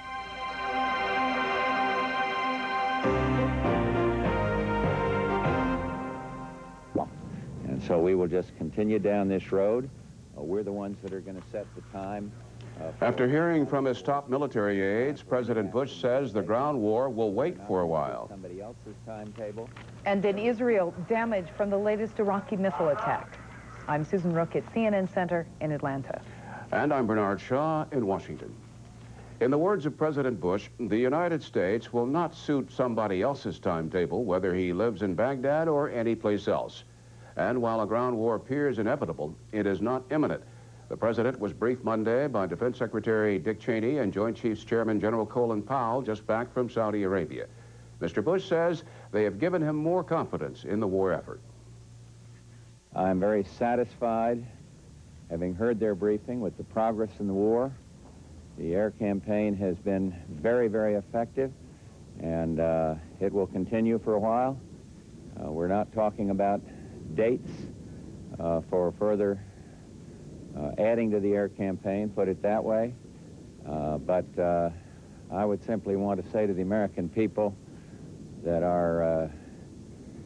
the war is going well. The president's remarks were welcomed at the Pentagon. CNN's Wolf Blitzer explains why. Pentagon officials say Defense Secretary Dick Cheney and General Colin Powell were told in Saudi Arabia there are good strategic and tactical reasons to put off the ground war, that Saddam Hussein still presents enough targets to warrant 3 to 4 more weeks of Allied bombing. We continue to strike his tanks, his artillery pieces, his APCs, and his personnel, his logistics supply points. There is no shortage of targets, and I think it's an active, aggressive, dynamic air campaign. As a tanker, I can tell you if I was sitting in one of those tanks up on that border, I would be saying to myself, well, I think 100% is reasonable. We're not going to get that, obviously, but let's make it as easy on that foot soldier as we possibly can. The round-the-clock airstrikes are believed to be doing steady damage on the Iraqi front lines. In addition, sources hope the bombing undermines the morale of Iraqi troops especially the elite Republican Guard. There is no division, there is no brigade, there is no battalion that really is spared the attacks from our pilots. The idea of the air attacks is to soften Iraqi defenses as much as possible. The trick is to know when enough is enough. We have not passed, I think, what's been referred to as the point of diminishing returns in the air campaign. But the decision is the president's, and he must also consider these factors. Ground equipment. It's not all in place yet. Ideally, the Army would like a few more weeks. Equipment efficiency.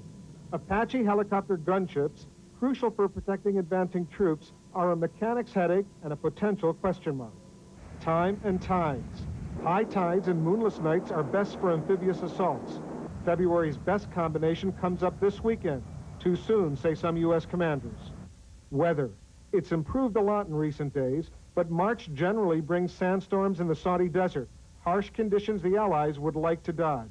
We look at the calendar just like everybody else does. We look at the moon, we look at the light data, we look at the weather for the past 4, 5, 6 years. It's all put into the equation as to what would be good times for doing any type of operation. For the moment, Pentagon officials insist they're more interested in using air power to weaken Iraq's defenses than in the weather forecasts. Defense Secretary Dick Cheney says the Iraqi fighting force remains formidable, but by U.S. estimates, it's no longer the 4th largest in the world. Wolf Blitzer, CNN, the Pentagon. Baghdad Radio is now claiming that thousands of Iraqi civilians have been killed or wounded by Allied bombing. And Baghdad Radio says new reports of civilian casualties are arriving constantly. The Iraqi government also has ordered all 17-year-old Iraqi males to report for military duty or face what it calls legal action. Meanwhile, a top Soviet envoy arrived in Baghdad to meet with President Saddam Hussein.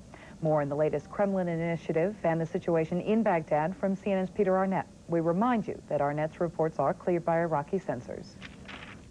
Soviet envoy Yevgeny Premykov has arrived in Baghdad on a special mission from Soviet leader Mikhail Gorbachev. He will meet President Saddam Hussein to seek a peaceful settlement to the Gulf War. Premykov unexpectedly showed up at the Al Rashid Hotel, which houses Western correspondents. He will spend the night at the hotel.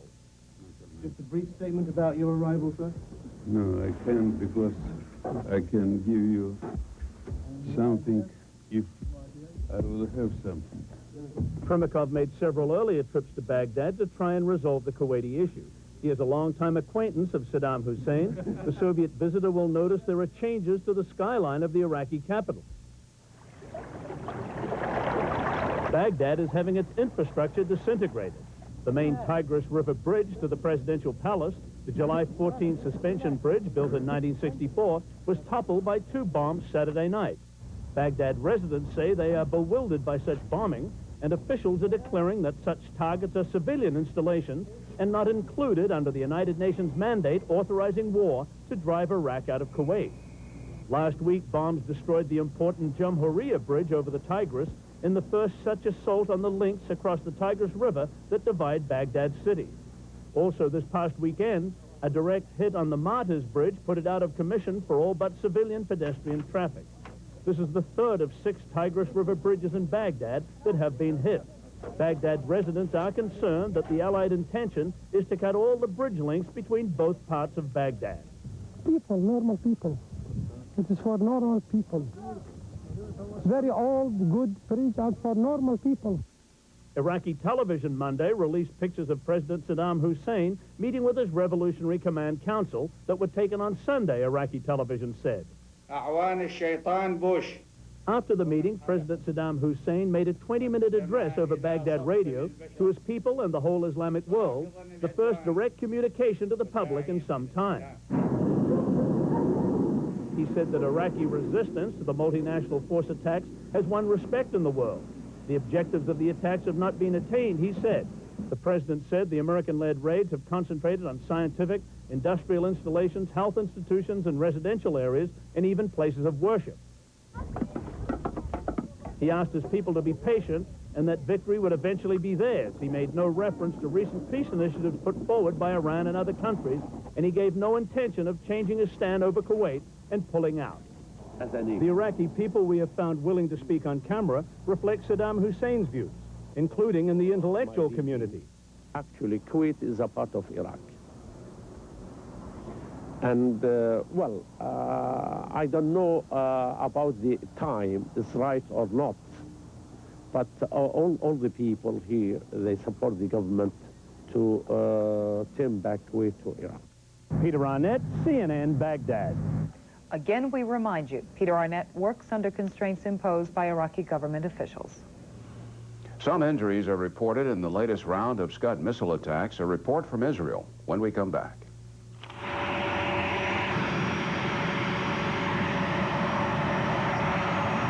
Today, 2 on Israel, 1 on Saudi Arabia, all fired from Iraq. This was the scene in the sky over Saudi Arabia as 2 Patriot missiles picked off the Scud in midair. Saudi officials said the Scud exploded, raining debris on a school campus. 1 building was damaged with part of the wall blown away.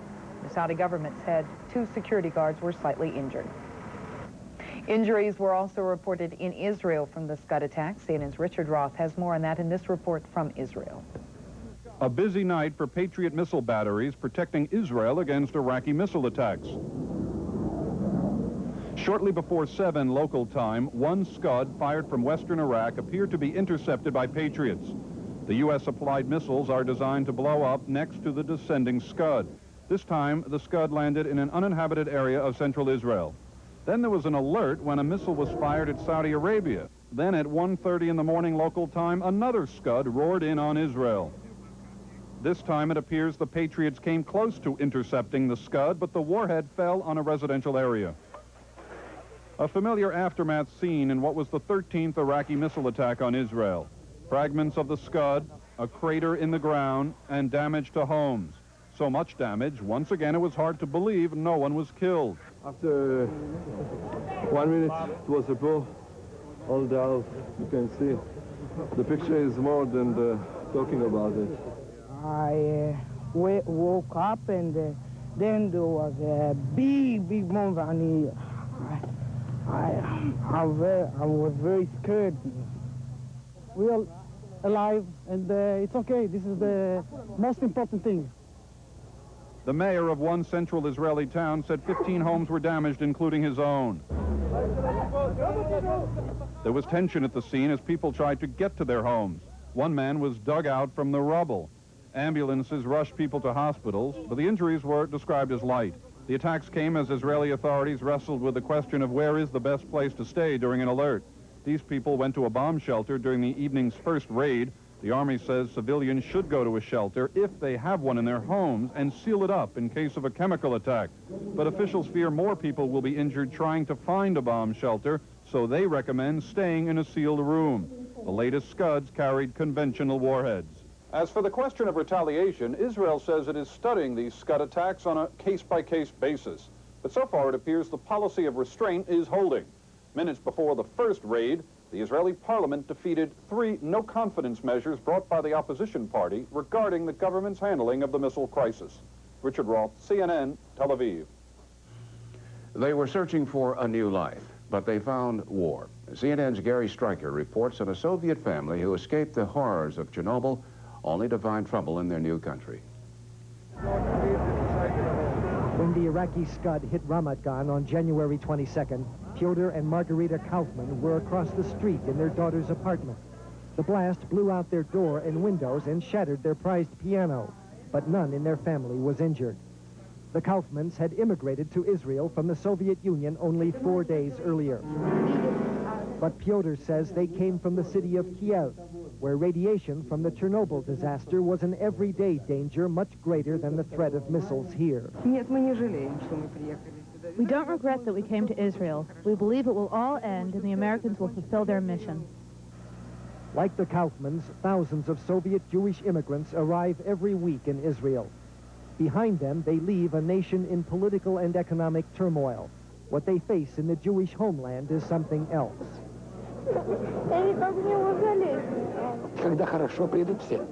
Anybody can come when things are good. The important thing is to come when things are bad. Nearly 200,000 Soviet Jews, a record number, immigrated to Israel last year. But immigration took a plunge when the war began. Some 13,000 Soviet Jews arrived here in January, less than half the number expected. But now arrivals are picking up again, close to pre-war levels. Despite the war and the threat of Iraqi Scuds, these immigrants would rather be here than there. In the Soviet Union, one cannot feel at home. I don't think even Gorbachev can feel at home. It's better to live here than be afraid of everything in the Soviet Union, where every day you don't know what the next day will bring. For economic reasons, the Israeli government has made drastic cuts in the amount of assistance it provides these immigrants. There's also high unemployment here and a housing shortage. But the threat of missiles and poison gas helps to keep those problems in perspective. And some immigrants say the war binds them faster and closer to their new countrymen. We were afraid, but it won't stop us. We have to share our fate with the Jewish people. Hundreds of thousands of Soviet Jews are expected to emigrate to Israel this year. For most of them, after so much hoping and planning, the Gulf War will not stand in their way. Gary Stryker, CNN, Tel Aviv. When our coverage of the Gulf War continues, Iranians listen as bombs fall on their old enemy, Iraq. We'll hear reaction from across the border next.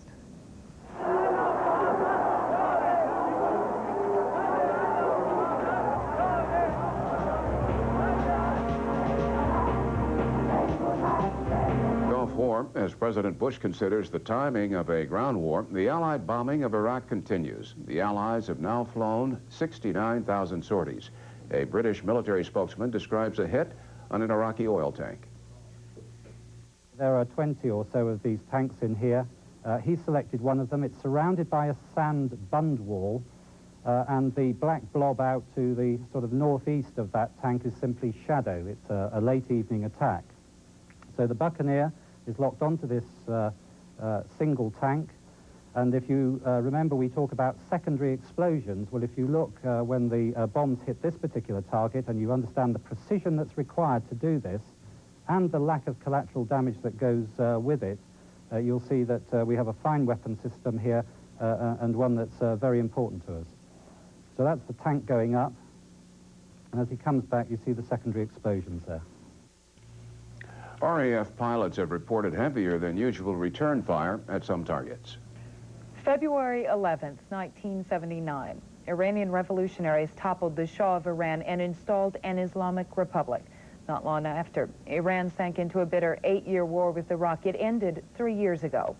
CNN's Christiana Amanpour is in Iran. She went to a town near the border with Iraq to find out how Iranians are faring after their own bloody battle with Iraq. In Iran, they are celebrating the 12th anniversary of the Islamic Revolution. The children, dressed in the red, white, and green of the national flag, sing revolutionary songs, while the grown-ups all across the country chant the obligatory anti-American slogans. Here, 1,000 kilometers away from Tehran, the sounds are different but just as familiar. They are the sounds of war.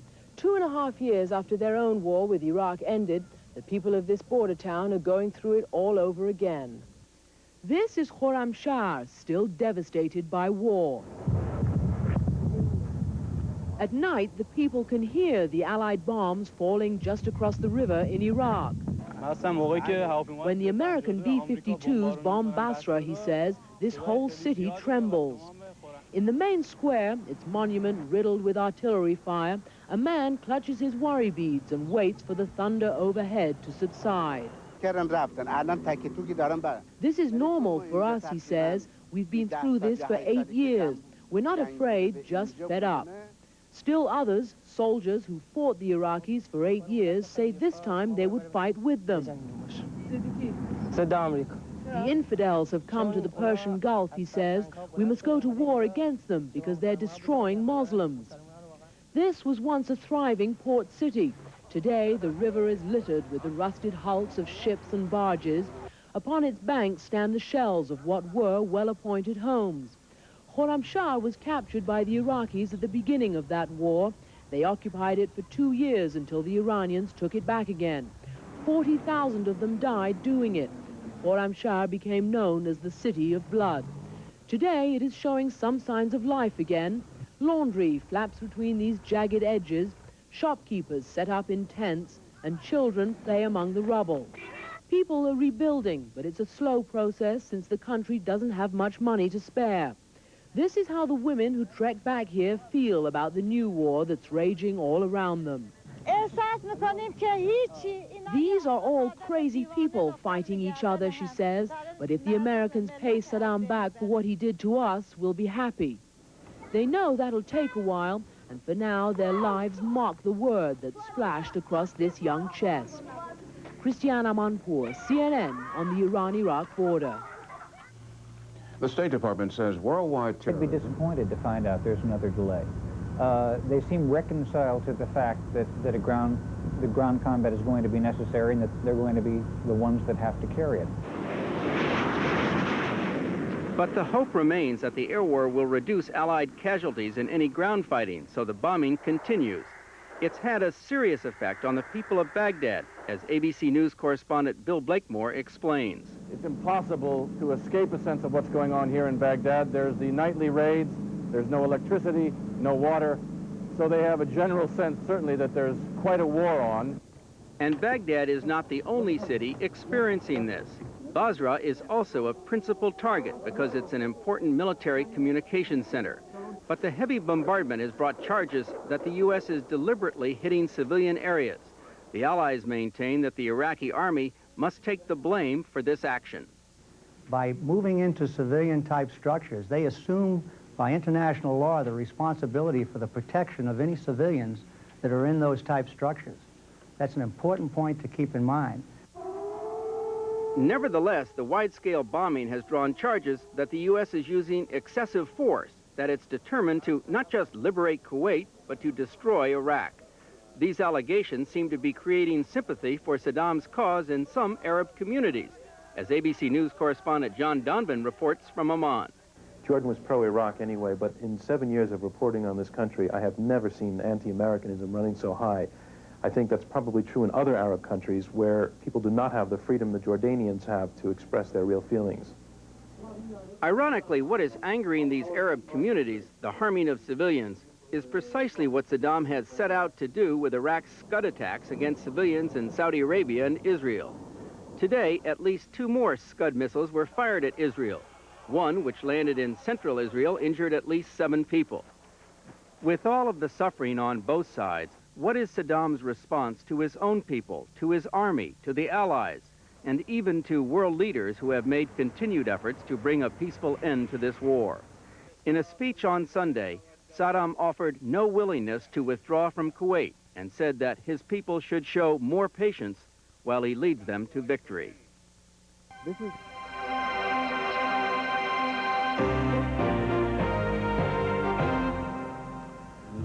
Talk of a possible peace as a Soviet envoy tours Baghdad. And President Bush and Allied defense ministers agreed on a strategy against Iraq. CNN's coverage of the war in the Gulf continues now. I'm Patrick Emery. And I'm Susan Rook. It is being called one of the heaviest attacks yet on Iraqi forces in Kuwait. The Allies hammered away at Saddam Hussein's troops from the land, the sea, and the air. One U.S. official says if Iraq is saving a Sunday punch, it may be losing it instead. More from CNN's Rick Salinger. In what is called the Kuwaiti Theater of Operations, it was time for a dress rehearsal. Early this morning, coalition forces conduct a combined arms attack, including artillery, naval gunfire, and airstrikes against Iraqi positions. The combined attack was designed to choreograph many of the assets the coalition has to offer. On the ground, the artillery of the U.S. Marines and 3 battalions of Saudi forces, armed with multiple rocket launchers. It was a good test for the command and control system for the whole joint forces, taking into consideration the difference in languages and training background. From the sky, air attack power from the U.S. Marines, and from the sea, shelling provided by the USS Missouri. All directed for 3 hours at one grid occupied by Iraqi frontline soldiers in southern Kuwait. We thought that there was a good opportunity for us to take them on, and so working with our coalition partners and the Navy, we were able to develop a pretty extensive combined arms attack on these targets. This can best be described as a transition period in this war. The air campaign continues. 2,600 sorties flown in the past 24 hours, ending at 6 p.m. Tuesday in Saudi Arabia. That makes 65,000 flights since the war began, an air campaign that most likely will continue as long as there are targets to hit. The Royal Air Force Tornadoes have focused their attention on the numerous hardened aircraft shelters on Iraq's airfields. Other recent targets have been the military pontoon bridges, some of which have been springing up along the main supply routes to the Kuwait theater of operations. Other bridges hit in this campaign include several in Baghdad. The Allies have come under criticism from some for what appears to be hitting civilian targets. But a senior military official here hinted one reason that bridges in that city have been struck is because they can carry communications cables. And the Allies report knocking out 4 more Iraqi mobile Scud launchers, while still another appeared to explode during an attempted missile launch toward Saudi Arabia. There are 27 countries playing a combat role in the war against Iraq. There are differences not only in language, but terminology, ammunition, and weapons. All must be coordinated before the ground war can begin. Rick Salinger, CNN, Riyadh, Saudi Arabia. Iraqi President Saddam Hussein says he is ready to peacefully end the war, but in Washington, the comments made to a top Soviet diplomat are being viewed with skepticism. CNN's World Affairs correspondent Ralph Begleiter explains the unenthusiastic reaction it's receiving. The Iraqi statement suggesting the Gulf War could be resolved along with all the Middle East problems is precisely the kind of political linkage the anti-Iraq alliance has pledged not to accept. Soviet envoy Yevgeny Primakov has heard the same words from Iraq before, and so has the rest of the world, even before the war began. If you are ready to bring about peace to the region, comprehensive, lasting, just peace to the whole region of the Middle East, we are ready to cooperate. U.S. officials say now that there is only one way for Saddam to turn off the war. He's got to say, I'm going to get out of Kuwait now, and I'm going to get out fast, and I'm going to do it so everybody knows that I'm not making this up, that I'm going to go forward. Secretary of State James Baker and Soviet Foreign Minister Alexander Besmertnik recently offered Saddam a face-saving twist in their proposal for a ceasefire if Iraq makes an unequivocal commitment to withdraw, followed immediately by concrete steps leading to full compliance with the United Nations resolutions on Kuwait.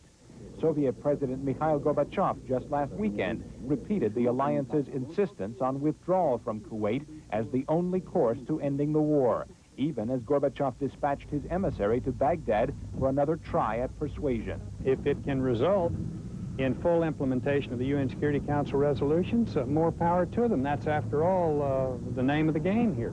The United States and its allies against Iraq are in the midst of consultations this week reaffirming their resolve to see Saddam withdraw. A string of diplomatic initiatives with Iraq in recent weeks has elicited no compromise from Saddam Hussein. His latest attempt to stop the bombing by promising vague cooperation apparently is not enough to call off the war. Ralph Begleiter, CNN at the State Department. Stepped-up bombing raids over Baghdad have led one senior Iraqi official to say the country is being systematically destroyed. Allied airstrikes hit 2 government buildings in the Iraqi capital, including a headquarters of a cousin of Saddam Hussein. The Iraqi government said 6 people were killed in the latest raids. Along with damaged buildings, the Iraqi government said Baghdad's sewer system has been ruined, raising fears of serious...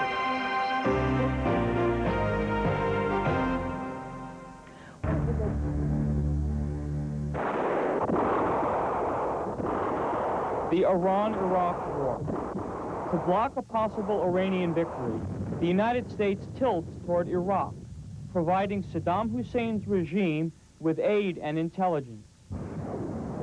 And the United States Department of Commerce promotes trade with Iraq by allowing the sale of sensitive technology for civilian purposes. U.S. policy barred military sales to Iraq, but permitted the sale of so-called dual-use technology as long as it was to be used for civilian purposes only.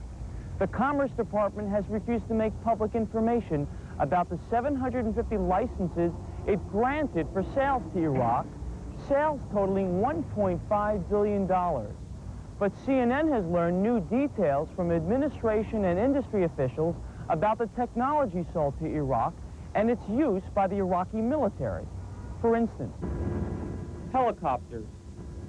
In February 1985, Commerce Department officials granted a license to MBB Helicopters, a U.S. subsidiary of a German company, for a $9 million sale to the Iraqi Air Force for civilian purposes. U.S. intelligence officials say that these helicopters became part of Saddam Hussein's personal fleet.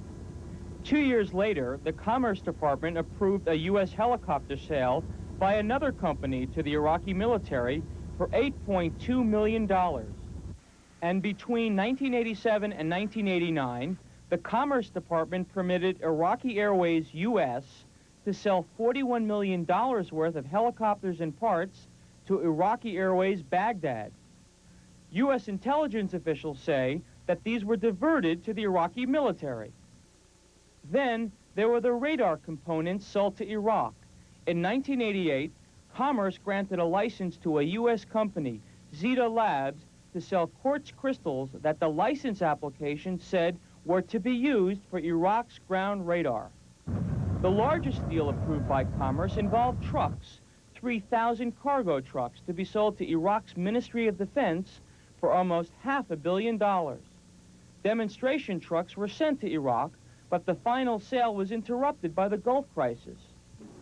And finally, computers. Government records show that through July 1990, up to 1 week before the invasion of Kuwait, the Commerce Department was still approving the sale of high-tech computers to the Iraqi Ministry of Defense. International Computers Limited was cleared to sell computers worth tens of thousands of dollars. The companies selling to Iraq were doing nothing illegal.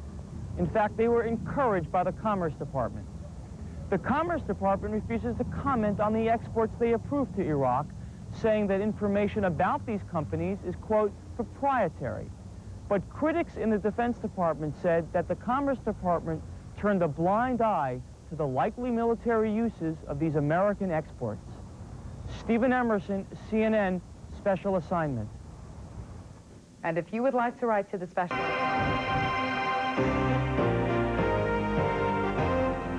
Updating the top story from day 28 of the Persian Gulf War.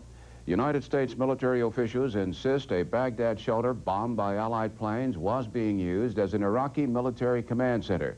Iraq says more than 500 civilians were killed when 2 bombs pierced the shelter and exploded inside during the pre-dawn raid. It has been nearly a month of war as day 29 dawns in the Gulf. Here's a look at what's happened in the last 18 hours.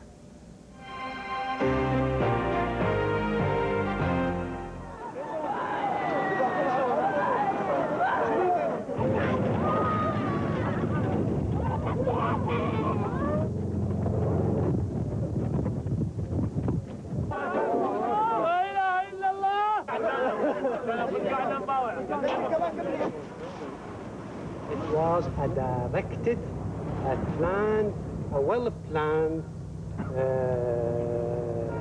operation.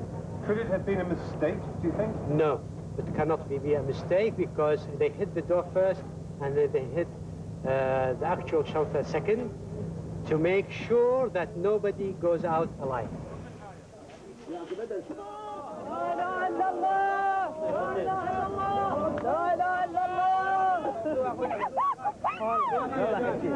Clearly, he's demonstrated repeatedly a willingness to use his population and cultural artifacts in an effort to shield and protect his military equipment. So I suppose the suggestion that he may have indeed encouraged civilians to occupy what he knew to be a military facility is possible. Were there any military people in there at all? يعني أحد من عسكري بالملجأ أي عسكريين من الجيش ما يوجد في هذا الملجأ. Absolutely, we don't have single military man in the shelter. لأن هذا الملجأ مخصص للمواطنين. Because this shelter is allocated for average people, for citizens. This is a command and control and communication structure. Used by military people. If the governor of Iraq put civilians in it for propaganda purposes, then he will be the one who killed his people. We think of warfare, most of the time we think of it in terms of the people at the pointy end of the sword fighting, expending ammunition, flying airplanes and all that. They provide radio support and direct, primarily like in close air support. They help direct the close air support aircraft in the right place at the right time. We call ourselves the eyes of the eagle, and we're out there orbiting, looking over into Iraq, looking for enemy aircraft flying. The ammunition for the big guns is loaded and ferried by Britain's 4th Armoured Transport Regiment, 1,000 men and 1 woman. Karen Perkins, at 24, is a troop commander, in charge of 62 men and 25 14-tonners, taking the ammunition up to the guns and, when the ground war starts, well within range of Iraqi artillery fire. She's the furthest forward of the British service women in the desert. If the vehicles had to go forward all the way to the gun lines, I probably would have to remain behind. But it's under local commander's discretion. And obviously if the rounds are flying and I needed to go and do something, it's not a line on the ground and I would go forward and sort out a problem. When you signed up, you didn't expect to go to war, did you? No, I certainly didn't really expect to, but now I'm out here. I own the Queen's Pound just the same as everyone else. And I'm ready to go and do the business if that's what's required. What you saw and heard were airplanes continually passing overhead, going to different targets. It's a 24-hour-a-day air campaign here, obviously. And what you could hear were the reports of the bombs. Sometimes you could actually feel the rumbling on the earth. In the case of one strike about 3 or 3:30 this morning. But the airplanes passing overhead were obviously en route to a target. Although those targets aren't here immediately in our area, there's a 24-hour campaign going on, and they are, in fact, attacking other targets that are well north of us and both to the east and west of us into Iraq. I think it's an important job, but it is tiresome sometimes. It's especially tiresome for these soldiers to hear so often about complaints over long delays in the delivery of some Army mail. When they move, they have to come to the APO and tell us where they're moving to. We have to change the number and send it back up there. It's the process of how long it takes for them to get the mail up there, and plus they have to sort and go through their units to get it. One of the most important things is getting ammunition and food supplies up to the troops on the front line. And when you look in terms of that, mail becomes a second issue. It's a weighty issue, with nearly 500,000 pounds of U.S. military mail pouring into the Middle East every day. The sand blowing, the rain, and plus I had the forklifts breaking down. The bugs have now been worked out. The average delivery time is down to 2 weeks, and Pete Scarfaro is glad he left his post as a civilian sheet metal worker to help sort letters with the 1241st. One plus about working here, you get your mail direct, so I got one from Mom.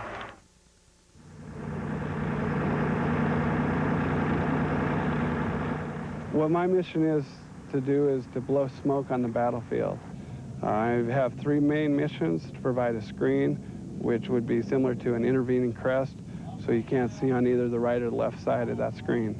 I also have the mission to provide a smoke blanket, which is basically what I said, a blanket. You lay smoke down in the battlefield as heavy as possible, and it obscures the vision of anybody moving through that smoke. The smoke is what we call fog oil. What is fog oil? I could not explain it to you. It goes through the generator, it heats up, comes into a steam effect, comes out of the generators, and it's just like fog we see in the morning. I'm smoking now, I'm smoking now. I can blow smoke at 3 in the morning. At 5 in the morning, it'll still be there, I hope. We can blow smoke on the move. We can blow smoke stationary. We can blow smoke wherever they want it. Reporters normally under tight rein were free to roam. Allied officials suggest Saddam Hussein may have set up a propaganda surprise, sacrificed civilians on top of a command center with 9-foot steel reinforced concrete walls. surrounded by a barbed wire fence. There's no question in my mind or in the mind of our key people that what we hit was a military target. Camouflage painted on top, plugged into his military communication system. Pentagon officials, meanwhile, showed drawings of the building they said was put into service just 2 weeks ago when the Central Command bunker was destroyed. It was striking to me that the sign that said bomb shelter, by the way, looked A, very new, and B, had bomb shelter in English. And the Arabs in neighboring Jordan are outraged. Riot police in Amman had to hold back 1,000 demonstrators marching on the U.S. Embassy. If you really know what your weapons are doing, what destruction you're causing, who are you causing it to, what the hell are you doing, bombing all these kids and all these women?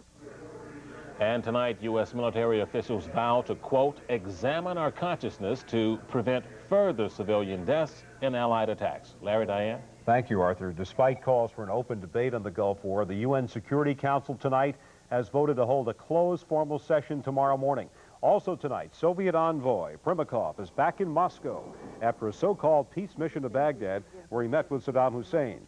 And now, word from the Kremlin that Mikhail Gorbachev will meet with Iraqi Foreign Minister Tareq Aziz on Monday. Monday's meeting will be the first for Gorbachev and Aziz. Iraq and the Soviet Union were strong allies before this war. The White House says finding a solution to the crisis can only start with Iraq's complete withdrawal from Kuwait. And a major change in Syria's policy toward Israel is being refuted tonight by both countries.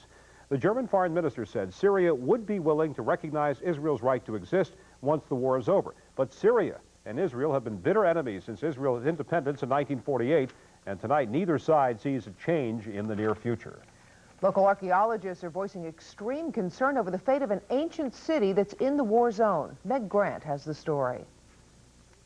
The news came from satellite pictures this morning. Saddam Hussein is using this, the pyramid in the ancient city of Ur in southern Iraq, to shield his warplanes. There are now 2 MiG-21s, combat aircraft of the Iraqi Air Force, parked right next to the pyramid. Scientists say that the war is a disaster from an archaeological point of view, too, because what is now Iraq and Kuwait was once the cradle of civilization, the beginning of writing and numbers and government. Area, we have our first evidence for man's living in cities from this area, very large population agglomerations that may have had 50, 60,000 people in them. Like the city of Ur and its 4,000-year-old pyramid, art like the elaborate jewelry excavated from the royal tombs at Ur, now at the Museum of the University of Pennsylvania. This is the headdress worn by the royal woman Puabi when she was buried.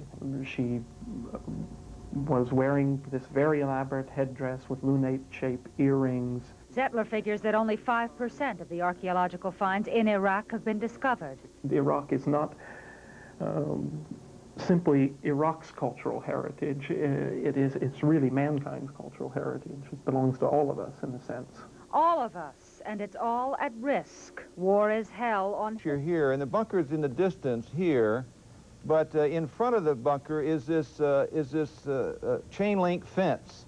Now, one of the things that the Germans and the Japanese learned in World War II, and the Vietnamese learned, and a lot of other people learned, is that when you're going to have bomb shelters, you want to have easy access. The people have to get in quickly when the siren comes, and then if the bomb shelter is hit, they've got to be able to get out quickly, and as many can survive. And this, it seems to me, is a typical example of a bunker and not a bomb shelter in that regard. If we could go to the next shot, we can see a couple of other things. Here you see, notice the gates. Normally you would think in terms of not having gates and lots of easy access in and out so they can get inside quickly and outside quickly. Let's go to the next shot as we go through and look at this bunker. This is where it looks like where it's hit on the top, and you can see the bomb, and we're going to go in and focus in on that. I want to give you a broad view, and let's go in and look at that closely. You can see that this is a reinforced concrete roof here, and it's very unlikely that you would put that much reinforced concrete in a regular bomb shelter. A regular bomb shelter is normally underground, and you're protected by many feet of regular earth and not a whole lot of reinforcement. That's a very expensive way to protect people. I know of no place in the world where you'd see that to protect 4 million people like you have in Baghdad. And the final shot, which I'd like to show the inside, you notice all this material up in top. These are ducts. which are probably air conditioning ducts, heating ducts, ducts for communications, ducts for computer lines, and so forth. In a normal bomb shelter, like you'd see in Beijing, and I've gone through the Beijing bomb shelter for 9 million people, you have almost no ducting up here. So this, it seems to me, is another indication that what we have here is not a bomb shelter, but a bunker. And so the argument that's made by the Americans in this regard about this target, it seems to me, is very convincing indeed. And General, the premise, as I posed it in my question, do you see any difference in the deaths of the people in Baghdad in that bomb shelter and the deaths of the untold numbers of Kuwaitis who died during and after Iraq's invasion of Kuwait? Yes, there's of course an enormous difference. Here, the Allies were going against a military target with full certainty that there was a military target. And I think there's still an open question about who was inside. If that was a command bunker, it was probably manned by a lot of men and women doing the things that men and women do in bunkers. There may have been a number of civilians, a large number of civilians. I think it's very uncertain is what we have there. Everybody seems to have grabbed the argument that those bodies were all civilians. I think that's very doubtful. So I think we need to ask our question, how quickly have we grabbed the propaganda of the Iraqis? And I would certainly agree with the other groups here. There's a vast difference between what we have in Baghdad and what has gone on.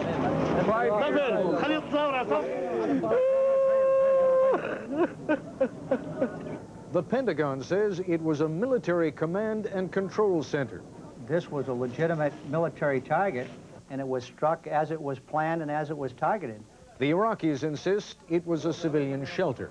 I don't know why do they hit children and...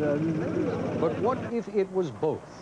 When the lines between civilian and military targets are blurred during war, we'll examine that painful dilemma tonight.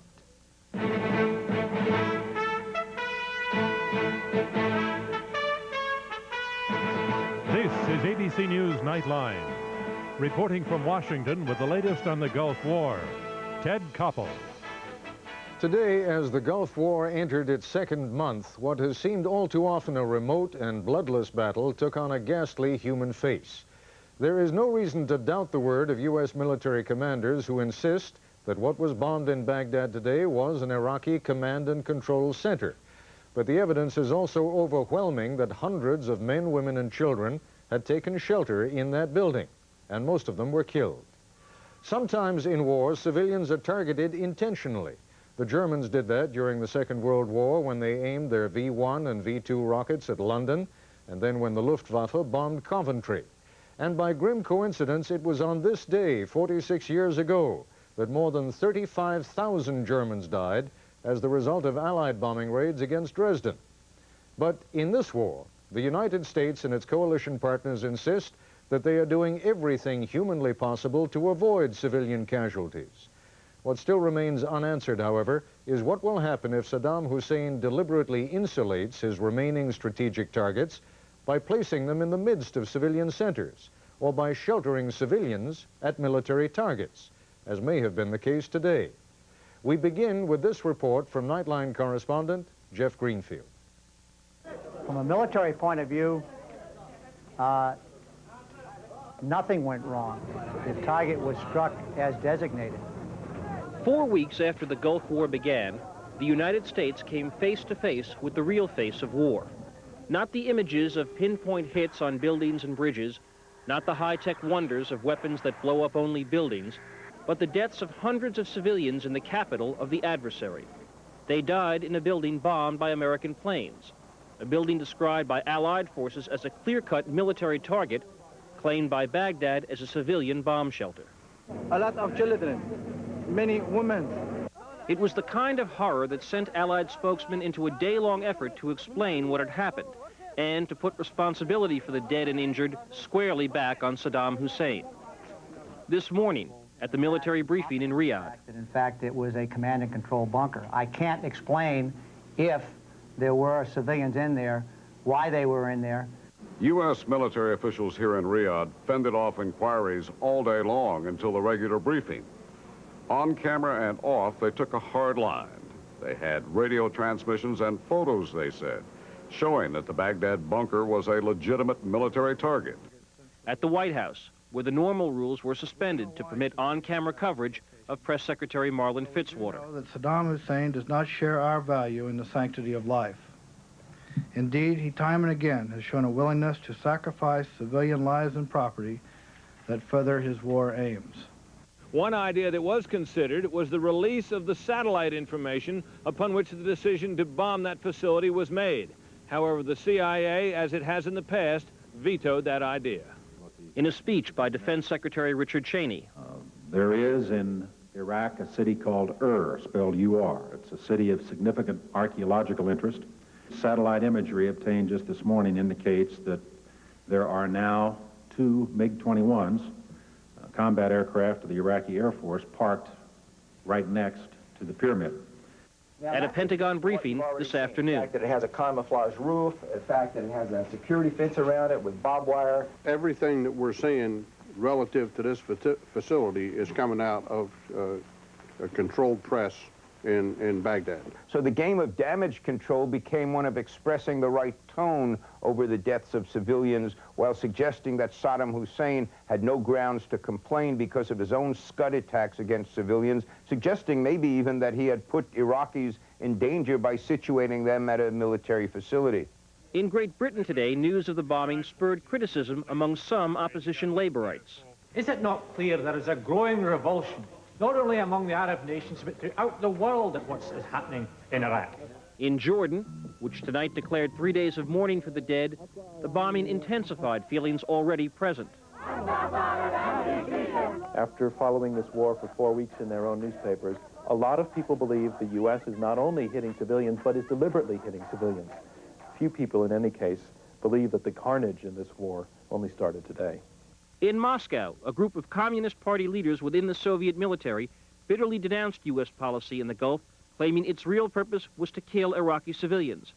And on Soviet TV, there was this skeptical assessment of what had happened. The war is actually one-sided since Iraq is virtually defenseless against the American and Allied Air Force. There are very few untouched military targets left in Iraq, and that's why the civilian population is increasingly becoming the real victim. At the United Nations, the Security Council voted to hold a closed-door debate to discuss the war in the Gulf. And on British TV, one military expert declared that the mingling of civilians with the military was a recurring fact of Iraqi life. The Iraqis apparently constructed over the last 10 years a vast network of large shelters of 2 stories, one above ground, or partially above ground, and the other below ground. The idea is the portion above ground would be used as an air raid shelter either for military or civilians, and the portion underneath as a command and control center. Back in the United States, most people we asked, not all but most, saw the deaths as an inevitable fact of warfare, and they knew who they held responsible. Whenever you have war, there's always going to be casualties. If they're going to hide behind kids or women and children or whatever, they should suffer the consequences. They claim that they hit the bunker for military reasons, but you know, it's very questionable. Well, anytime you have a war situation as it is right now, you know, unfortunately, civilian casualty is going to happen. Ironically, it was a general who was one of the few Americans today to raise the moral issue. You know, the fact is that it looks like civilians were hurt here. We're going to examine our consciences very closely to determine if we can't do something in the future to preclude that. Obviously, we didn't know that the civilians were in there, or we would not have bombed the thing. Should the United States stay its hand if Iraqi civilians are used to shield military targets? Are there some targets that are just not worth the cost of civilian lives? And will this tragedy change public opinion here, or among the Allies, or in the Third World? Tonight, there are some very hard questions to answer. Jeff Greenfield for Nightline in New York.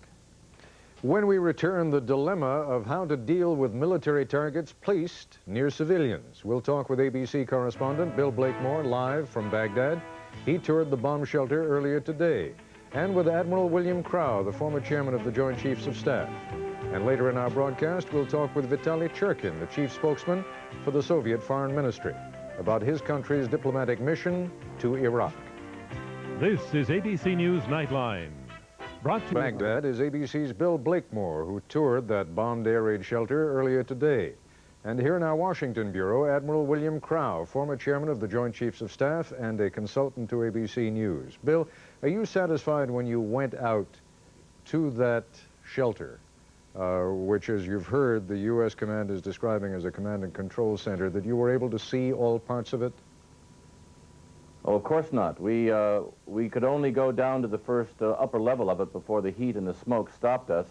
And when I asked suddenly at the end of the day to go back there again, which the official said, sure, go ahead and do it, it was still burning. They were still bringing people out, and the people bringing the bodies out of what were very clearly women and children were wearing firemen's gas masks. So it wasn't possible to get down into it yet. But from what you have heard, and I know you've been hearing the reports back in Baghdad of what is being said here by the High Command of the Pentagon, what is your reaction to what you have heard? For example, they say camouflaged roof. You and I spoke earlier. You said you were up on the roof. Yes, we were up on the roof. I certainly didn't notice anything like that. It seemed to be a normal gravel roof, a bit of rubble around on it, but I didn't see any camouflage on it. Maybe all I can say is I didn't see any. What about this notion of housing civilians in what may very well have been a military target? Have you been able to talk to any Iraqi officials, and what has been their response? We spoke with a number of Iraqi officials, and I also spoke with a number of the neighborhood officials around there, including the community leader who was appointed the head of the shelter. They all said that there was absolutely no military personnel or military activity connected with the shelter in any way. We spoke with many of the civilians who were standing around waiting for bad news from inside, and they told us, a number of them in different ways, that this is where their wives and their children went every night. We've been told that no men, except for extremely old men, were allowed in the shelter. And from everything we could gather from the people who lived in the neighborhood, since the war began, the women and children had been going there. Sometimes the women said or the men said that their wives said they were taking the children there just so they could sleep under the loud bombardment. Admiral Crow, a couple of years ago, when that Iranian Airbus was shot down, you personally experienced how wrong initial information can be. I remember you were briefing at the Pentagon in those days, and I'm sure in good faith were telling everyone that you thought that was a military aircraft, or at least that the aircraft was on a military mission. Is it possible that the U.S. military at this point could be so badly misinformed about that target? In war, of course, Ted, with all the uncertainties attendant upon it, it's always possible to make a mistake. But from what I've heard today, and I followed it very closely, they certainly had considerable evidence that it was an active command and control center, and that it was active in the operations in the direction of the Iraqi war effort. Sketch out for us, because most of us as civilians really have no real notion of what a command and control center is. What does that mean?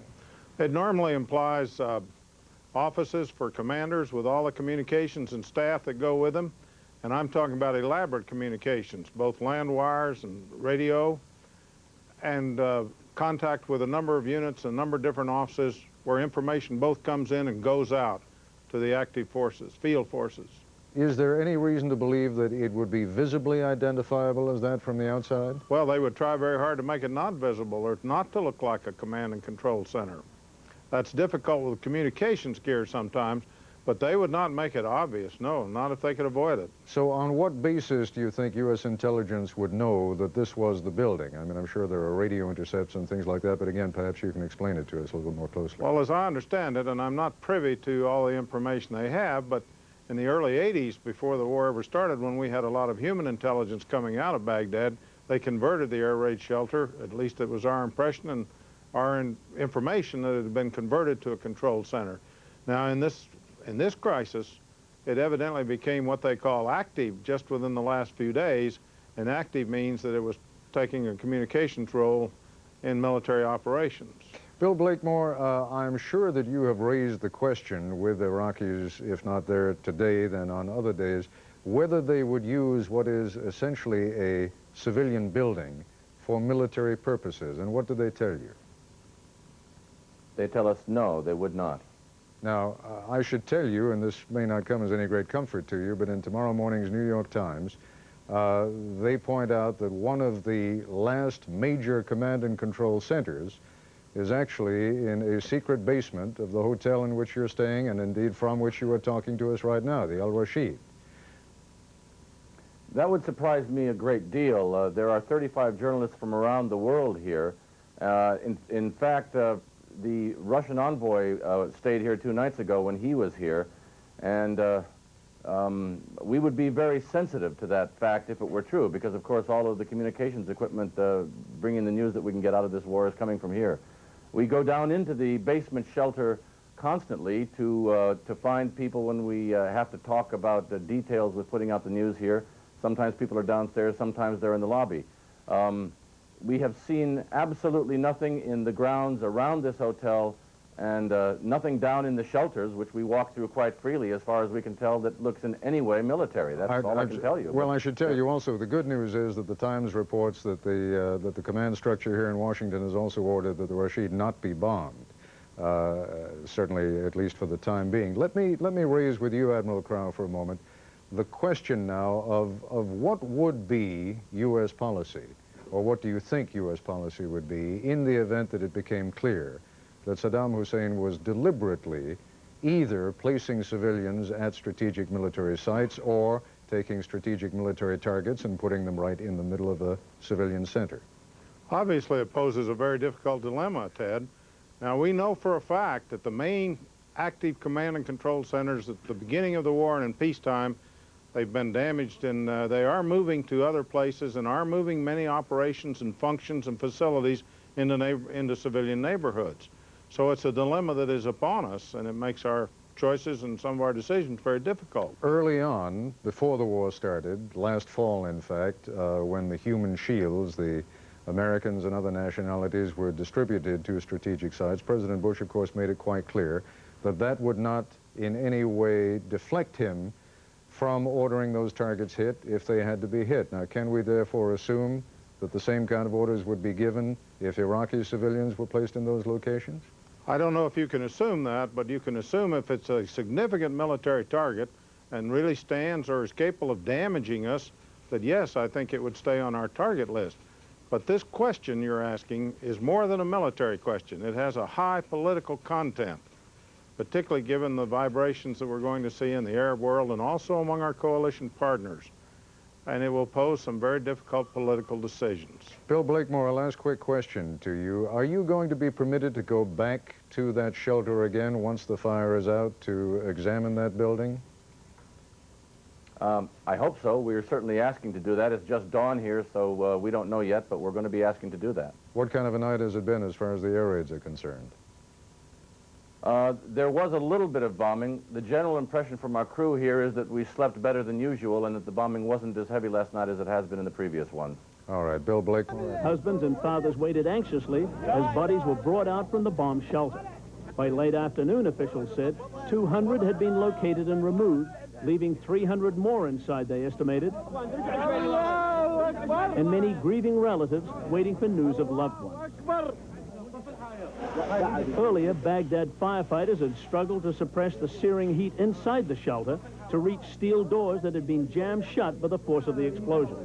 Witnesses said 2 bombs hit just before 5 o'clock in the morning. One victim was found inside a smoky hallway and the body removed. The shelter in Amaria was hit early morning after a night-long bombing campaign against Baghdad. Explosions could be seen and heard during the night, closer to the center of the city than in previous nights. The roof of this building is 15 feet deep of concrete, reinforced with steel bars. The bomb cut through it like butter. Residents said the shelter was constructed in 1984 as part of a community complex during the Iran-Iraq War. The block includes a mosque, a school, and a shopping center. The Baghdad police chief and the shelter manager both denied that the shelter was put to any use other than civilian, a place where local residents could seek shelter during air raids, they said. What is this area? What is this part of town? Are there any military targets here? Glass, including 17-year-old Amar Adman. He said he had lost several members of his family. We were covered with a blanket, and we were hit by 2 blows. Rockets. And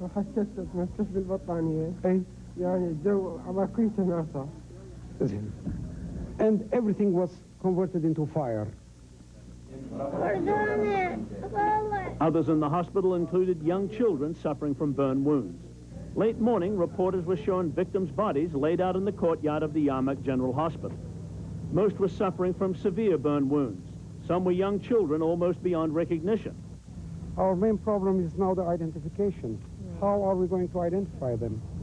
Their families. There's a child over there, 1 month old. Iraq's Minister of Health charged that the shelter bombing was a deliberate attack on civilians designed to intimidate the population.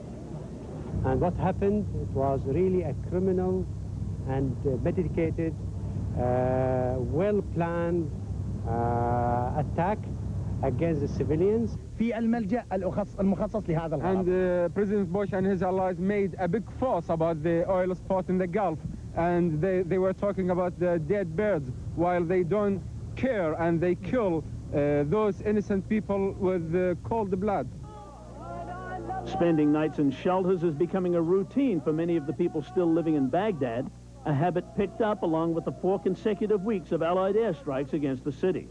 Officials could not immediately come up with the numbers of shelters in the Iraqi capital, or whether many others are of the same design as the bomb structure in Amaria.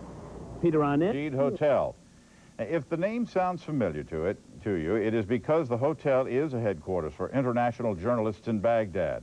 The Times article quotes U.S. military officials. The article says fiber optic communication lines leading out of the hotel are President Saddam Hussein's last secure link to his troops along the Kuwait border and to long-range Scud missile bases. Those lines reportedly lead under 2 bridges across the Tigris River. The article says U.S. military officials have not ordered attacks on the hotel or bridges because of fears of civilian casualties and negative worldwide reaction. Thus far, there has been no reaction.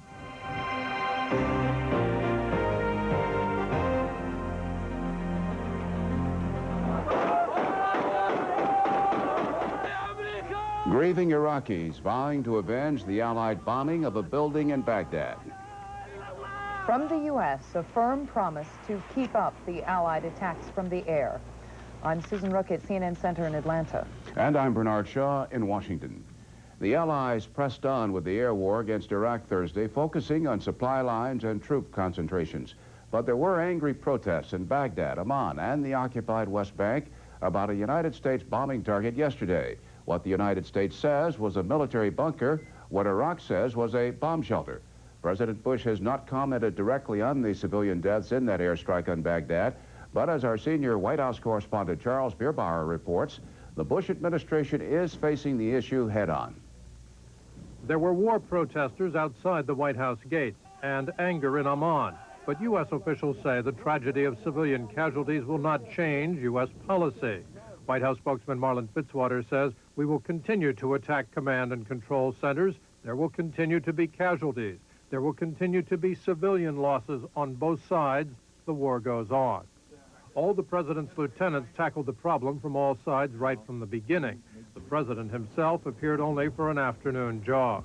Mr. President, are we losing the propaganda war? First Lady Barbara Bush was less reticent.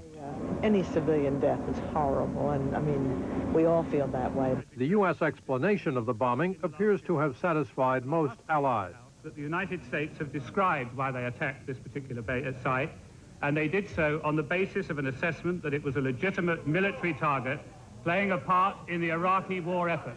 Iraq threatened to revenge every drop of its martyrs' blood, but there is no sense at the White House that President Bush's coalition might come unglued following the Baghdad bombing. Syria charges that Saddam Hussein can stop the hemorrhage with a single word, and Egypt's President Mubarak accuses Iraq of using the bodies for propaganda. A Soviet envoy left Baghdad this week expressing some hope for ending the war, and Iraq's foreign minister will be in Moscow this weekend. The Soviets are in a position to enhance their influence in the region, but State Department officials say the Soviets have not altered their commitment to the common goal of an Iraqi withdrawal from Kuwait. And U.S. officials say that once Kuwait is regained, the world will see horrors there that exceed those of the Baghdad bombing. That same controlled press does not take the reporters down to Kuwait City to see the deprivations that have been committed there and report them to the world. White House spokesman Fitzwater cataloged the toll for just one day, February 6th. Fitzwater said the Iraqis hanged one Kuwaiti girl for having a CB radio, executed 20 young Kuwaiti men, and 40 others were hospitalized after being tortured. U.S. officials cite eyewitness accounts from Kuwait, but acknowledge they don't have pictures, while Saddam Hussein does. The tragedy in Baghdad has spawned speculation that the ground war could start sooner to shift attention. President Bush earlier this week said the air war phase would continue a while longer, but spokesman Fitzwater, cautioning against overinterpretation, says that a while could mean any time. Charles Bierbauer, CNN, the White House. Also today, a report the White House will ask Congress for $56 billion for the first 3 months of fighting in the Persian Gulf. The Associated Press is reporting the Bush administration will request the supplemental funds next week. It says the United States is expected to recover 80 to 90% of the money from Allied donations. Allied pilots pounded fresh targets in Iraq and Kuwait Thursday. Military officials say the air war is taking its toll on Iraqi military equipment. And as CNN's Wolf Blitzer reports from the Pentagon, there are new signs tonight that a ground war is near. Pentagon officials say the Allies are getting close to destroying half of Iraq's tanks, artillery pieces, and armored vehicles. And that means a ground war may also be approaching. Officially, the Pentagon confirms knocking out 1,300 of Iraq's 4,200 tanks in Kuwait and southern Iraq. Just a week ago, it was 750. What has changed is that we have gotten better. And I'm not going to tell you how we got better, because I don't want to tell them how we got better. But we're having greater success in striking the armored vehicles. That's a learning curve, so it's probably a pretty natural thing. Of the 1,300 that I gave you, we can confirm that those were killed. Are there others that have sustained damage? You're damn right there are others that have sustained damage. Pentagon sources say another 300 to 500 tanks are believed to have been damaged during the airstrikes. And they say about a third of Iraq's armored vehicles and artillery pieces have been destroyed. I would say his military position is precarious. Officials say that in the past week, the shift to attacking battlefield targets in Kuwait has resulted in other benefits. The bombing campaign, particularly the 24-hour aspect where they're not getting any sleep, there's no rest. Psychologically, it's affecting them. But just as importantly, they're suffering casualties both in equipment but also in men and materiel. How many Iraqi casualties? I think the number is very high because of the constant bombing. And the bombing has intensified in recent days, with the U.S. Marine Corps introducing fuel-air explosive bombs like these. Meanwhile, Pentagon officials continue to insist the Baghdad building bombed on Wednesday was a legitimate military target, even though civilians were killed in the process. They say they did not know civilians were inside, and they point to the pre-bombing photographs, which they say showed the rooftop painted to look like the building had already been attacked. Those pictures have not been released to the news media. And Pentagon officials say the Iraqi military still operates a major military communications center hidden underneath the Al Rashid Hotel in Baghdad. Suffice to say, he has extensive command and control and communications facilities integrated very much within the Baghdad civilian structure. But officials say they will not bomb that hotel so long as civilians are inside. And there's another sign the ground offensive may be getting closer. Pentagon sources have confirmed to CNN that the USS America has now moved into the Persian Gulf from the Red Sea, becoming the 4th U.S. aircraft carrier in the Gulf. The U.S. wants to have those aircraft aboard the carrier closer to Kuwait to support a ground offensive when it begins. Susan? Wolf, you mentioned the use of the fuel-air explosives. What significance is that the Allies using these FAEs at this point, and what does that say about the possible timing of the ground war? Well, the FAEs are a very, very lethal bomb. There was concern early on during the buildup to the war that the Iraqis may have developed this similar kind of fuel-air explosive technology. What it does is basically three things. It obviously kills soldiers. It also clears landmines. And finally, it does have a psychological effect. It's a very powerful explosion. Wolf, how will, I don't know if you know the answer to this, but how will we know when a ground war has started? Well, we probably won't know right away, but certainly it will be known very, very soon. I don't think the U.S. and the Allies are going to be able to keep this kind of thing secret for very long. Certainly, the indications are that it's getting closer. It doesn't mean it's going to happen tonight or tomorrow or maybe even next week. But certainly the indications are growing that the ground war is getting closer, the movement of the America into the Gulf, the use of not only the fuel-air explosive, but the daisy cutter, a 15,000-pound bomb. All of these other indications are that the ground war will happen. Exactly when, of course, remains to be seen. Thank you, CNN's Wolf Blitzer, keeping us up to date from the Pentagon. Bernie? Thank you, Susan. Still to come this hour, the United States launches a preemptive strike in the propaganda war with Iraq. Officials claim the Iraqis destroyed one of their own mosques. And it is declared 3 days of national mourning for the victims of the Baghdad bombing. 7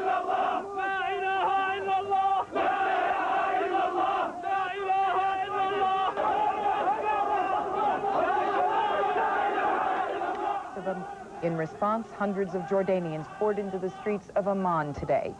Demonstrators burned a U.S. flag, stoned the American embassy, and smashed windows at the Egyptian embassy and United Nations offices. They screamed insults and curses at the United States and other nations aligned with it against Iraq. It was one of the biggest public displays of anger in Jordan since the war began. How can you bomb the shelter? What do you think Saddam Hussein bring his army to put in the shelter? What kind of thoughts is it? What kind of thinking? What kind of people are you? Was Mr. Bush able to sleep soundly after he saw the pictures of what happened? Can any American, can any human being with any sort of feeling whatsoever close his eyes and sleep with a clear conscience after he saw the massacres that have been taking place? What's happening? In Baghdad, even stronger cries of grief and revenge. 5,000 Iraqis took part in funeral services for some of the civilians killed in the bombing. And over Baghdad radio, Iraq vowed to severely revenge every drop of martyrs' blood. More now from Brent Sadler in this report monitored by Iraqi censors. A wave of anger and outrage spilled onto the streets as victims from the Amaria bomb shelter were carried through this suburb of Baghdad. Hundreds of men, some in military fatigues, others in civilian clothing, joined the funeral procession, which grew to several thousand strong. This was an explosion of rage at the Allied bombing and high civilian losses. Anyone who carried a gun fired into the air.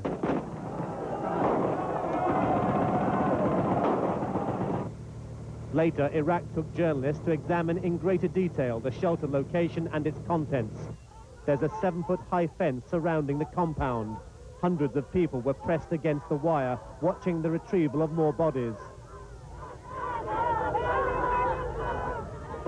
Iraqi flags, symbolizing martyrdom, covered the remains.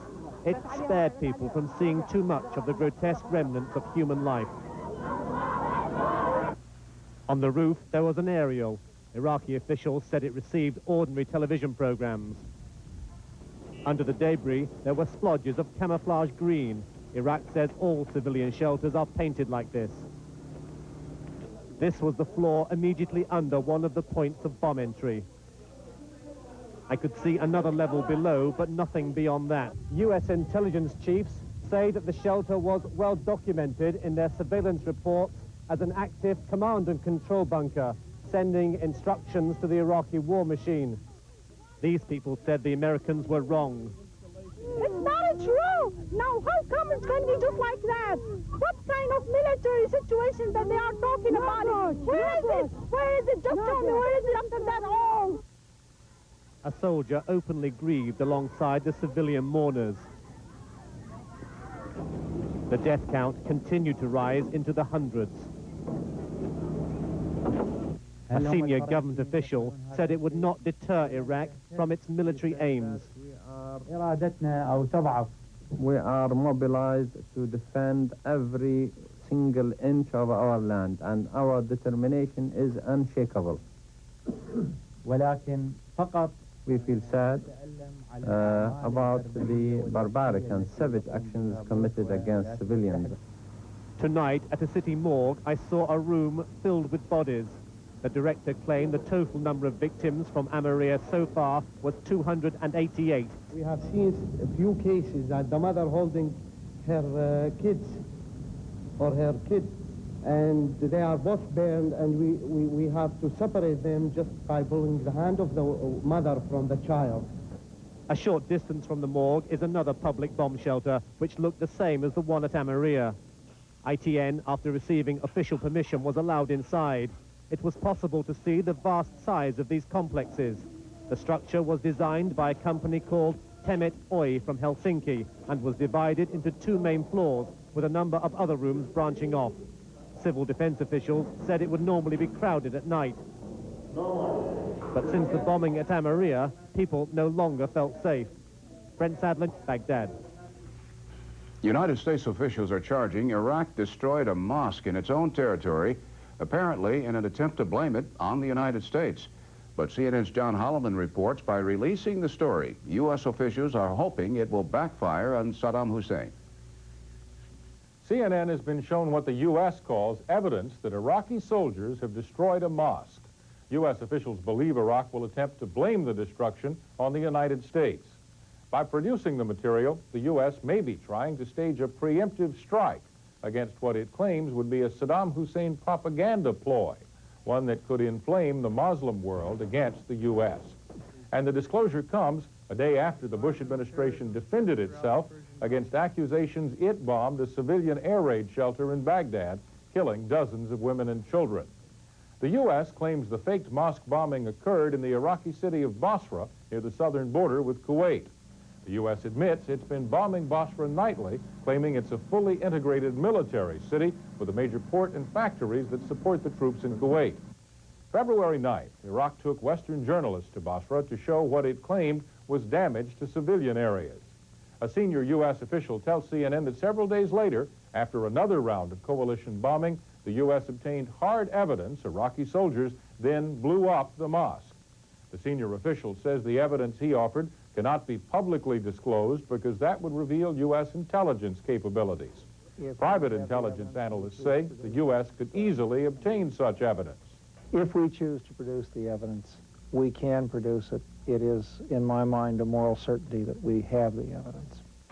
The source presented what he said portrayed the area before and after the Allied bombing. The evidence presented shows damage to what the source calls a military target near the mosque, with the mosque left intact.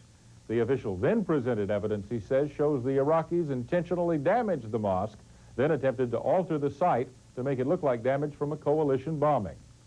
The concern on the part of the U.S. officials is that Western journalists will again be taken to Basra and shown the damaged mosque as part of what the sources say is a continuing Iraqi disinformation campaign. On another subject, the senior official offered evidence to back up U.S. claims there's a secret Iraqi command and control center located underneath the Al Rashid Hotel in Baghdad, where all Western journalists are based. These two very powerful electrical generators are located near the hotel's bomb shelters. He says they provide much more power than the hotel needs and says they can power the military bunker he says is beneath the civilian shelter.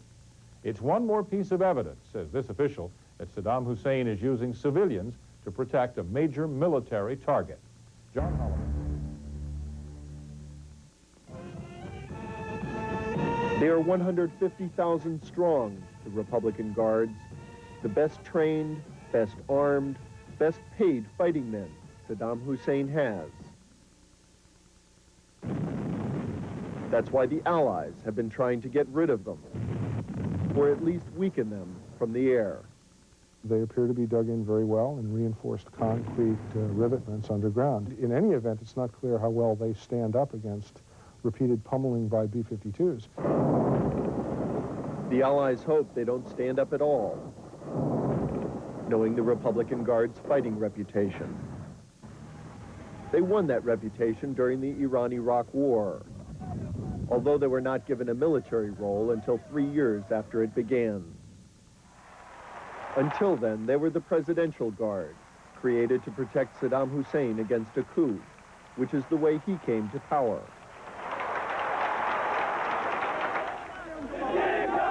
They were politically pure, loyal, trusted soldiers, recruited from his hometown, the village of Tikrit. The primary function of this organization was to provide his personal security, regime security, rather than going into a battlefield and fighting the enemy. Many dictators have historically established elite guard units for their protection. Hitler established the hated SS for that purpose long before the Nazi Party actually took power. When Hitler went to war, he gave the SS its own tanks, its own artillery, its own military structure. The Waffen-SS. It became a super army, relied upon to fight to the death, privileged to die for their Fuhrer, not unlike the mission of Saddam Hussein's Republican Guard. In 1983, the Iran-Iraq War was going badly for Saddam Hussein. He decided to throw his personal army into the mix. They were not that decisive at first. Then they were given the best equipment, given their own tanks, their own artillery, even their own special forces. But mainly it was the special training that turned the political presidential guard into the tough-fighting Republican Guard. They taught them offensive tactics. They taught them how to operate in a mobile, fluid manner. They taught them how to make decisions for themselves on the battlefield semi-autonomously, rather than waiting rigidly for word to arrive from on high about what they should do. Led by the most competent officers, they were given the job of counterattacking fortified Iranian positions. During the course of that war, a pattern seemed to develop. Iranian units would attack and break through at a weak point, only to be surrounded by the Republican Guard. The attacking Iranian unit would then be destroyed. At the end of the war, in 1988, the Republican Guard was thrown into 5 decisive battles that turned the tide against Iran. Using surprise and deception, the ability to move fast and think on their feet, the Republican Guard smashed the Iranian army. They were used as a mobile reserve to strike at Iranian attacks that had penetrated a forward screen of fortifications or prepared defenses. This is, of course, the technique that, at least in principle, it would seem, that the Iraqis are attempting to employ today. Today, the Republican Guard is dug into the Kuwaiti desert, lying in wait for yet another ground war, this time against the United States and its allies. If the Allies break through the Iraqi frontline troops, the Republican Guards are expected to strike from their hiding places and hit them from different directions. That's what dazzled the Iranians during the last battles of their war with Iraq, the ability of the Republican Guard to strike swiftly from any direction. In short, its mobility. But the Allies are not the Iranians. According to military experts, the outcome of a ground war will depend on who can outmaneuver the other. And the Allies believe that they can not only outmaneuver the Republican Guard, but they can outfight them as well. Brian Barger, CNN Special Assignment. Building used as a shelter has made people in Jordan angrier than they've been since the Gulf crisis began. We're not going down downtown Kuwait City and bombing buildings. We're just not doing that. We're out in the middle of the desert hitting armored divisions and command and control centers, military targets. If I roll in on a designated target and somebody starts shooting at me, that becomes my primary target. If he's shooting at me, there's no doubt in my mind that he's got hostile intentions. Okay, we see here about a platoon of Iraqi soldiers in the southern suburbs of Kuwait. You can see here also a school, which most of those schools are occupied by the Iraqis. You can see on top of the school a lot of anti-aircraft guns. And here we can see a tank on the seashore here. It's camouflaged with a net on top. Here we can see anti-aircraft guns. And here is another one here, another cannon. And here we can see the truck is looting. They're taking all the goods out in the truck. And here we can see they're diving down towards north through Al-Safar Highway, taking all the goods away to Iraq.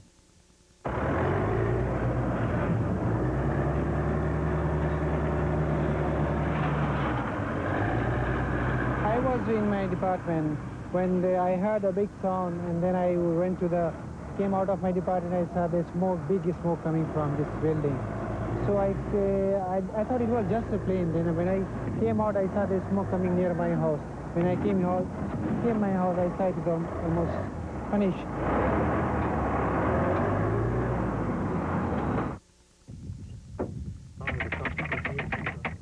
I thought I'd give you an idea of what my job is in the Army.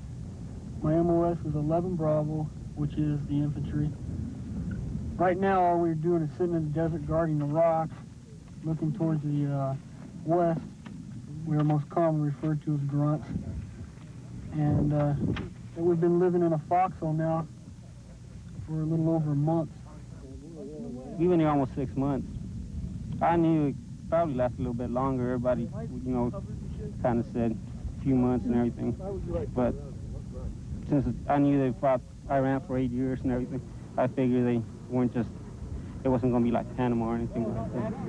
Hopefully it'll be over before we have to go in, but it doesn't look like it's going to happen. I got a little window down here where I can be looking out of. I got 5 vials right here. These are for biological samples? Right. Open up one vial. The little thing right here where I can just take biological samples, stick them into the tube, and close it up. And you got here, what you got AMVDR too, which also detects radiation. Now, first of all, after we detect the chemical agents, I'm gonna do, I drop this right outside. That marks the area. I think it's gonna save quite a few lives. This vehicle? This vehicle. By doing what? By going out to monitor and survey recon missions, detecting the chemical that's in the area within 30 to 40 minutes before they hit the troops. If we came across a nerve agent with that high of reading, it would definitely be an alarm, and we'd have to go ahead and print it out and send it to an Army lab, and they would actually confirm the agent. How are the boots? Well, the boots are great. You know, they're going to be, we're getting them over here. They're not coming over here as fast as I'd like to see them come, but they're coming. The uniforms are coming. Are they going to go to the Marines as well? Well, they're not going to go to you all first, I can tell you that. We'll see you. Sorry I had to wake you up. How you doing? Just hanging in there. Yeah, I have. It just started trickling in. I got a lot from, you know, people at work and stuff. It's been pretty great. We got a birthday card from Jared yesterday. Yes, perfect time. I got a card from Mom, too. You know how beer tastes, right? It's got that, but it's got like real strong yeast taste to it. It's sick. You can't even drink it. I wish I was home. You don't need to be here. It's dangerous here. Love y'all. Yeah. I called. Love y'all. Is Gina there? Yeah. Oh. No, it's somebody else from Saudi Arabia that you know. Let's go, baby! Yeah! Get down! Let's go! Go, baby! Coming in! All good, let's go! Peace. The dictionary says it is freedom from our cessation of war or hostilities. A day will come when wars will cease, a day of calm, time of peace. To me, peace, freedom from happiness, friendship, and love. Although I guess most of all, to me, it means my brother. If we had peace in our world, instead of mean, greedy men who like to make war, he would be at home with me. My brother is now in Saudi Arabia, carrying a gun and waiting for orders to kill men he doesn't know.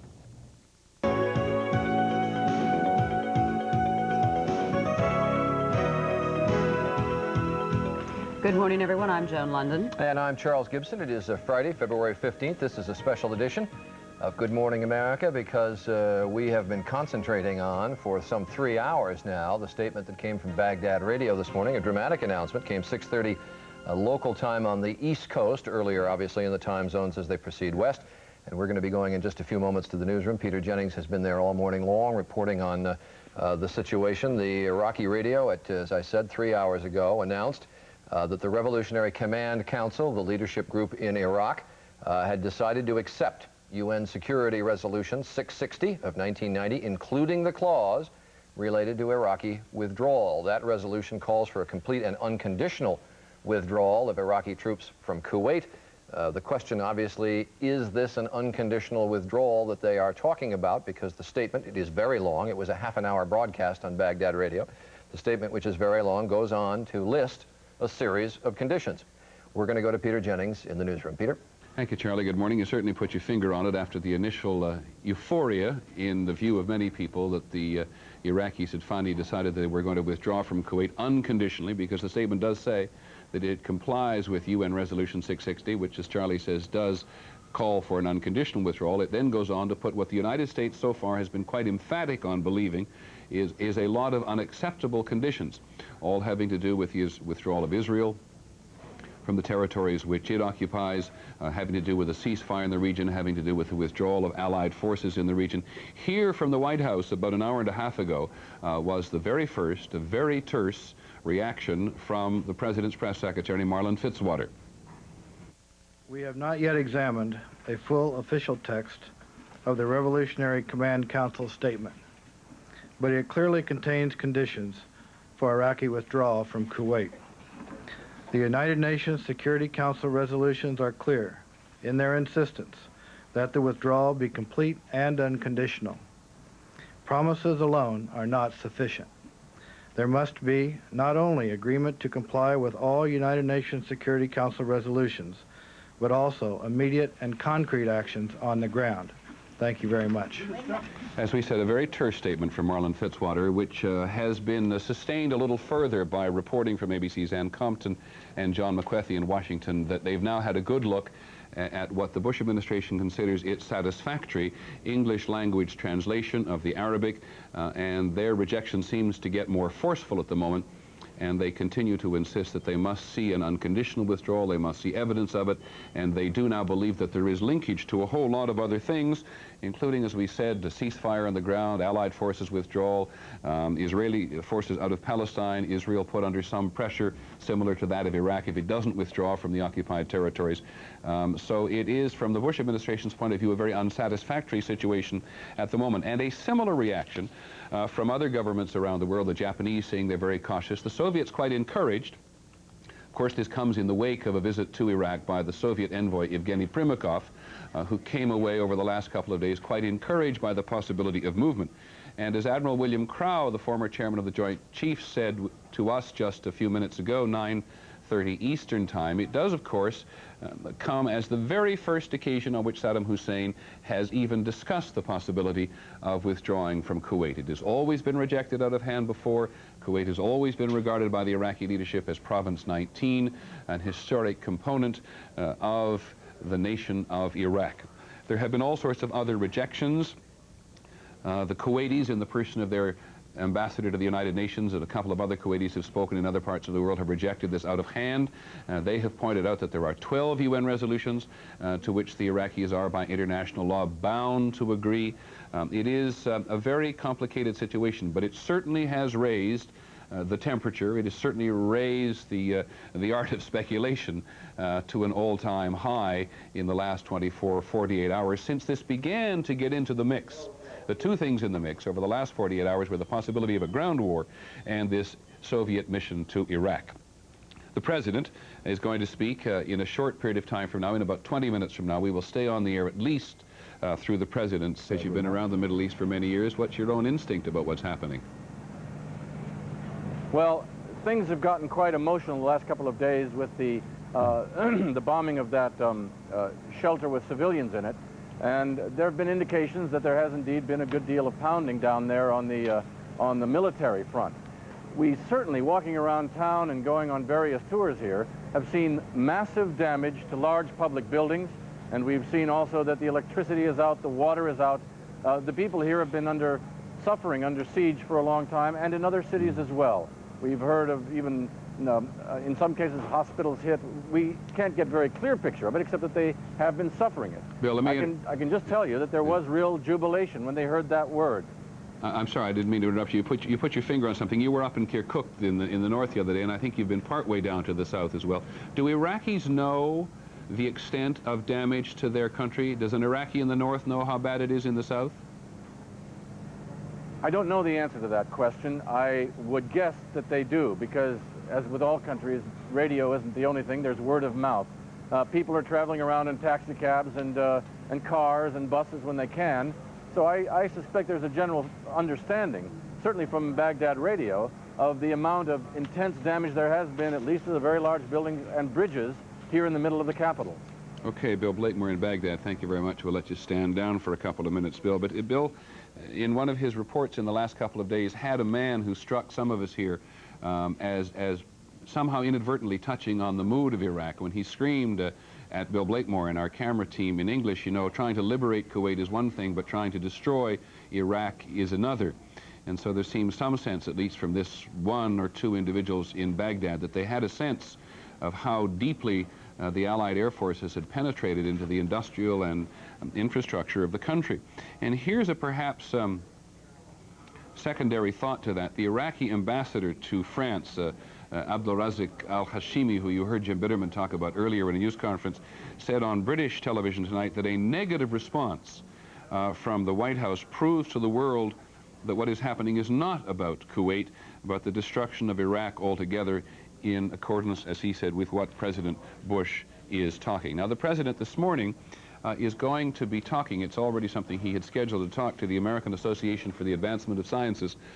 He's going over to the old Executive Office building to talk to them. He should be there in a couple of minutes. We've all been advised that the president is going to have something to say on this initiative, it can at least be called that, from the Revolutionary Command Council about 3.5 hours ago. But before he gets there, I'm slightly struck by something that Tony Cordesman, our military security analyst, said yesterday. So, Tony, if you could expand on it for a minute. Yesterday you said Saddam Hussein is not a man who lives on illusion. In other words, I think you're saying, oh, I beg your pardon, Tony, the president has showed up, so I'll come back to Saddam Hussein and his illusion. President Bush. Please be seated. Thank you. Thank you very much. Thank you, and please forgive me for keeping you waiting. First, let me pay my respects to Secretary Watkins and to Dr. Bromley and to NASA's very able administrator, Admiral Truly. Before talking about the subject at hand, I do want to make a few comments on the statement that came out of Baghdad early this morning.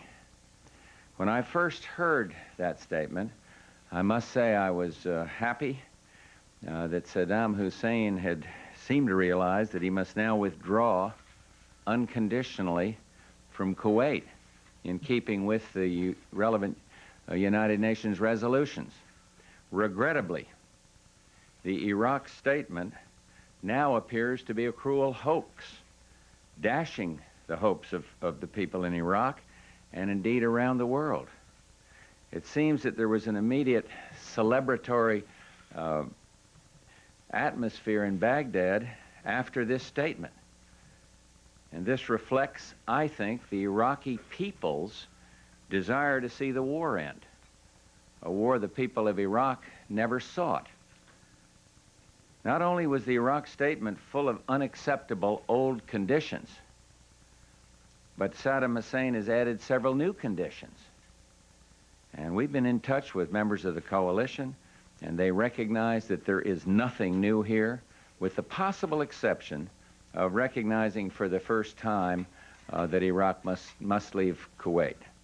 Now, let me state once again, they must withdraw without condition.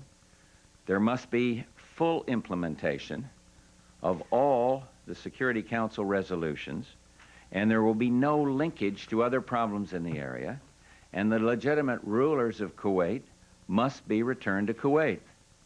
Until a massive withdrawal begins, with those Iraqi troops visibly leaving Kuwait, the coalition forces, acting under United Nations Resolution 678, will continue their efforts to force compliance with all the resolutions of the United Nations. But there's another way for the bloodshed to stop, and that is for the Iraqi military and the Iraqi people to take matters into their own hands, to force Saddam Hussein, the dictator, to step aside and to comply with the United Nations resolutions and then rejoin the family of peace-loving nations. We have no argument with the people of Iraq. Our differences are with Iraq's brutal dictator. And the war, let me just assure you all, is going on schedule. Of course, all of us want to see the war ended soon and with a limited loss of life. And it can if Saddam Hussein would comply unconditionally with these UN resolutions and do now what he should have done long, long ago. So I'm sorry that after analysis and reading the statements out of Baghdad in their entirety, there is nothing new here. It is a hoax. There are new demands added, and I feel very sorry for the people in Iraq, and I feel sorry for the families in this country who probably felt as I did this morning when they heard the television that maybe we really had a shot for peace today. But that's not the case, and we will continue. We will pursue our objectives with honor and decency, and we will not fail. And now, let me just move forward to the business at hand. I want to salute, in addition to the three... Right, the President is now going to go on and talk to the American Association of Advancement of Sciences on the subject of science. But just to review very briefly there, perhaps you don't need it, that when the President first heard the news this morning, it's about 3 hours ago, 3.5 hours ago now, he was very happy. He now thinks... His hands, and I agree to some extent that the military will continue the bombing, may step up the aerial bombardment. But until this offer is sorted out, and if it is the beginning of the end game, until we see what the end of that game is, it's very difficult to launch a ground offensive. Because tomorrow, if Baghdad comes back and says, all right, we had 10 conditions, we'll now drop 2 of them, and the next day it says we'll drop 2 more, in the meantime, the military is not going to want to start a ground offensive that may have to stop. But I must say to you, Peter, there is an offsetting factor. In about a month, sandstorms begin here, and they're going to be fierce, and they may have some impact on military affairs. If there's going to be a ground offensive, the military would like it to start sooner than later. From Riyadh, Saudi Arabia is set for this hour with details of military operations over the past day.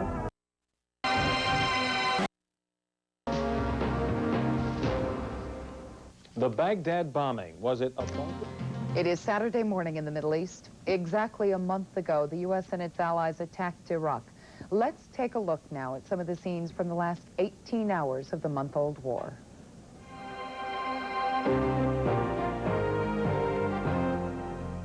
The Revolutionary Council Command has decided readiness of Iraq to deal with UN Resolution 660 with the aim of reaching a political resolution, including withdrawal.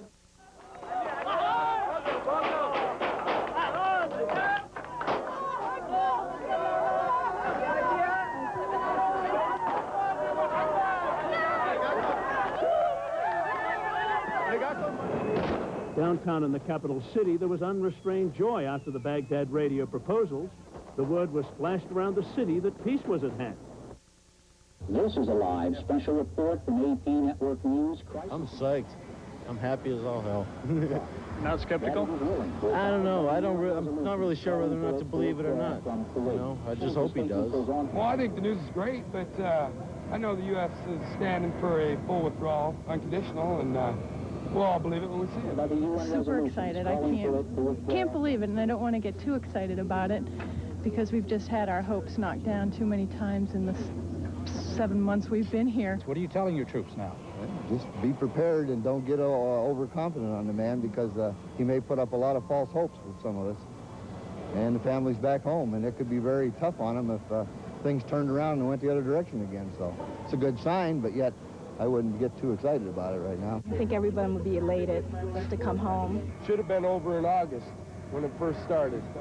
Should have never waited 6 months to let the man get his stuff buried. There's a lot of skepticism, but in my gut, I'm thinking that it's time, you know, that this thing is ended, because there's lives being lost on his side, and I think he's starting to see that, you know, it's a useless and hopeless situation for him to keep this campaign up. I thought it was something nice to hear, but I didn't think it was something that I could trust and believe in. I was very happy at first. At first I heard that it was an unconditional withdrawal, and then as time goes on, we're hearing that there are some strings attached. I don't know that we should necessarily abide by those strings, I think that we should force him out of Kuwait. It's too good to be true, and I guess someone in the Pentagon said, we'll believe it when we see it. There is nothing new here. It is a hoax. There are new demands added, and I feel very sorry for the people in Iraq, and I feel sorry for the families in this country who probably felt as I did this morning when they heard the television that maybe we really had a shot for peace today. I think it is a sham, most certainly, yes. It really doesn't seem to be a serious attempt. Rather than it having anything fresh, it seems to have added fresh conditions to those that existed before. President Gorbachev was satisfied, and the main feeling that he had was that of hope this morning. I believe that we should wait a couple of hours until the personal envoy of Saddam Hussein comes to Moscow. The only positive point in this initiative is the word withdrawal. For the first time, he didn't mention the government number 19. He mentioned to withdraw from Kuwait. But by evening, the answer of the multinational front to the Iraqi proposals was clear. Attacking aircraft again in the skies over the capital city. Anti-aircraft fire again rising to challenge them. The war was clearly still on course. In the last month, the world has learned why. Patriot works. And not just because of the high-tech wizardry, it's because of all the hours, all the attention to detail, all the pride, and all the professionalism that every one of you brings to the job. Patriot works because of patriots like you, and I came again to say thank you to each and every one of you. For years, we've heard that anti-missile defenses won't work, that shooting down a ballistic missile is impossible, like trying to hit a bullet with a bullet. And some people called it impossible, and you called it your job. Quadrant 325! Quadrant 325.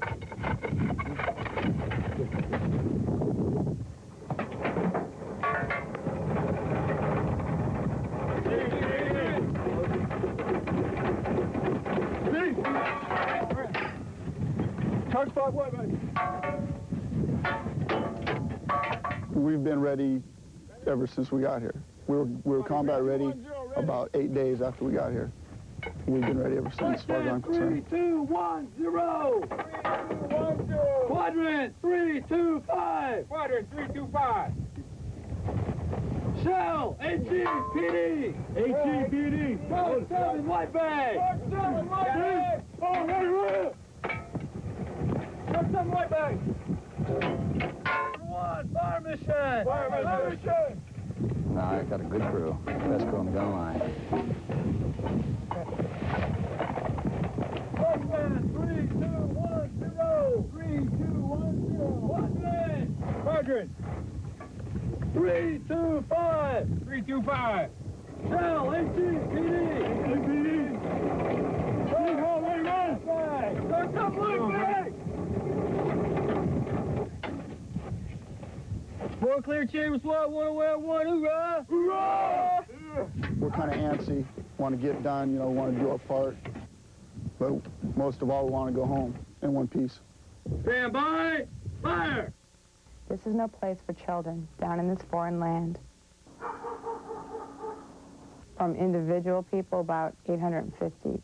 Scots are always very funny. And William, he wrote, and he's got a wife and a son, but he just needed somebody new to talk to.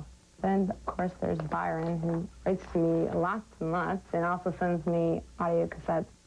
You just kind of let them know that, you know, that you're there and that you care. You can't tell them, well, everything's going to work out fine. But you let them know that you're praying for them. Day 30 in the Gulf.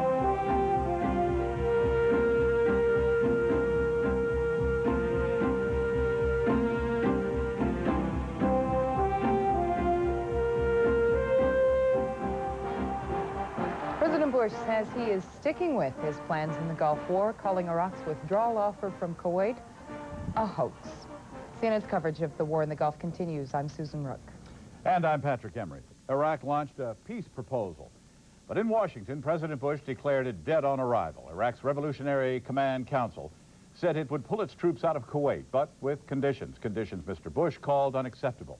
Iraq said that it would withdraw if the Allies withdraw from the Gulf at the same time, and if Israel withdraws from the occupied Arab territories. But Washington found one highlight. For the first time since it took Kuwait, Iraq used the word withdrawal. CNN's Mary Tillotson has more on Mr. Bush's reaction to the message. As the president toured a Raytheon plant in Massachusetts that produces what he calls Scud-busting Patriot missiles, he said there will be no ceasefire, no cessation of hostilities, until Saddam Hussein withdraws unconditionally. Mr. Bush particularly derided the idea that the U.S.-led alliance should pay Iraq reparations for war damage, and he again used the word cruel to describe Saddam Hussein's latest flaw. Heart goes out to the people in Iraq that you saw kind of jumping with joy early on, firing their weapons, which is, I guess, there a sign of joy in the air, and only to recognize when the fine print came out that it was a step backwards. So there's no sign of any withdrawal. I wish there were. In a speech to workers at the plant, Mr. Bush said once again Saddam Hussein can stop the war and the killing whenever he chooses. And until a credible withdrawal begins, with those Iraqi troops visibly leaving Kuwait, the coalition forces, in compliance with United Nations Resolution 678, will continue their efforts to force compliance with all those resolutions, every single one of them. The president also suggested if Saddam persists in his occupation of Kuwait, the people of Iraq could perhaps convince him to withdraw. In fact, Mr. Bush described what sounded like a coup against Saddam Hussein. He said if the Iraqi military and the Iraqi people want peace, they could force Saddam to step down. Even though this is not a proposal the Allies, including the United States, are going to buy, there was one small glimmer of hope. The statement for the first time includes an explicit Iraqi mention of the word withdrawal. As White House spokesman Marlin Fitzwater said of Saddam, "We assume he sees the end." Mary Tillotson, CNN, with the president in Kennebunkport. The Pentagon says Iraq is playing for time with the ceasefire proposal. Officials say Saddam Hussein is trying to hold off the impending ground offensive, but they add it won't work. There will be no change in our military operations. We have a plan, we are following it now, and we will continue to pursue it until our objective is achieved of liberating Kuwait. What Saddam Hussein must do now to end the war is to get out of Kuwait. Our focus remains battlefield preparation, destruction of the Republican Guard, attacking of selected strategic targets, and restriking some of these targets if necessary, and an aggressive anti-Scud or counter-Scud campaign. One U.S. military leader said he would recommend against a bombing pause because it would let the Iraqi troops reorganize.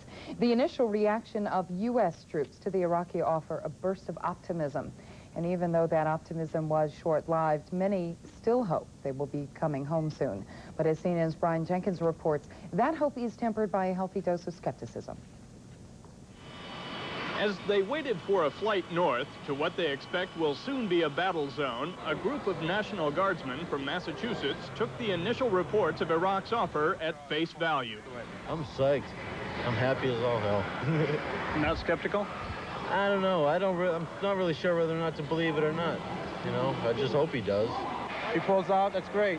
You know, then we can all go home and that'll be fine. But if he doesn't, well, we're here to do a job, so we'll just do it. Most personnel met the news more with hope than faith. Well, I don't trust the man myself. It's hard to say. He's done things like this before and never held true to his word, so I guess we'll wait and see.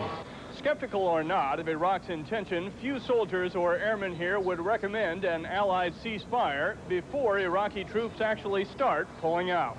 It gives him time to kind of try and get his forces back together, get his home front back together, and we have him on the ropes right now, and I don't see where we should do that.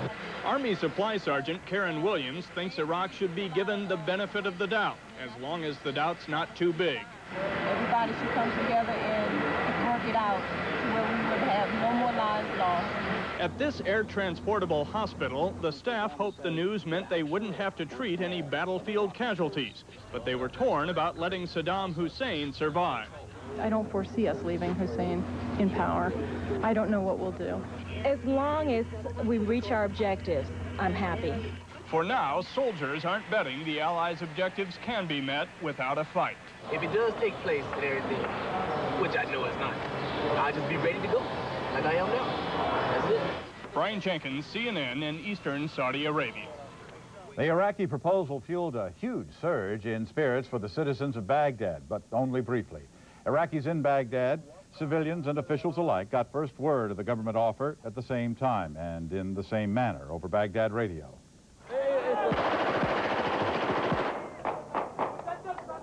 And their initial reaction, a traditional one, firing weapons into the air. Many celebrated the announcement as if peace were at hand. The peace offer provided a moment of hope for Iraqi citizens, many of whom have grown weary of the devastating effects of war. The world left us no choice. We must leave Kuwait. Or you see Baghdad just a desert. No city. No cities in Iraq. Just deserts. And people dying. No medicine, no food, no medicine, no electricity. So what can we do? I think it's great because we have a good chance now of stopping a massacre going on, and sounds good. And I'm very happy about it, and we hope everything will be finished soon. But those Iraqi hopes were quickly dashed by yet another overnight bombing raid over Baghdad. U.S. military officials promised no let-up in their assault against Iraq. When our coverage of the war in the Gulf resumes, the Baghdad proposal raises hopes among some exiled Kuwaitis of an early return to their occupied homeland.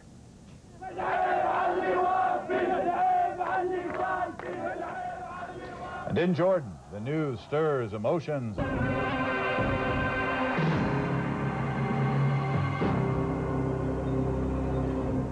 An Iraqi missile fired hours ago at Saudi Arabia fell harmlessly into the Gulf waters off the eastern Saudi coast. The attack was aimed for the first time at the port city of Jubail. U.S. military officials say a vital plant providing fresh water to millions of people is located there. Official reports say Patriots were not fired at the Scud, but an unnamed Saudi spokesman is saying Patriots were fired and they intercepted the Scud. No damage or injuries are reported. Arab states are divided on the Iraqi offer. Saddam Hussein's supporters warmly welcome the peace proposal, but his enemies are skeptical. They want action, not words. At a meeting in Cairo, foreign ministers from Egypt and 7 other Arab states dismissed the proposal as not serious. They say nothing short of Iraq's unconditional withdrawal from Kuwait will do. The exiled government of Kuwait was equally unenthusiastic. It flatly rejected the proposal as another, and we quote, pathetic attempt to avoid leaving Kuwait. And exiled Kuwaitis hoped for an early return home, but also doubt Iraq's true intention. CNN's Carl Rochelle has more on Kuwaiti reaction. The announcement on Baghdad radio that Iraq would consider pulling out of Kuwait brought an immediate reaction in the offices of the Kuwaiti Information Bureau, now based in Saudi Arabia.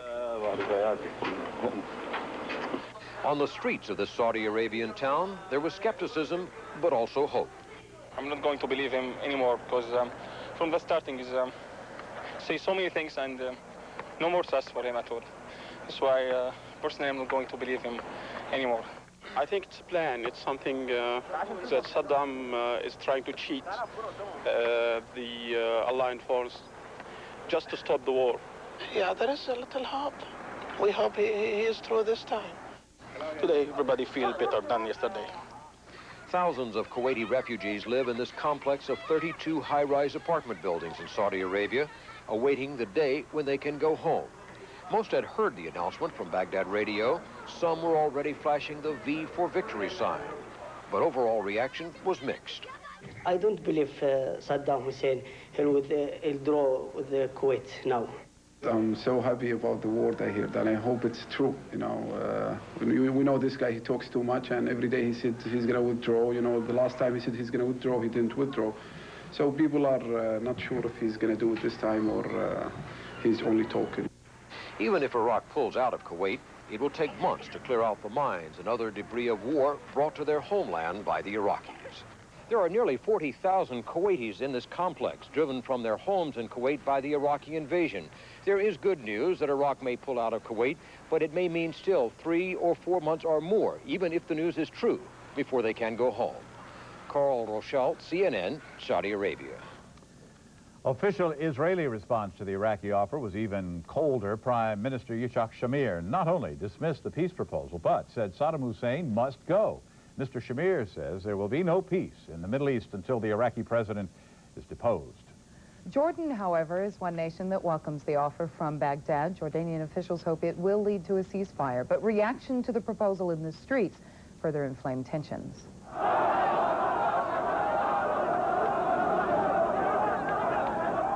During one pro-Iraqi march, chanting gave way to screaming when demonstrators were met by police. Word of Baghdad's offer spread during the clashes, but some refused to believe it at first and called the proposal propaganda. Tehran calls the Iraqi proposal a step toward peace, according to the official Iranian news agency. The agency also reports an Iraqi envoy is going to Tehran to discuss the offer with Iranian officials. Meanwhile, the Iranian foreign minister met with Soviet President Mikhail Gorbachev. Both men agreed the proposal needed clarification from Baghdad, but that it was a positive signal. I believe that here in Moscow, we attach more significance to what we hear from Baghdad, political decisions, a political solution, and this political solution is not only just a gleam of hope, but as hope itself. Iraqi Foreign Minister Tariq Aziz is scheduled to meet with President Gorbachev on Monday. Soviet officials say the Iraqi proposal has heightened hopes for that meeting. Saturday's New York Times reports that even before the Iraqi offer was announced, Mr. Gorbachev sent a letter to the leaders of the United States, Great Britain, and French, urging them to hold it.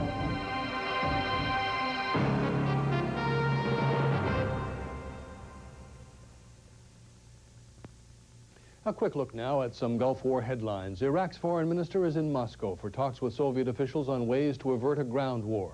Allied military officials insist no date has been set for it to begin. Sources tell CNN the Allied troops are ready now and for maximum effect. President Gorbachev, who's been in touch with me about this, is trying very hard to seek an end to this conflict. But he knows very well that the objectives spelled out by the United Nations, and the Soviet Union was an important part of this, must be met in their entirety. If the Soviets can get the Iraqis to pull out of Kuwait unconditionally, rapidly, totally, more power to them. I think if it happens now, it's not just going to be because someone has been talking to the Iraqis. It's going to be because the coalition forces are doing what we have said for some time we would do. We will force them out of Kuwait.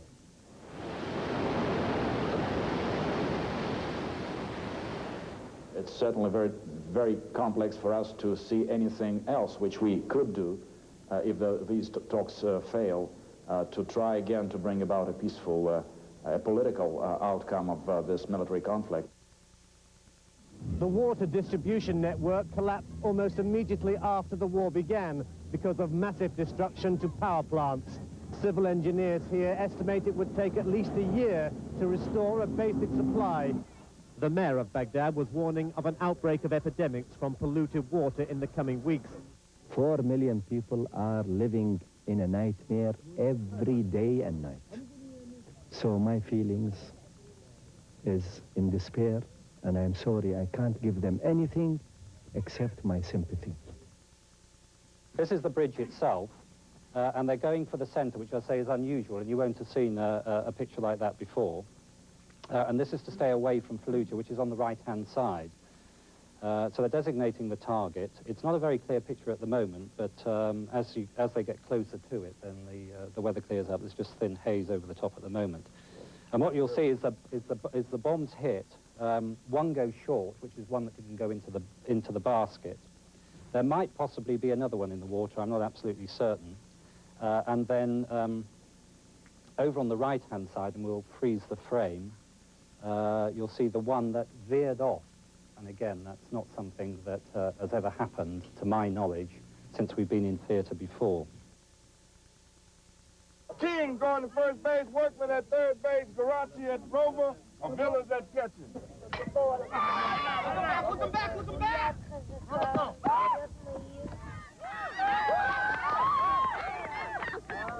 Come on, Dad! Tyler! Come on, Dad! Come on, Dad! The game is not important. What's important is that we have the feeling that two countries are cooperating on something.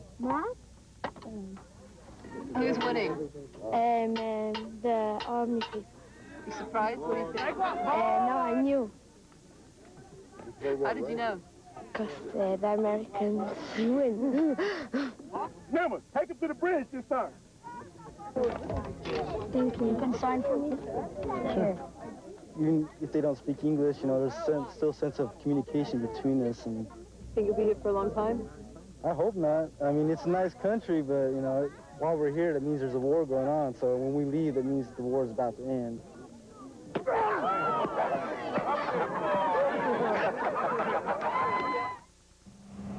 I got sent to a Patriot battery, and we were the first to fire, and that's our motto, first to fire. A bomb's a bomb. Regardless of how sophisticated it is, it kills people and it kills property.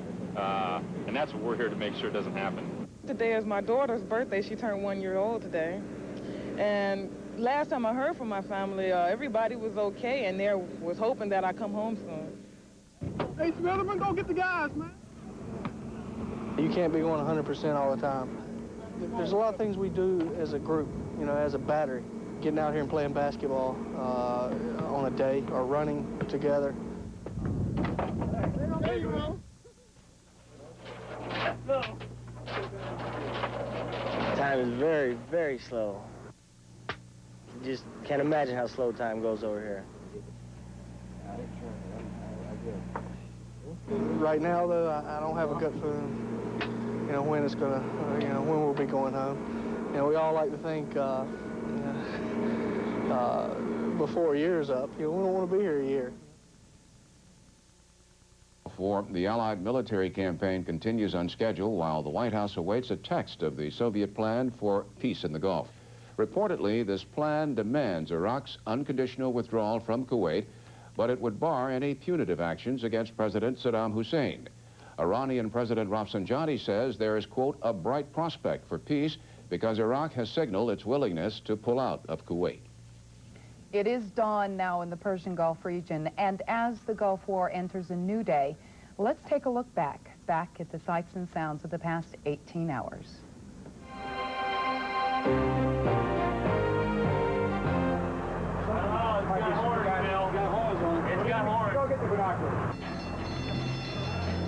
The ship is not in extremis. There's no need for panic. Starts about 10 feet below the waterline and goes to 2 feet above the keel. Away, step away. The mine hit up by the paint locker, so the thinner and everything come from the paint locker shooting out of these pipes. You know, that's not good. What power are the ovens? All I heard was a huge explosion and kind of threw me out of my rack, and I was like, oh man, this is it. We hit a mine, and the first thing I thought of was getting into my general quarters gear, grab my gas mask, ran up here, got my flash gear, my rubber ducky, and just to muster and hope for the best. If you have any casualties down there, make sure you bring them up here. This is the closest place for casualties. If you start to get lightheaded from the fumes, try and get out of the area as fast as you can. I'm just going to pick you off. 1, 2, 3, right on down the line. And we're going to go down there, start all the way forward by the chain locker, by the CO2 transfer shop and the diesel shop, and work our way right on back. We've got to get the fuel all up off the deck, or we'll never be able to get down there and work. I think anytime you impact a mine, you're lucky. I think it is true testimony to the ship's company, the rapid way that they went to their general quarter station, did what they were trained to do, did it quickly, professionally, and limited the damage so that we continue to operate the ship. Track 1-5, radar contact, picture's clean.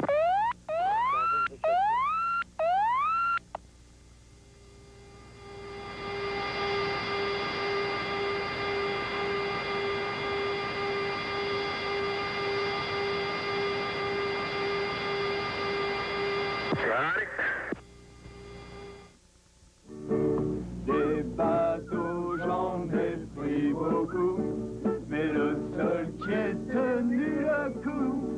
j'avais viré de beau, mais viré de beau.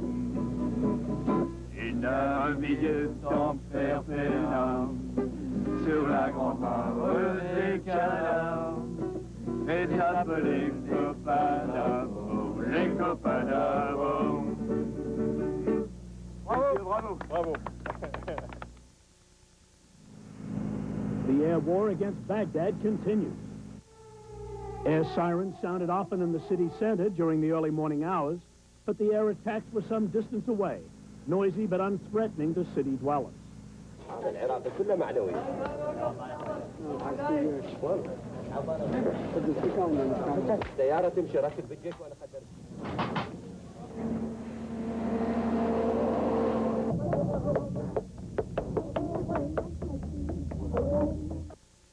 Tariq Aziz, after tough talks with Mikhail Gorbachev, said the discussions had been important and would continue.